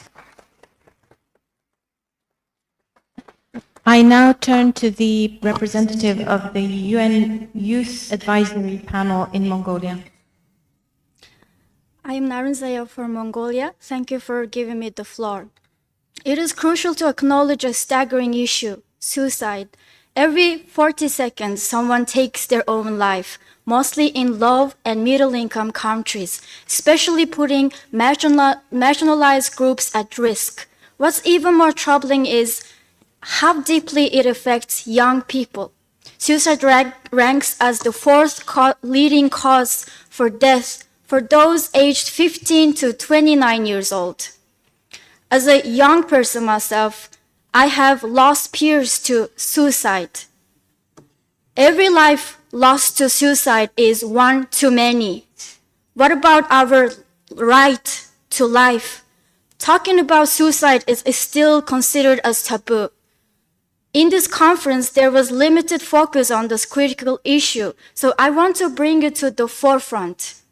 So my question is that what could we do regionally to enhance the commitment to the prevention of suicide and implement effective strategies to reduce the burden, both in terms of mortality and morbidity related to suicidal behaviors? Thank you.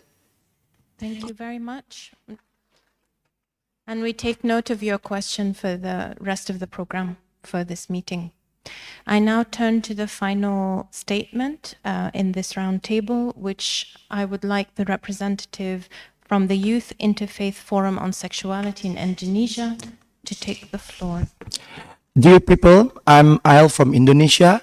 As part of the LGBTQI plus community, I've experienced the challenges of living in heteronormativity. At the age of 19, a decade ago, when some of you attended the APMD, my life was incredibly difficult. Confused about my different sexual orientation, I faced discrimination for being who I am. I blame myself almost every day. 8 years ago, I joined a Youth Interfaith Forum on Sexuality, a community striving for an inclusive society for those with diverse or GSC identity. Since then, I work with many young people to bring changes, empowering them in their SRHR.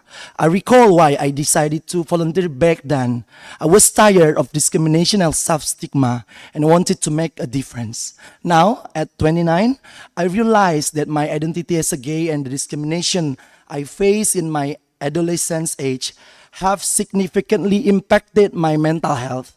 2 years ago, I sought psychological help, and this year I access psychiatric care, taking medicine daily. Living in an equal world truly affects people like me, and I know I'm not alone in experiencing this. Living amid a society that fosters hatred toward our group, religious leaders who speak hatred, and healthcare professionals who don't give youth-friendly services are daily challenges we endure. Therefore, I call on the government, CSO, and UN agencies to first make efforts to eradicate harmful societal norms to progressive policy reforms. Second, work to establish protective policies for vulnerable groups. Anti-discriminatory legislation should be promptly discussed, adopted, and well implemented by nations. Time is ticking, and LGBTQI plus adolescents and young people continue to suffer every day. They cry in their silent night without us knowing. Action now. Thank you. Thank you very much for your passionate statement. And since we have such an esteemed panel with us, I think it behooves us to give them their final reflections after they've had the opportunity to hear the member states with their respective statements and these passionate pleas from civil society. So I will turn to each of you, your takeaways, your key messages that you'd like to leave with this audience. Vandana. Thank you so much. It's very encouraging to hear so many progressive policies and legislations that have been introduced by the state parties in the last 10 years. So there's been significant progress, but we all know, as pointed out by many of our civil society activists, there are immense challenges. And particularly, we are very concerned that the achievements gained in the last 10 years, we may not be able to retain that. So we need to be extra vigilant. Particularly, I urge the state parties to be extra vigilant to make sure that we retain the achievements we have made and make huge leaps forward in the next 10 years as we go from here to address particularly those who are at the furthest, who are the most marginalized, and the intersectional discrimination that we are talking about. So I'm very much looking forward to collective efforts, closer partnership with civil society to ensure that we achieve the goals and that no one is left behind. Thank you. Judge? I also agree that there's been much that's encouraging, and the problems of the region are undoubtedly daunting. And LGBTIQ is not the only issue on the agenda. But it's significant, I think, that of the countries, the nations that spoke, at least half of them have laws which still criminalize LGBT conduct. And until you've removed those laws are going to impede people in their own self-respect. And as was said by one of the speakers in the last session, it's going to contribute to poor opinion of oneself, less productivity, less development, and also it's going to lead to suicide. If we're talking about violence against women, we've also got to talk about violence against LGBT people.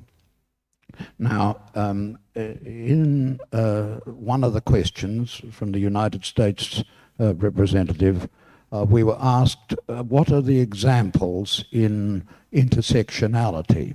I think the intersectionality was demonstrated in the contribution concerning suicide, but it's also relevant to virtually everything. If you go through life being told you don't exist unless you pretend, then you're going to not be a full self. And therefore that tends to make people who are LGBTIQ very sensitive to, across the board, to all forms of discrimination. And that has certainly been my example. In the judicial life, I was always very sensitive to every form. Women, Indigenous people, people of different skin colour, and migrants, all of the groups that are represented here on the stage. We're all in this together, and we must leave nobody behind.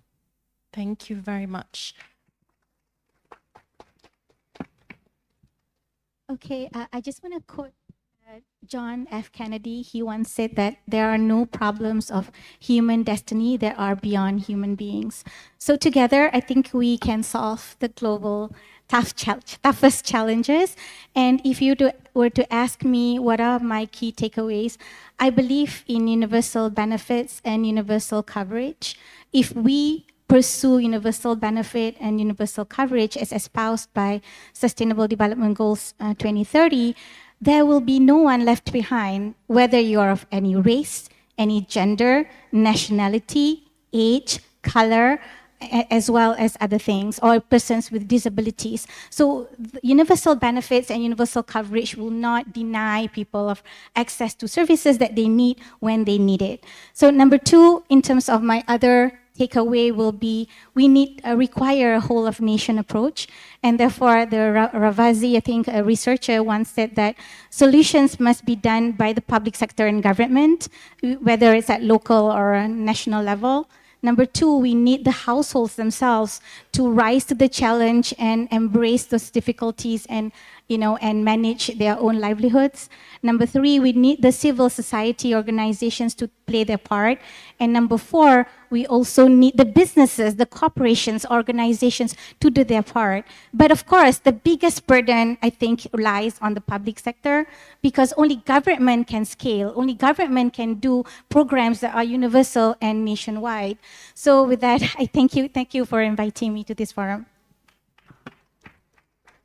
When a migrant destination government criminalize getting pregnant for women migrant workers and using this as a reason to kick them out, lose their employment, and being brought back home, a lot of the women migrant workers in this area stood up, protested, campaigned for the right to be pregnant, the right to own their own bodies and their sexual reproductive health.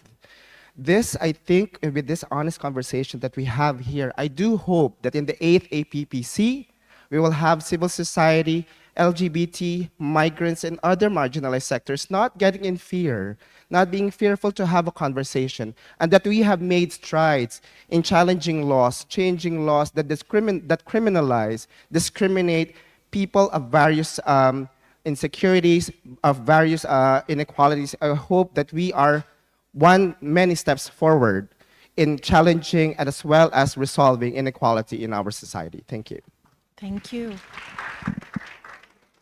So I think my last message is a plea that we continue the dialogue, we continue the conversation in all intergovernmental fora. We take this into the Beijing Plus 30 regional review next year. Bring your passion, bring your ideas, bring the lived realities into the conversation in these halls. Please join me in thanking these experts that we had the honor of listening to today. And I want to thank all of the speakers today for enriching the conversation and making this such a useful meeting for us all. And with that, we end this roundtable. Thank you all very much.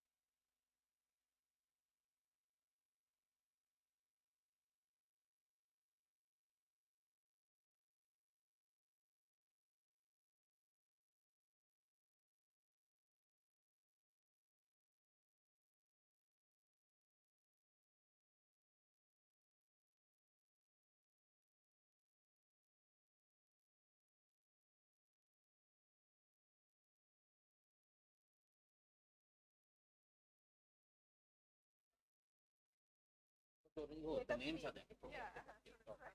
Sorry, I didn't do that because I thought it was rich. That's fine.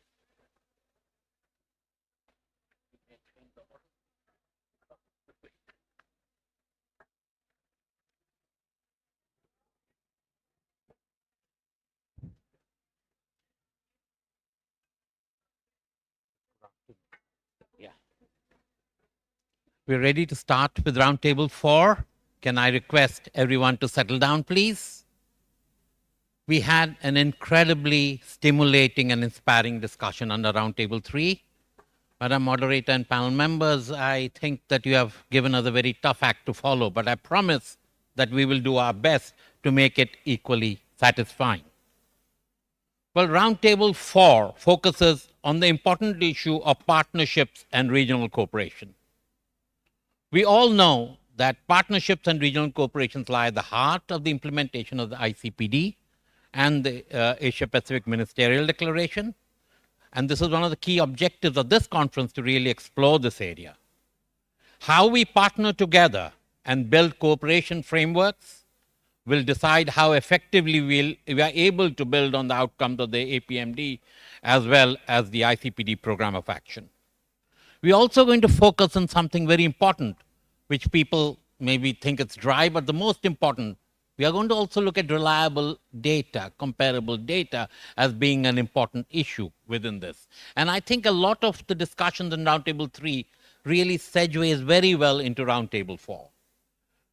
And I think we will find, how does our work here at the regional level feed up to the discussions and the conversations at the global level, and how does our work really impact the country level?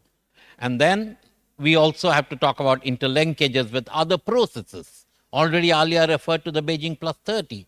We'll have the migration. We have issues relating to older persons. How do we explore all these synergies in order to advance the ICPD POA and vice versa? To unpack this, I have really one of the most dynamic panels with me, and I'll introduce them first so that I can go straight into the questions. I have, firstly, Her Excellency Ambassador Noemi Espinosa Madrid from Honduras, who is the chair of the 57th session of the Commission on Population and Development, into which this outcomes of this conference will feed in April next year. Her Excellency is a diplomat with 25 years of service in the field of political advice, advocacy, partnerships, and strategic guidance, primarily working with the United Nations system. So, Madam, we are Your Excellency, very fortunate to have you here. Secondly, we have Ms. Menjung Tang, the Senior Research Fellow from China Population and Development Research Center, CPDRC. She's a Senior Research Fellow, and her research interests are population policy, gender studies, reproductive health, with a strong emphasis on empirical and analytical value of interpreting population dynamics. I know that your services are often sought after by the government of China for consultation on these important issues, and thank you very much for joining us here. We have Mr. Parta Shavishvili, Deputy Executive Director from the National Statistical Office of Georgia. Mr. Shavishvili has been serving as the DED of Geostat since June 2018. You have spent more than 2 decades at the National Statistics Office, Mr. Shavishvili, in Georgia, in various roles. And notably, for the last 16 years, you have been a member of the Steering Group for Population and Housing Censuses at our sister regional commission, which is UNECE. So we are very happy to have you here. And last but not least, we have sitting next to me here, Ms. Dorothy Sharma, who is the Senior Advisor, Advocacy and Engagement of International Disability Alliance. She serves as the Senior Advisor for Advocacy and Engagement, and in this role, she supports IDA's advocacy with a focus on inclusive development. She has got 14 years of experience working with national and international organizations of persons with disability with and within the UN on disability inclusion. Very happy to have you on the panel, ma'am. I'd like to start, Ambassador, with a question to you. Reflecting on your role, your current role in the Commission on Population and Development, what do you see are the achievements and challenges in the area of partnerships and cooperation? What are the good examples on population and development? How can Asia and Pacific learn from experiences from other regions, and vice versa? What can we contribute to the global level in other regions? Over to you, ma'am. 4 minutes. Yes. Thank you very much, and thank you very much for inviting me to this conference. It's a pleasure to be here. I will dive straight into the answers because we have a very limited time. But if we want to talk about the achievements of the ICPD, and allow me to do that to start, I would name 3. One is that inclusivity, I think, is really the main achievement of the population and development agenda. I think that's what it's known for. We have worked with civil society organizations, with governments, with NGOs, academia. So I think number 1 is inclusivity.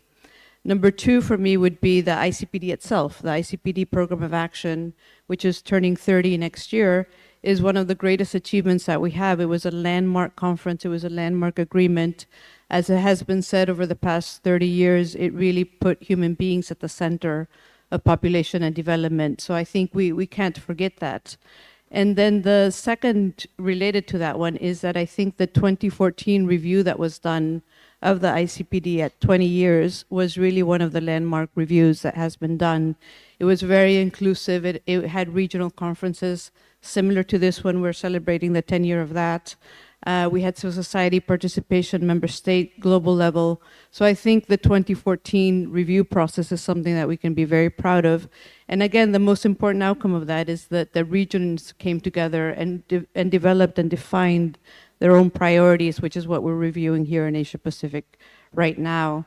And finally, just the third, and this is just the first part, don't get of my of the achievements, is that it's without a doubt that what I said at the beginning, that human beings are the center of development, and that there cannot be any progress without improving people's lives. Now, very quickly to talk about some exchanges and experiences that we can share across regions.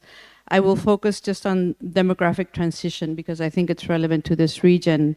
We are very well aware of the demographic transition that different regions are going through, that the globe is going through. And I think that there are 2 areas within that where we can share experiences across regions. The first one is the very well-known demographic dividend, which was a main issue in the Africa Regional Review, which I attended last week in Zambia. And you know what this is about. It's, and the ability of Asia Pacific has gone through a demographic dividend. So you have a lot to offer to the African countries or other Latin American countries, for example, that are going through the same thing. And on the other side of that is the population aging issue, which is very central to the Asia Pacific region, especially, or the Asia region in particular. And here again, the European region has gone through a population aging transition. So I think Europe could help the Asian countries in that. And I think, again, I really want to focus on the role of individuals. And this was in the ICPD, in Principle 8 of the ICPD, that couples and individuals have a right to decide about the number and spacing of their children, and they need to have the information and education to do so. I think this is the key issue that we need to keep focusing on and keep coming back to. And this has to do with, with low fertility. When we talk about low fertility, we need to look at challenges to families, again, the role of individuals and differences in childcare. And then we talk about high fertility, we need to ensure universal access to sexual reproductive health care services. And this is really my final point. I think the challenges, I heard a part of the last panel, the challenges are clear. In addition to those challenges, we live in a world of polycrisis. There's a climate crisis, there's conflict, there's all of those crises. And what is frustrating to me is that we have a solution in our hands. And as the United Nations, we have to be convinced that there's no other option to multilateralism. Multilateralism is the solution for the world. And beyond that, in this context, we have a very rich population and development agenda, holistic agenda that talks about all of the different issues from women's empowerment to, migration, climate change, human rights. But we spend too much time arguing about the things that we don't agree on when we have the solution in our hands. So I would encourage you to act and to make those solutions a reality. Thank you so much. Thank you very much, Your Excellency. I think for really pointing out that the ICPD is one of the most inclusive agendas, and perhaps when it was adopted 30 years before, it was really ahead of its time, inspiring, comprehensive. And your point about focusing on the positives, focusing on issues that we can agree on. There are a lot of things that can divide us, but there are a lot of things that we can come together on. So we'll come back to you in the second round to kind of expand on some of this. I have now the pleasure to move to Ms. Mengjun Tang, the Senior Research Fellow from the China Population and Development Research Center. Dr. Tang, with your research on China's population dynamics, what unique lessons can be learned from China's approach to implementing population and development? How has regional cooperation within the sub-region within East Asia and also within Asia Pacific as a whole impacted these strategies?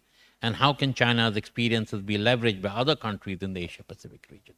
Over to you, Ms. Tang. Okay, thank you. It's a great honor to be invited to this panel. And ICPD program of action has exerted profound influence on China's population development. I think that China's experience in this regard can be summarized as follows. Firstly, China has incorporated the core principle of ICPD POA into its national development objectives and hold steadfast to a people-centered approach and integrated population issue with economic, social, and environmental sustainability. The ICPD POA reflects a deep respect for human rights, a commitment to improving people's well-being, and a vision for the sustainable development. I think this goal aligns with China's own aspirations to build a moderately prosperous society and achieve modernization. And secondly, I think China has demonstrated good adaptability by advancing reforms and steadily explore new strategies in response to its evolving population dynamics. Low fertility and aging is our new population demographic challenges. Reform are an ongoing process with no fixed end point. And solution to these new demographic challenges are to actively refine policies and implement them in pragmatic manner. I think the East Asian region has a long history of the close cultural traditions and experience. Actually, we experience similar population challenges. As far as I know, several countries in East Asia, particularly China, Japan, and South Korea, has established a regular platform, a mechanism for policy dialogue on population issues. They engage in annual policy dialogue or policy exchange every year on various policy domains. Japan, South Korea, and China. Japan and South Korea has taken early initiatives in addressing low fertility and aging, and their policy in this regard are more comprehensive and systematically, offering valuable insights for China to learn from. And to facilitate mutual learning and exchange of experience in Asian Pacific region, I think the establishment of platform is really important. This can be achieved through routine multilateral or bilateral meeting and research trips, and such exchange should not be confined to government, but should also extend to scholars, think tanks, and NGOs. Furthermore, as the Asian Pacific region primarily consists of developing countries, there is a great potential for extended South-South cooperation. I just want to mention that a Center of Excellency of Population and Development and South-South Cooperation was established in our center in 2017. And we are happy to render technical support on population data, capacity building, and other related issues if they are in need. Thank you very much. Thank you very much, Dr. Tang, for explaining how ICPD underpinned your population and development initiatives in China, and also highlighting the cooperation that already exists between East Asia and how it can be expanded to the Asia-Pacific region. And it shouldn't be restricted only to governments. It can cooperation across all sectors. Wonderful. Mr. Shavishvili, it's my turn to come to you. Drawing from your statistical expertise, what are the most pressing data and analytical gaps on population and development? You can focus on North and Central Asia because that's the region that you belong to. What partnerships or collaborations are essential for addressing the challenges and gaps? Thank you very much, Mr. Tata. First of all, allow me express my sincere gratitude and appreciation to ESCAP and UNFPA for organizing this very interesting conference. It gives me a great pleasure to represent National Statistical Office of Georgia at this meeting. During these 2 days, I have heard almost from all countries about the importance of the data, and yes, I totally agree. Without accurate and comprehensive data, decision making becomes challenging, and lack of data can hinder progress and lead to suboptimal outcomes in decision making process. I would like to provide some general insights into the potential data in the region.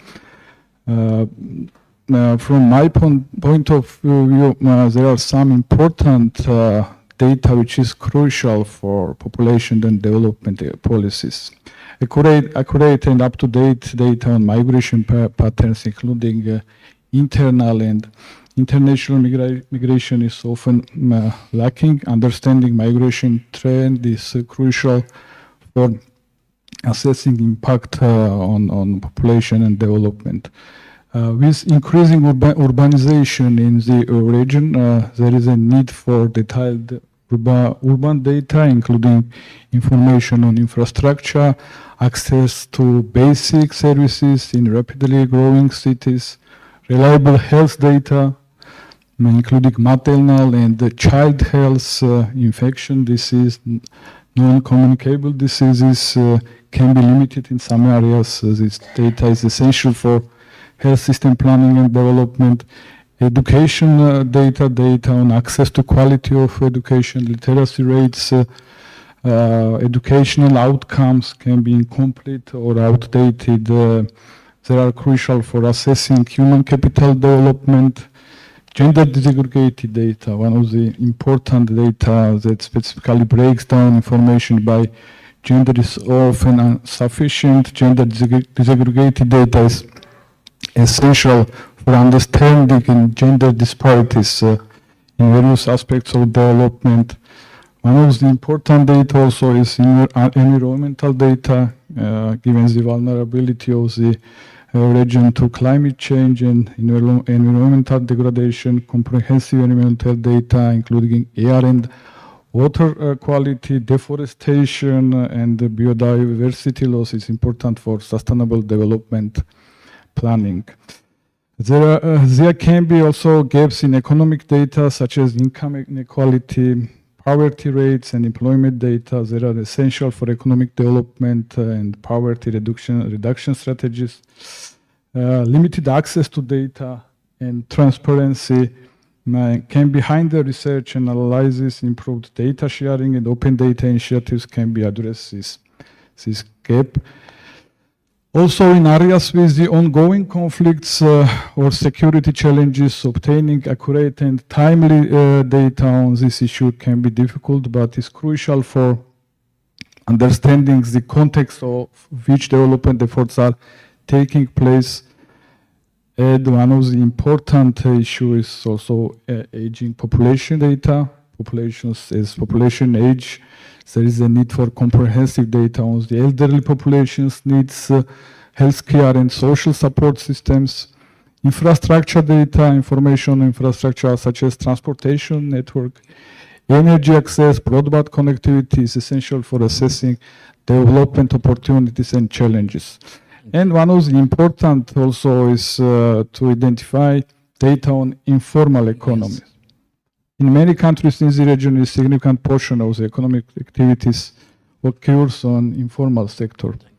Understanding the size and dynamic of the informal economy is important for effectively policy development. To address these gaps, it's important for governments, international organizations, and research institutions to collaborate on data collection, analysis, and dissemination. Thank you very much. Thank you. I think, Mr. Shavishvili, I understand that you've understood. You covered a very big range of data, but the main challenge is the fact that they tend to extend across many departments. And wherever an issue kind of straddles so many departments and areas, getting accurate data is always a challenge. But I'll come back to you to say how you're doing it in Georgia. So maybe give it a specific example. So the last question of my first round, Dori, last but not least, my question to you is, how have population and development policies historically addressed or overlooked the needs of persons with disabilities? What mechanisms could be introduced or strengthened in policy frameworks to ensure inclusion of persons with disabilities? Thank you so much. Good evening, everyone. I'm Doro D. I'm representing the International Disability Alliance, IDA, which is a global alliance of organizations of persons with disabilities. I emphasize the "of" here. And I would like to thank ESCAP and even FPA for organizing this great conference, and also for the opportunity given to us to come and present on the issues that face persons with disabilities. So what has changed, or what have we seen in terms of development policies over the past several decades? I think the fact that between the 6th APPC and the 7th APPC, we see persons with disabilities attending this conference in large numbers, the fact that so many of these statements made by governments, made by civil society organizations are referring to concrete examples of how they have tried to include persons with disabilities in policies and legal frameworks and programs. I think that really gives an idea about the shifts. We have seen normative shifts. I don't want to highlight all of them given the paucity of time. ICPD does recognize the right of persons with disabilities to sexual reproductive rights. We also have the Beijing Declaration, the Platform for Action, which also has references that relate to persons with disabilities. However, for us, the most important and paradigm-shifting framework has been the 2006 Convention on the Rights of Persons with Disabilities, and I would like to really highlight that because that convention has influenced how we perceive disability issues. Since we are in the Asia-Pacific region, I'd also like to signpost the Incheon strategy to make the rights real for persons with disabilities, and also the SDGs, the Agenda 2030 in general, which have also linked some of the human rights elements of relating to disability into the development framework, and I think these are important to signpost. But having said that, there are some key words that I have been hearing for the last 2 days. I had prepared notes, but I decided that maybe it's important to pick on those keywords that I heard and reflect on inclusion of persons with disabilities from that lens. Polycrisis, migration, LGBTQI population, sexual orientation, climate action. Disability identity really lies at the intersection of all of these issues. We also heard about how it's not an if, but when the next pandemic happens, and are we really, prepared to ensure that persons with disabilities don't face disproportionate impact of all of these issues, because we saw that during COVID-19, the marginalization faced by persons with disabilities was really exacerbated. So the point I'm trying to make is that intersectionality is very important, and we have to look at all of these issues and all of these development frameworks for intersectionality. I think there we're still not achieving what we should have achieved in the last 15, 20, 30 years. And I would like to really urge all of us here to keep that in mind. I also want to signpost another challenge that I think is important to recognize, that of ableism. I think a lot of our, especially when it comes to sexual reproductive health rights, gender-based violence, it is still perceived from a lens of ableism. And it is really important to address that, because the persons with disabilities, women and girls with disabilities, are not seen to be sexual beings.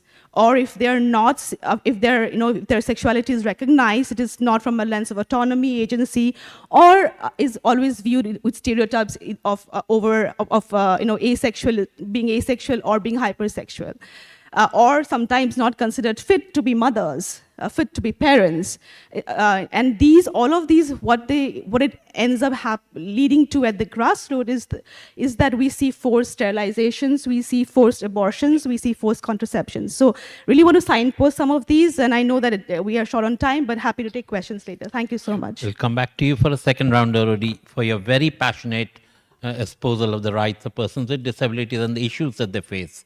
And I think the intersectionalities that you highlight actually makes us move on from nothing about us without us to nothing without us. I don't think there's any area that does not concern persons with disabilities. So I think we need to even evolve in that slogan. So thank you very much, but I promise we'll come back. So now it's time for us to go to expand a little bit on the second round, keeping in mind time. Of course, we'll have 4 minutes again for this.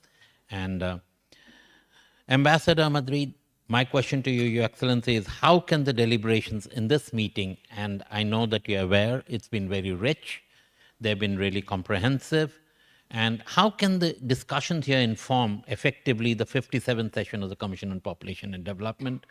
What role do you foresee? How do you see the outcomes reflected there, and what role do you foresee for Asia-Pacific member states and civil society to really contribute at the global level? Over to you, Ambassador. Yes, thank you once again. And really, that's the main reason that I'm here, because I do think that these regional reviews are fundamental to the CPD, the global review. And I just arrived today. Unfortunately, I missed the morning, but I'm here and I'm happy to meet with anybody bilaterally to discuss further how your specific countries could contribute to the CPD. But again, just going back to 2014, we're at the 10-year mark in the different regions, and I think that these regional reviews facilitate the sharing of best practices, lessons learned, innovative approaches that tailor to each unique region and how your priorities. And I really invite you to bring these to the global level at the CPD next year. So I invite you to come to the CPD next year. And during the CPD, I have the intention to organize a panel with the chairs of the regional reviews. And this would not only ensure that the results of these reviews are brought to the attention of the global community, but again, would also facilitate the exchange of experiences and allow us to draw lessons that can be applied across different regions going forward. So please come, and please, I will work with the chairs to organize that panel. Then for civil society, as you know, the resolutions adopted by the CPD are a fundamental advocacy tool for civil society organizations to advocate with governments and with other stakeholders on how to implement these population and development agendas. And then just very concretely, there are many opportunities during the CPD. I invite you to look at the website of the CPD to get the specifics, but there will be oral statements by civil society. You can participate in the general debate with submitted written inputs in some of the panel discussions. There will be dedicated briefings and consultations and side events that civil society can be a part of. But let me reiterate once again, beyond these very concrete roles, again, I think that the important thing is the political actions that we must take as a global community and as a regional community coming together at the global level. I represent member states, a member state, and as member states, we have a great responsibility to, as I've been saying, to take the elements that are already on the table, the ICPD program of action, the 20-year review of the ICPD, to really stop disagreeing about things that are understood and really act. We really must act. And one of the things, again, is that demographic trends change slowly over time. We need to take proactive measures to shape our future outcomes. And this is particularly important at the global level as we look towards the Summit of the Future, which will stress the importance of intergenerational solidarity, which will in turn require a demographic foresight. So, the issue of demographics, an issue of ICPD, is fundamental to the Summit of the Future. And once again, we can't do it alone. This is why we need partnerships across all sectors, of course, including civil society. We need to work together strategically if we want to live up to the demands of people's well-being and to take sustainability of our planet seriously. So thank you so much.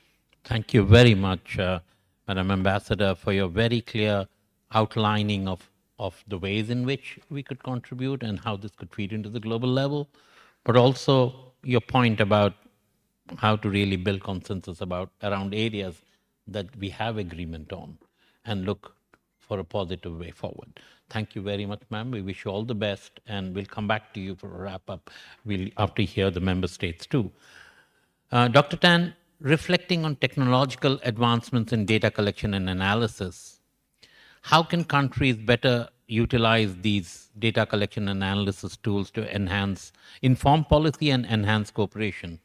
And can you answer this, taking into account how China utilizes giant strides in digital technology for population and development? Okay, thank you for your question. Indeed, China's population data collection analysis in China has greatly benefited from the advancement of information technology. I just give you several examples. Utilization of information technology has made demographic data collection more timely and accurate. Give you an example of the 2020 census of China. It adopted electronic data collection instead of traditional paper questionnaire. You can imagine it's a 1.4 billion population, and the data was cross-checked and with information from various sources, including big data, and administrative records. And this innovation results in a remarkable reduction of the undercount rate to 0.05%. Significant enhance the overall data quality. And as for administrative records, currently China has established information system for vital statistical, including births, include but not limited to birth, death, and marriage. And data sharing, is always a challenger. And initiative such as established of a collaborative mechanism between multiple government departments has been taken and facilitate data verification and integration from multiple resources. And, I expect China will no need to conduct a census every 10 years in the future. And the administrative records will sufficient to meet data requirement. And second, I think information systems have also provided robust data support for policy making. For example, in pursuit of the goal of eradicating absolute poverty by 2020, the Chinese government has established a database for impoverished family, which also recording the causes of poverty and the assistance they have received. This data allows for the target assistance based on various poverty causes. I could not imagine if there is no such a database, how China can lift 98.99 million impoverished rural residents out of absolute poverty. And attention is also paid to improve population projection methods and projection result at taking into development plan adjustment of China's fertility policies. And China have a development population software called PATISIN, which was provide user-friendly interface and accurate result, and was used for many policy-making decisions, both domestic and internationally. And I would like to say demographic data is fundamental as strategic components for development. I believe that application of information technology in data collecting and analysis can be a key areas for capacity building on South-South cooperation. Actually, several training workshops on it has been held in China with participation of technical staff from developing countries. Hopefully, I think China's experience and technology can be learned and utilized to benefit other developing countries. Thank you. Thank you very much for being exactly on time. Mr. Shavishvili, I'm going to move on fast and ask you also to be equally succinct as you did. Using Georgia's experience, could you discuss any successful example of using enhanced data and statistical methodology through which we could inform effective population and development policy? Thank you. Georgia has made significant strides in using enhanced data and statistical methodologies to inform population and development policies. I have some examples. Georgia has been working to collect gender disaggregated data to address gender inequalities. This data has been used to develop policies and programs that promote gender equality and women's empowerment. Georgia has implemented the integrated household surveys that collect a wide range of data, including social, economic, health, and education indicators. These surveys provide a comprehensive understanding of living conditions and have been crucial for designing poverty reduction and social welfare programs. The integration of geospatial data with demographic and socio-economic information has improved the government's ability to target development interventions effectively. This approach has been instrumental in urban planning, disaster risk reduction, and infrastructure development. My country also has improved its health information systems to track disease outbreaks, monitor healthcare service delivery, and make evidence-based decisions in the health sector. This has been especially important during public health emergencies. Labor market data collection and analysis have been enhanced to provide insights into employment trends, skills gaps, and labor force participation. This information informs education and training policies and workforce development strategies. Also, Georgia has launched open data initiatives to increase transparency and access to microdata. This has empowered researchers, civil society organizations, and public public to use the analyzed data for various purposes. Also, we are planning to conduct fully digitalized population and housing census since 2024. This modernization allows for more accurate and timely data collection, enabling the government to make informed decisions regarding to resource allocation, infrastructure development, and service provision.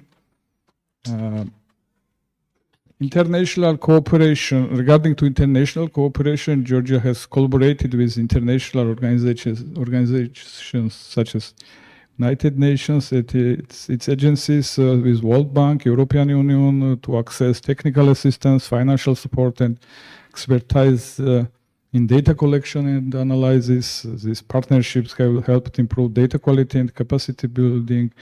UNFPA has been an invaluable partner, and I would like to extend my sincerest gratitude to their continued support and assistance to Geostat over the past few decades. In particular, their contribution in enhancing the quality of demographic data and collection and analysis have been crucial. Yes. As regarding to regional cooperation as a country in the South Caucasus, Georgia has participated in regional initiatives to harmonize statistical methodologies and promote data sharing among neighboring countries. This regional cooperation has improved cross-border data comparability and facilitated exchange of best practices. Thank you very much.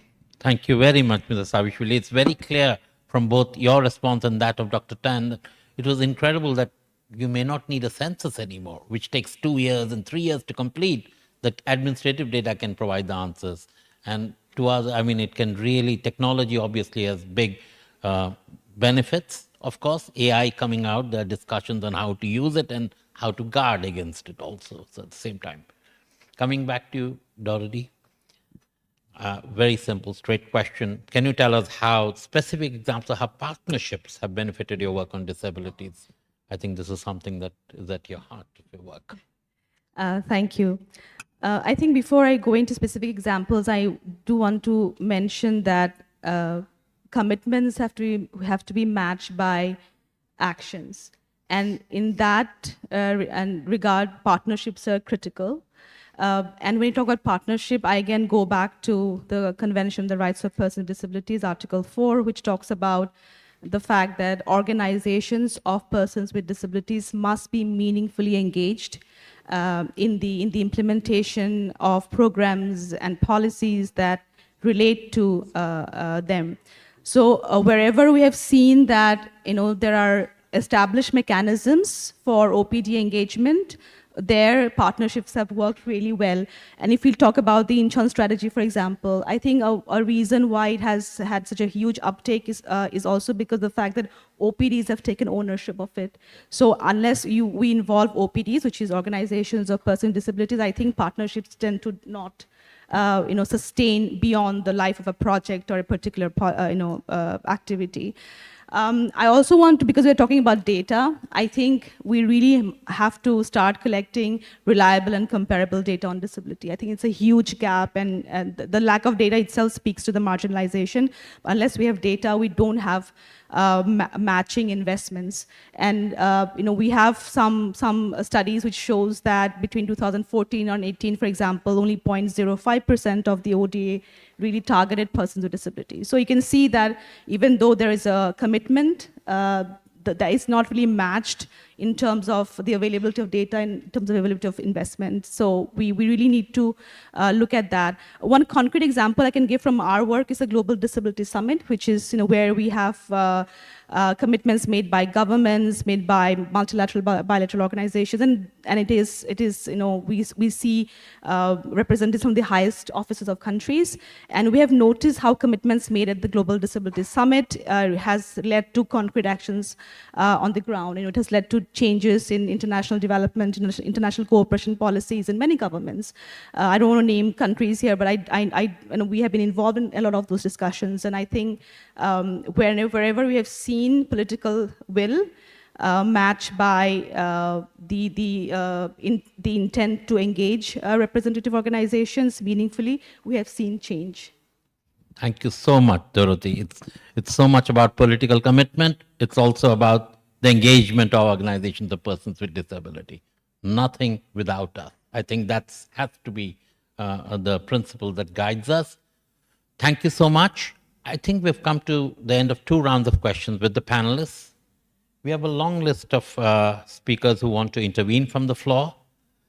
We have limited time, so I'm going to request that speakers limit themselves to 2 minutes each so that we hear as many of the interventions as possible. Please don't get offended if I remind you of the time. So keep looking up on the screen where the timer will be running. So please do not think badly of us if I just remind you that you're running over time. So without much ado, I'd like to start.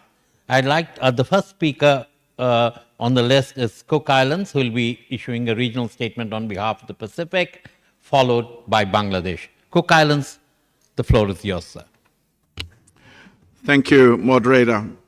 I am delivering this intervention on behalf of the 14 Pacific Small Island Developing States on the theme of our round table. It's a bonus to have them in our interactive discussion today. Moderator, regional cooperation and partnership are fundamental in achieving inclusive social development, including the 2030 Agenda, the 2013 Asia-Pacific Ministerial Declaration, and the ICPD Program of Action. Pacific regional cooperation has proven to be successful in many areas, such as fisheries, trade, transport, and ICT, and it continues to bridge the gap by strengthening the ability of our countries spread across the Blue Continent. Pacific leaders have recognized the necessity of close cooperation and coordination since 2014, when they adopted the framework for Pacific regionalism. They committed to working together to address Pacific common challenges, harness shared strength, and ensure that our individual and collective advancement brings practical benefits to all Pacific people. Pacific regional cooperation was further strengthened in 2022 when Pacific leaders adopted the 2050 strategy for the Blue Pacific continent and now its implementation plan. As the midterm review of the 2030 Agenda is fast approaching, the Pacific continues to stand together as one. We understand that there are significant benefits to sharing and combining our resources to leverage our voice, influence, and competitiveness, and to overcome geographical and demographical disadvantages.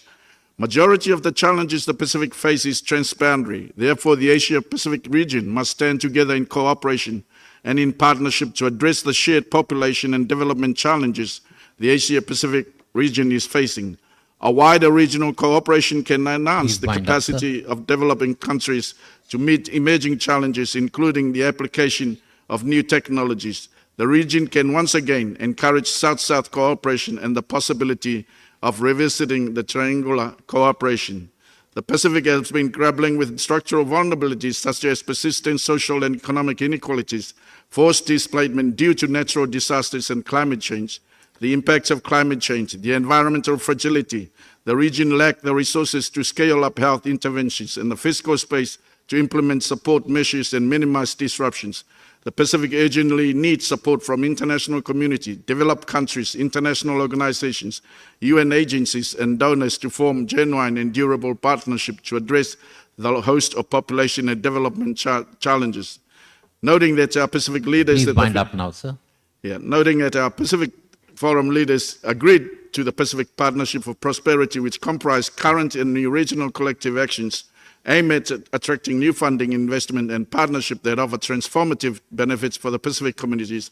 The Pacific Partnership for prosperity proposed regional collective actions that will provide impactful early wins and effective channeled forum development partners' efforts towards regional priorities as determined by forum members. Thank you. Thank you very much, sir. I apologize I had to interrupt, but we will be able to post the longer statement on the website. So it's a very important statement and we will post it, and thank you for sharing your experiences. The next speaker is a distinguished delegate from Bangladesh, to be followed by Malaysia. Bangladesh, the floor is yours, please. Mr. Moderator, panelists and excellencies, in connection to the discussion of this panel, Bangladesh underscores the paramount importance of fostering robust partnerships and regional cooperation in regional and sub-regional levels. In an interconnected world facing shared challenges, collaboration is not merely a choice, but an imperative for achieving sustainable development and ensuring the well-being of all citizens. Bangladesh government underlines its unwavering commitment to improve regional cooperation in addressing common agendas such as poverty, climate change, gender equality, SRHR, family planning, and universal healthcare to achieve the targets of the Sustainable Development Goal 17. We've heard from civil society and young people at this conference the whole day today. On that note, we recognize that the integration of population and the development agenda in the national planning process, including the costed action plan on ending gender-based violence and ending child marriage, initiating family planning programs, received technical support of the UNFPA and implemented through a number of government and civil society bodies, reaffirming our commitment of a robust civil society presence in the development initiatives. Also, Bangladesh is an active participant in South-South cooperation. We emphasize that UN organizations, bodies concerned with regional and international development cooperation can provide capacity building and technical support to member states and offer new partnerships to government agencies, for example, providing support to address data gaps and financing. Bangladesh values the adopted Asian and Pacific Ministerial Declaration from the 6th APCC, where healthcare, education, gender equality, climate vulnerability, migration trending, capacity building of the young generation, and many more areas of progress require cross-cutting regional initiatives. Exchange of ideas, best practices, knowledge, and resources for youth, scientists, government, and non-government actors in the region can accelerate progress toward achieving the Sustainable Development Goals, leaving no one behind. Mr. Moderator, thank you. Thank you very much, distinguished delegate from Bangladesh. I move now to the distinguished delegate from Malaysia, to be followed by the delegation of India. Distinguished delegate of Malaysia, your floor is yours. Thank you, Mr. Moderator. As we have mentioned earlier in our country statement, Malaysia recognizes the essential role of international collaboration, and Malaysia is dedicated to achieving the shared objectives through these strategic partnerships. A lot have been done in Malaysia, and our efforts extend beyond our national borders. The Kuala Lumpur Declaration on Aging, Empowering Older Persons in ASEAN, adopted in 2015, showcased our commitment to promoting healthy, active, and productive aging, not only within our nation but across the ASEAN community. The establishment of the ASEAN-wide research networking on aging project in collaboration with National Population and Family Development Board, funded by the Japan ASEAN Integration Fund, further underscores our dedication to advancing research and knowledge in the field of aging. Looking ahead, our policies align with the 12th Malaysia Plan, emphasizing a green growth agenda and inclusivity. In the face of climate change, Malaysia adopts a resource-efficient, climate-resilient model, emphasizing sustainable consumption and production. Malaysia has developed a comprehensive statistics system for compiling and disseminating SDG indicators, enhancing planning and monitoring capabilities. Malaysia is also actively engaging in collaborative partnerships and regional initiatives, and these efforts demonstrate our belief in the importance of partnerships and regional cooperation in addressing multifaceted challenges. Thank you and terima kasih. Thank you very much, distinguished delegate from Malaysia. I now have the honor to move to the distinguished delegate of India, to be followed by the distinguished delegate of Japan. India, the floor is yours. Thank you, Mr. Moderator. The Government of India recognizes the pivotal role of partnership and regional cooperation to achieving success in implementation of Sustainable Development Goals. In a spirit of cooperation, India is stepping up developmental partnership with fellow developing countries through a model of South-South and triangular cooperation, including in partnership with various UN agencies, funds, and programs. One of the critical emphases of the Indian G20 presidency in 2023 was to voice the needs and perspectives of the Global South in the G20. Developmental financing, macroeconomic vulnerabilities, and maximizing the full potential of digital public infrastructure for achieving inclusive growth are the issues on which India's priorities have been hoisted. India is keen to pursue regional cooperation for effective policy making, especially on common population concerns such as trafficking of women and children, for sexual exploitation and for labor. Hunger and malnutrition and a wide range of other issues are shared priorities for across countries in Asia and the Pacific. India believes that countries of the region will benefit from regional cooperation by sharing best practices and learning from one another through knowledge exchange and transfer. For instance, India's experience on addressing the issue of malnutrition by reaching out to nearly 100 million mothers and children through the innovative Poshan Tracker digital governance tool can be of immense use to many of the Asia-Pacific countries. Through the Poshan Tracker, India has effectively leveraged technology for real-time identification of stunting, wasting, underweight prevalence among children, and last-mile tracking of nutrition service delivery.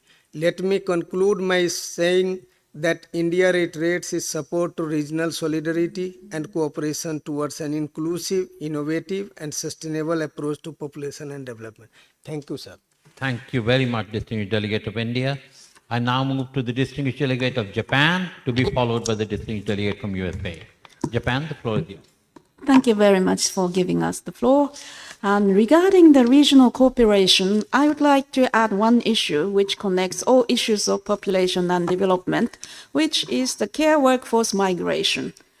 With the population aging and the care needs increase, and we cannot always depend on the unpaid work of women, and the skilled care personnel is lacking.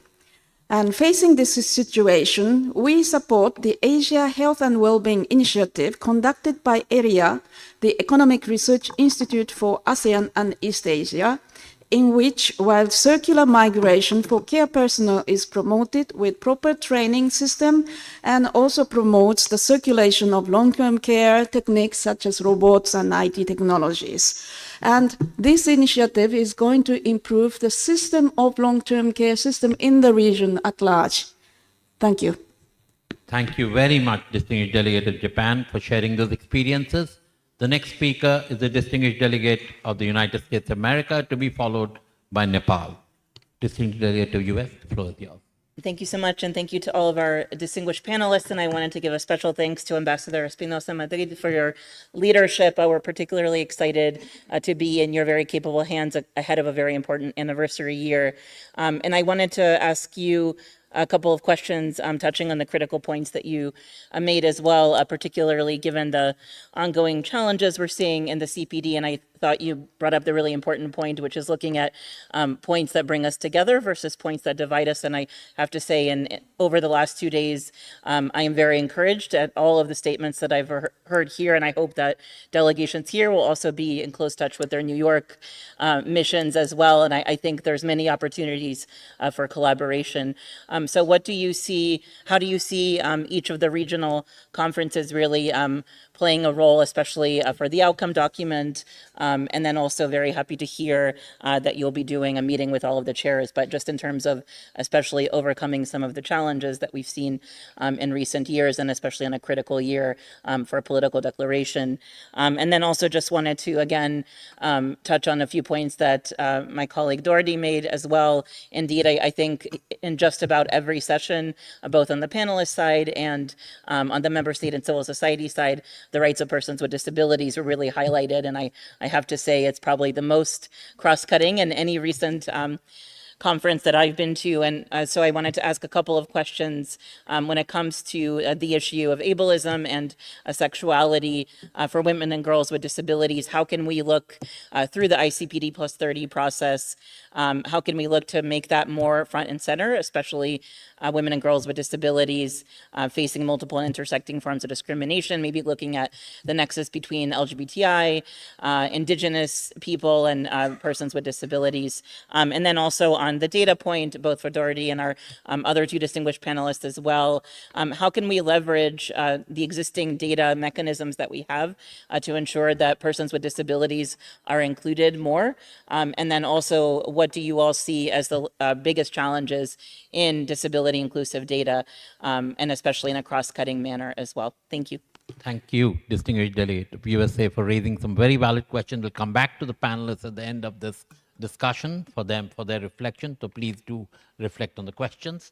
The next speaker is the distinguished delegate from the Philippines, to be followed by the distinguished delegate from the Islamic Republic of Iran. Philippines, the floor is yours. Thank you, Mr. Moderator, distinguished panelists, and esteemed colleagues.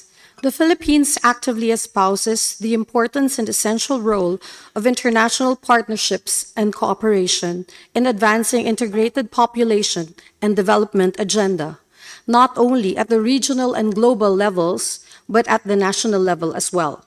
This emanates from the recognition that more than ever, the current global dynamics and issues are affecting national socioeconomic conditions, particularly those related to human resource. To foster global cooperation and to create a platform for learning and knowledge sharing, the Philippines has an active South-South cooperation arrangement with the People's Republic of Indonesia on population, reproductive health, and gender equality concerns. We continue to expand this cooperation through knowledge-sharing mechanisms with other countries in Southeast Asia. We also continue to work with various United Nations agencies and other development partners to foster cooperation in addressing national population and development concerns through financial support and technical cooperation. Moreover, in line with our commitment towards the attainment of the Sustainable Development Goals, we continue to improve our mechanisms to monitor our progress in achieving the SDG targets. For this purpose, we have adopted the SDG indicators in the results framework of the Philippine Development Plan, which is overall development blueprint of our country. The Philippines remains committed in fostering global cooperation for people-centered development. Thank you very much. Thank you very much, distinguished delegate from the Philippines. I turn now to the distinguished delegate of the Islamic Republic of Iran, to be followed by the delegate from Nepal. Islamic Republic Thank of you Iran. very much, Mr. Moderator. I would like to extend my appreciation to the panelists for their insightful and thought-provoking remarks. Distinguished participants, today I would like to shed light on Iran's perspective and the most pressing issues we have been facing in regard to the population growth and aging. Firstly, as a result of implementing the guidelines of the ICPD 1994 and our first development plan, we have encountered a significant decrease in our fertility rate as a consequence. From the 1980s until now, our fertility rate has dropped from 6.5 children to concerning 1.6 children per woman in 2022. This rapid decline necessitated a review of our population strategies to avoid the detrimental effects of an aging population. To address this challenge head-on, Iran has adopted a new strategy notified by the Supreme Leader from 2014 and enacted a law in 2021 that provides incentives in the areas of prenatal and postnatal care services, prevention and treatment of infertility, as well as full and free coverage of infertility treatments, among others. These measures aim to encourage couples to have more children and promote a sustainable population growth rate. Given our experience, Iran is keen to share its best practices with other countries facing the same problems in the region. We believe that cooperation and partnership among nations facing similar problems and challenges is crucial to finding effective solutions. We stand ready to collaborate and extend our support to address issues related to low fertility rates, aging population, and population growth decline. Moreover, it's imperative to raise awareness on the consequences that adopting strict family planning policies can have, especially in countries like Iran that need a younger population for its development and growth. On Iran's part, we are committed to fostering regional cooperation in the field of population growth. We believe that by exchanging experience, share research findings, and promoting dialogue, we can lay the ground for the successful collaborative efforts, and we are ready to engage in joint initiatives, research projects, and technical assistance programs to address the pressing challenges faced by many nations in the region.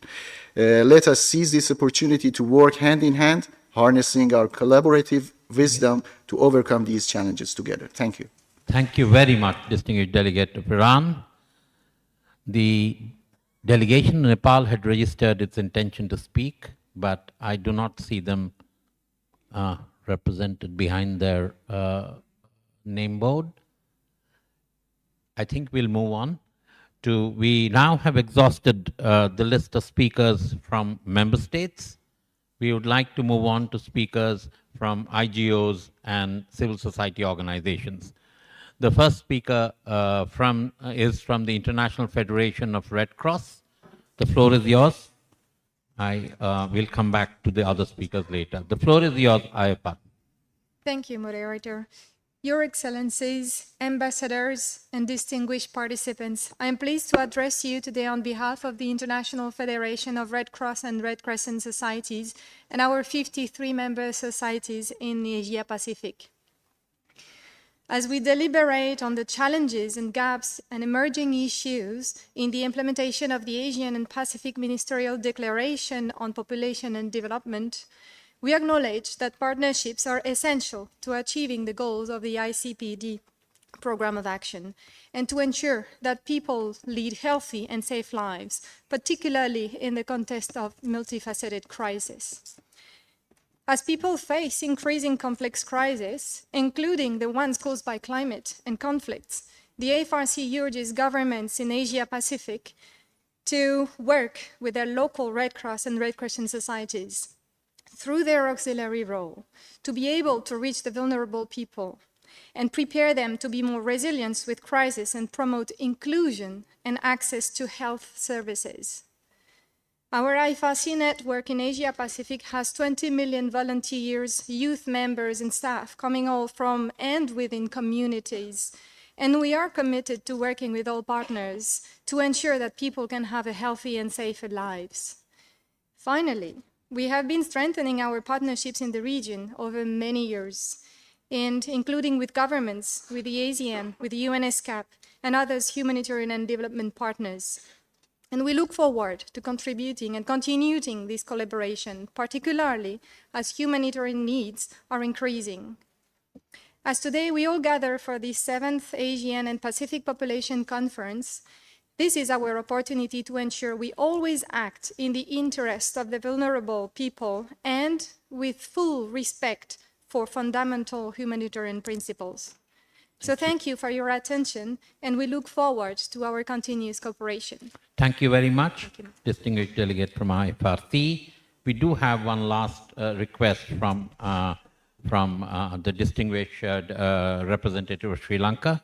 The floor is yours, ma'am. Thank you for giving me the opportunity. Excellencies, distinguished participant, moderator, I am Shiranti Ratnayaka from Sri Lanka. I will speak about Sri Lanka's experience, plans, and progress in climate change and mitigation. Climate change has become a major threat looming over the economic and social development of the country. Unmistakable signs of climate change are manifested by the growing frequency and intensity of extreme climate events in the critical journey towards climate resilience. Fostering strong partnership among nations is indispensable for a unified and effective global response. Partnership facilitates the exchange of information and best practices among different organizations. Collaborative partnership often foster innovation by bringing together diverse perspective and expertise. This is especially important in delivering on Sri Lanka's strong commitment on the NDCs on climate action. Sri Lanka has ranked as the one of the climatologically vulnerable country given the cross-cutting nature of climate change impact. The public sector response strategy is oriented towards mainstreaming while implies implementing activities pertaining to adaptation, mitigation, and loss and damage management through relevant existing sectoral agencies. Major milestones of this process include formulating the National Climate Change Policy. It is in the final stage now. Further, when it consider the program and projects, we have included the DRR approach in our project appraisal process. We will link our social registry with the disaster data to bring the adaptive social protection scheme. Moreover, we are giving utmost priority to create a green economy in Sri Lanka to face the future with strength. The climate prosperity plan is the basis for the future vision for the sustainable development agenda. To this end, Climate Finance Unit established in the Treasury Department with the highest level of policy support and steps are being taken to create the institutional structure that will support the implementation of Sri Lanka's climate prosperity plan. Sri Lanka will be set up the Climate Change University. The International Climate University will double as a center of excellence and for research oriented activities in the area of climate while promoting local and international collaboration as well as linking available expertise including government and private sector academia. Sri Lanka welcome collaboration partnership in addressing climate change including knowledge generation, risk mitigation, financing, sustainable solution. Thank you. Thank you very much, ma'am. We have one last request, distinguished delegate of Pakistan. So please, we would be grateful to stick within the time because the interpreters are only available till 5. So that is my only request. Thank you very much, ma'am. Thank you very much for giving me a chance. And I'm sorry I missed one opportunity to say something about climate change in Pakistan, and which I think is very important and should be brought into the notice and knowledge of the audience. Pakistan, situated with highly vulnerable to the impact of climate change due to its geographical location and diverse ecosystem. The vulnerability has starkly been illustrated in 2 recent floods, which has happened in 30 years. It is like 3-fold the annual rainfalls. The aftermath of these floods had been staggering. It has affected some 80 districts across the country and taking some 1,731 lives and causing a damage for more than $30 billion. So in case of Pakistan, the implication of climate change, population dynamic, and sustainable development frameworks are evident. The nation ranks among the 10 most affected climate change facing extreme weather events that necessitate urgent adaptation and resilience strategies. And we are just contributing less than 1% to the climate degradation. So we are just looking forward to favor of the world to look into this matter, and let us not just talk about the change, let us be the change for our planet and for our shared future and for the generation to come. Thank you very much, sir. Thank you very much, distinguished delegate of Pakistan. We have 5 speakers from civil society who have signed up to speak, and we have exactly 8 minutes left on the clock. And we also have to wind up this agenda item, the chairs to wind up the agenda item. So I would ask them to restrict their statements, if possible, to the clear bullets of 1 minute each. So the first speaker on my list is Speak Trust, to be followed by Asian Population Association. Please. The floor is yours, Speak Trust.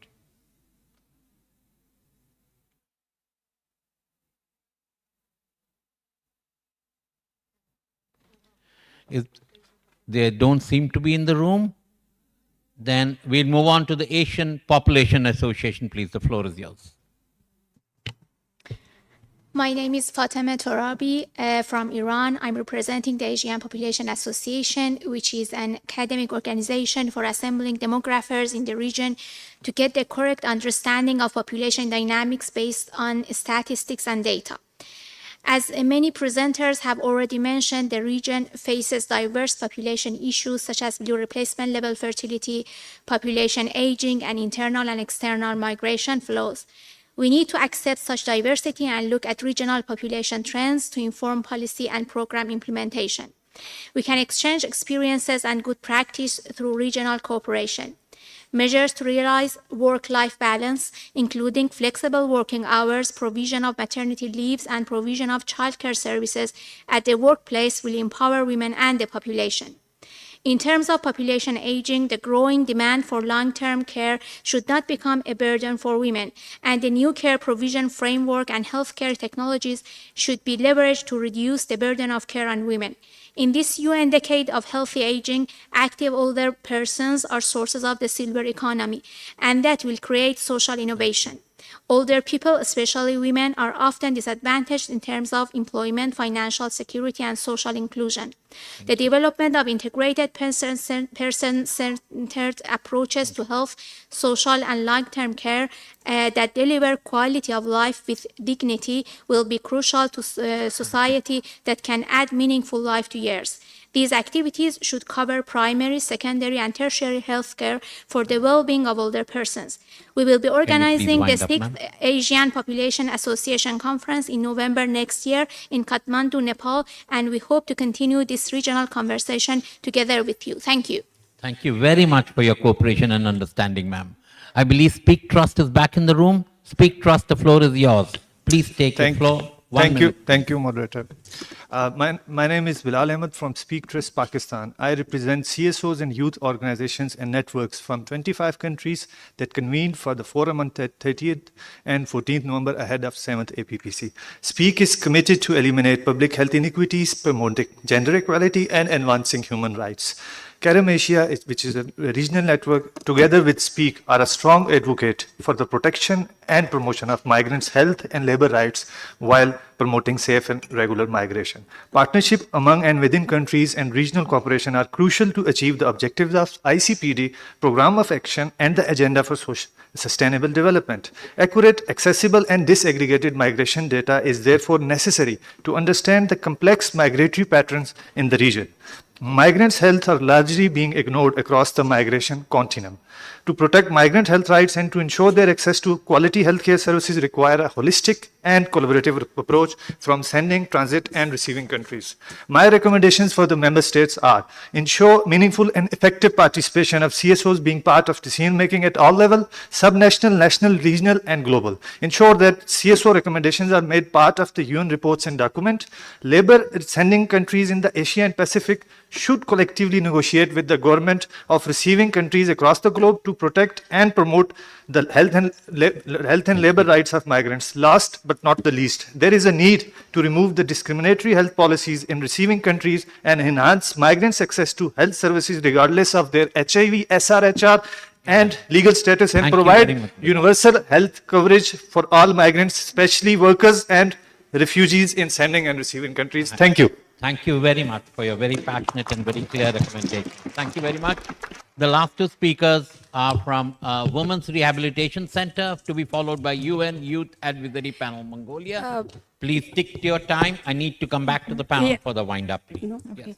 Thank you, Mr. Moderator, for giving us the floor.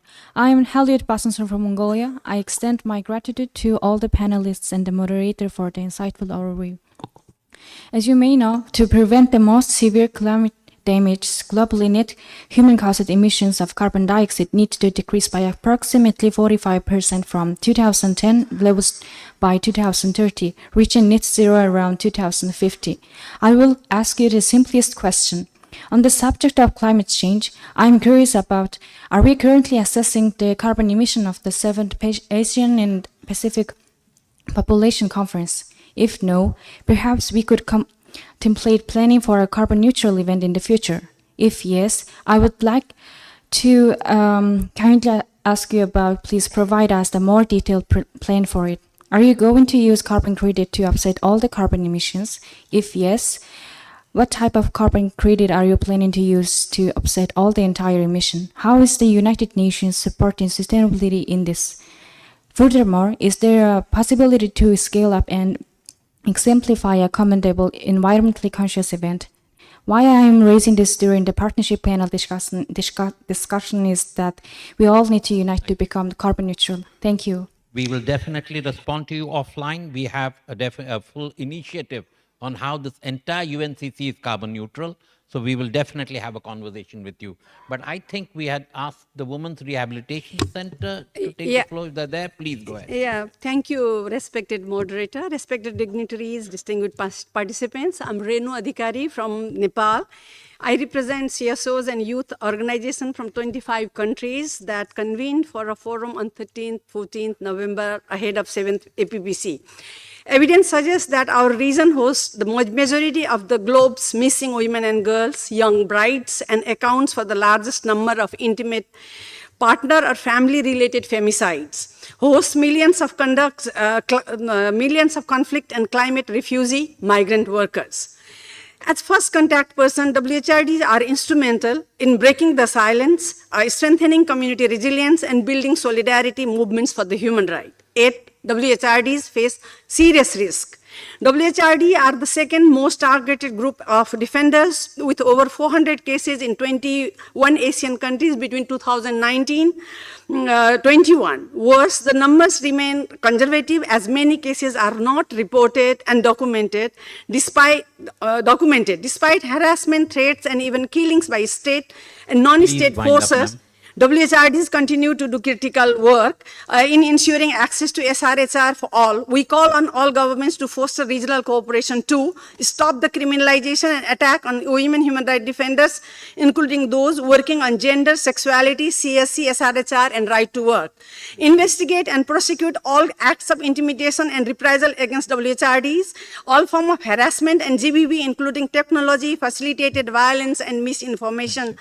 Respect, protect, and fulfill their rights, as well as ensure they and their family members can enjoy freedom of association, expression, and movement in order to carry out their legitimate work. Ensure access to free, equal, quality legal aid services and legal protection for WHRDs. I thank you, Mr. Moderator. Thank you very much for your understanding, ma'am. We have come to the end of our speakers list. I have at last the occasion to come back to our panelists, having waited patiently. Madam Ambassador Madrid, you had a couple of questions specifically addressed to you, a couple to Dorothy, and then on data. But please, within 1 minute, please. Yes, thank you very much. And I will answer my distinguished colleague from the United States. Very nice to see you, because it will address what I wanted to say as closing remarks.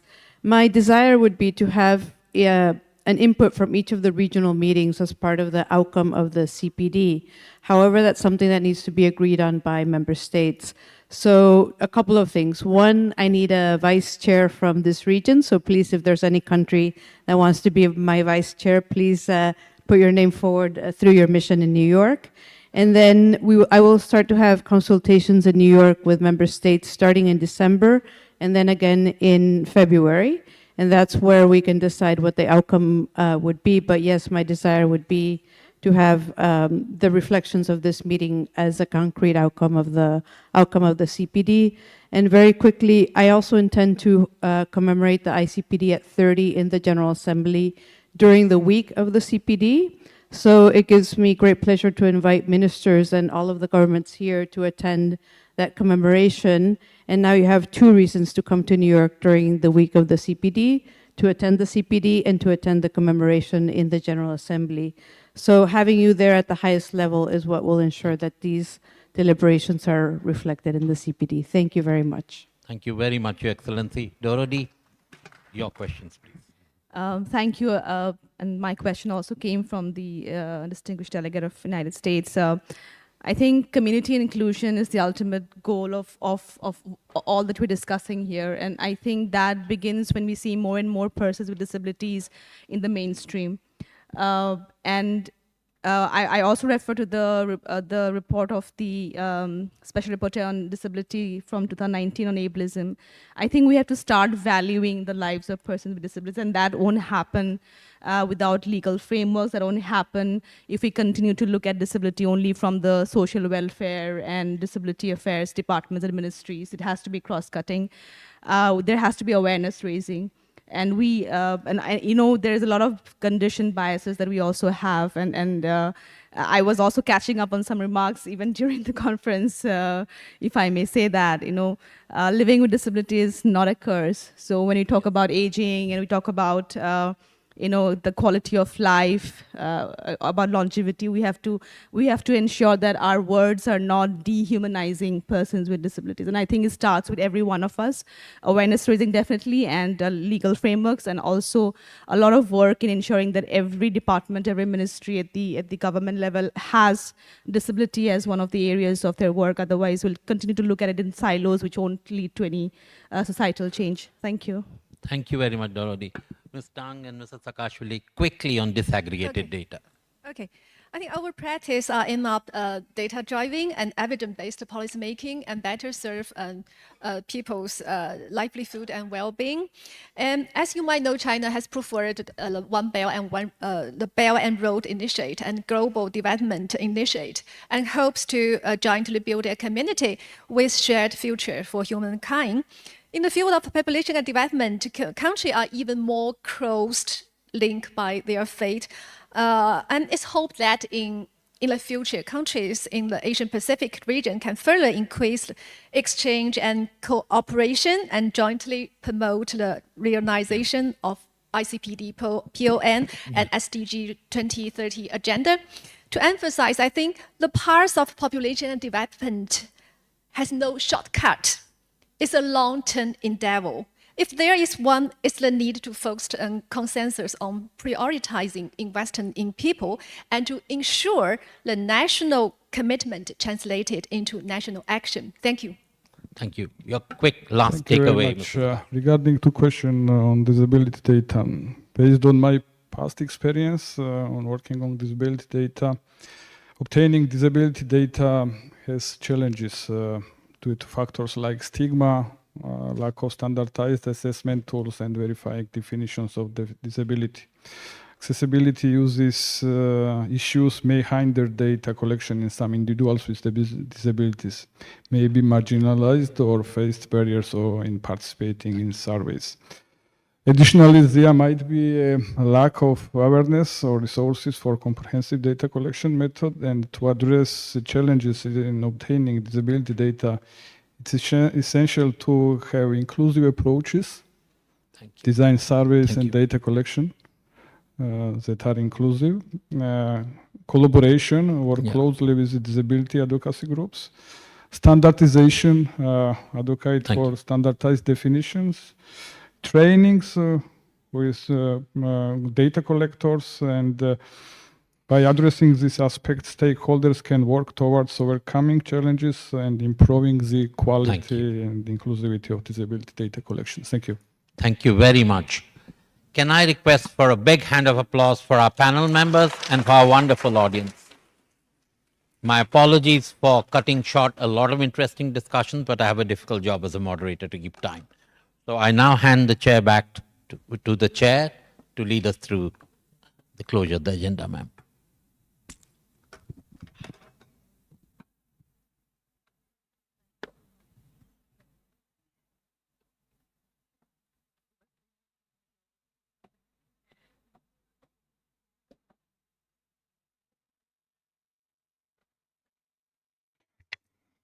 Yeah, thank you very much. Thank you to the moderators for both sessions, as well as the panelists for setting a very lively platform for our discussion. Thank you everyone too for your participation. Now we have exhausted the discussion on the agenda item 3, and I thank you all for sharing your views. Your insights will be summarized and captured in the chair's summary. The Secretariat will prepare a report of this conference for review by midday tomorrow, Friday the 17th of November. The report will be posted on the meeting's website. Kindly note that in line with the streamlined procedures for this meeting, The report of the meeting will be procedural in nature. The chair's summary will be drafted and circulated to members and associate members 1 week after the meeting for fact-checking in consultation with the chair. The meeting will resume tomorrow at 2 here, as well as on Zoom and YouTube to consider agenda items 4 and 5. I look forward to your participation tomorrow. And before you leave, I would like to take this opportunity to invite you to answer the electronic evaluation questionnaire for this meeting. The QR code for the questionnaire is shared on the screen. We will also share it with, by email with the members. And I now invite the Secretary of the meeting to make relevant announcements. Thank you. Thank you very much, Madam Chair and distinguished delegates. Just a kind reminder again, please scan this QR code and evaluate our meeting. This is very important to us. Please note, as was just mentioned, we will resume at 2 p.m. tomorrow afternoon. The report of the meeting will be posted on the meeting website by noon tomorrow, 17 November. There are several side events taking place tomorrow, starting at 10, 3 side events in parallel from 10 to 11:15, and 3 more side events from 12:30 to 1:45. Please consult the meeting website.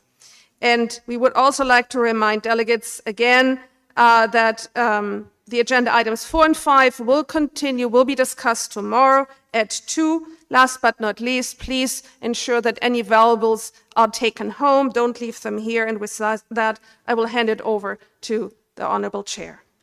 Thank you, Secretariat, and wishing everybody a great evening. The meeting is now adjourned.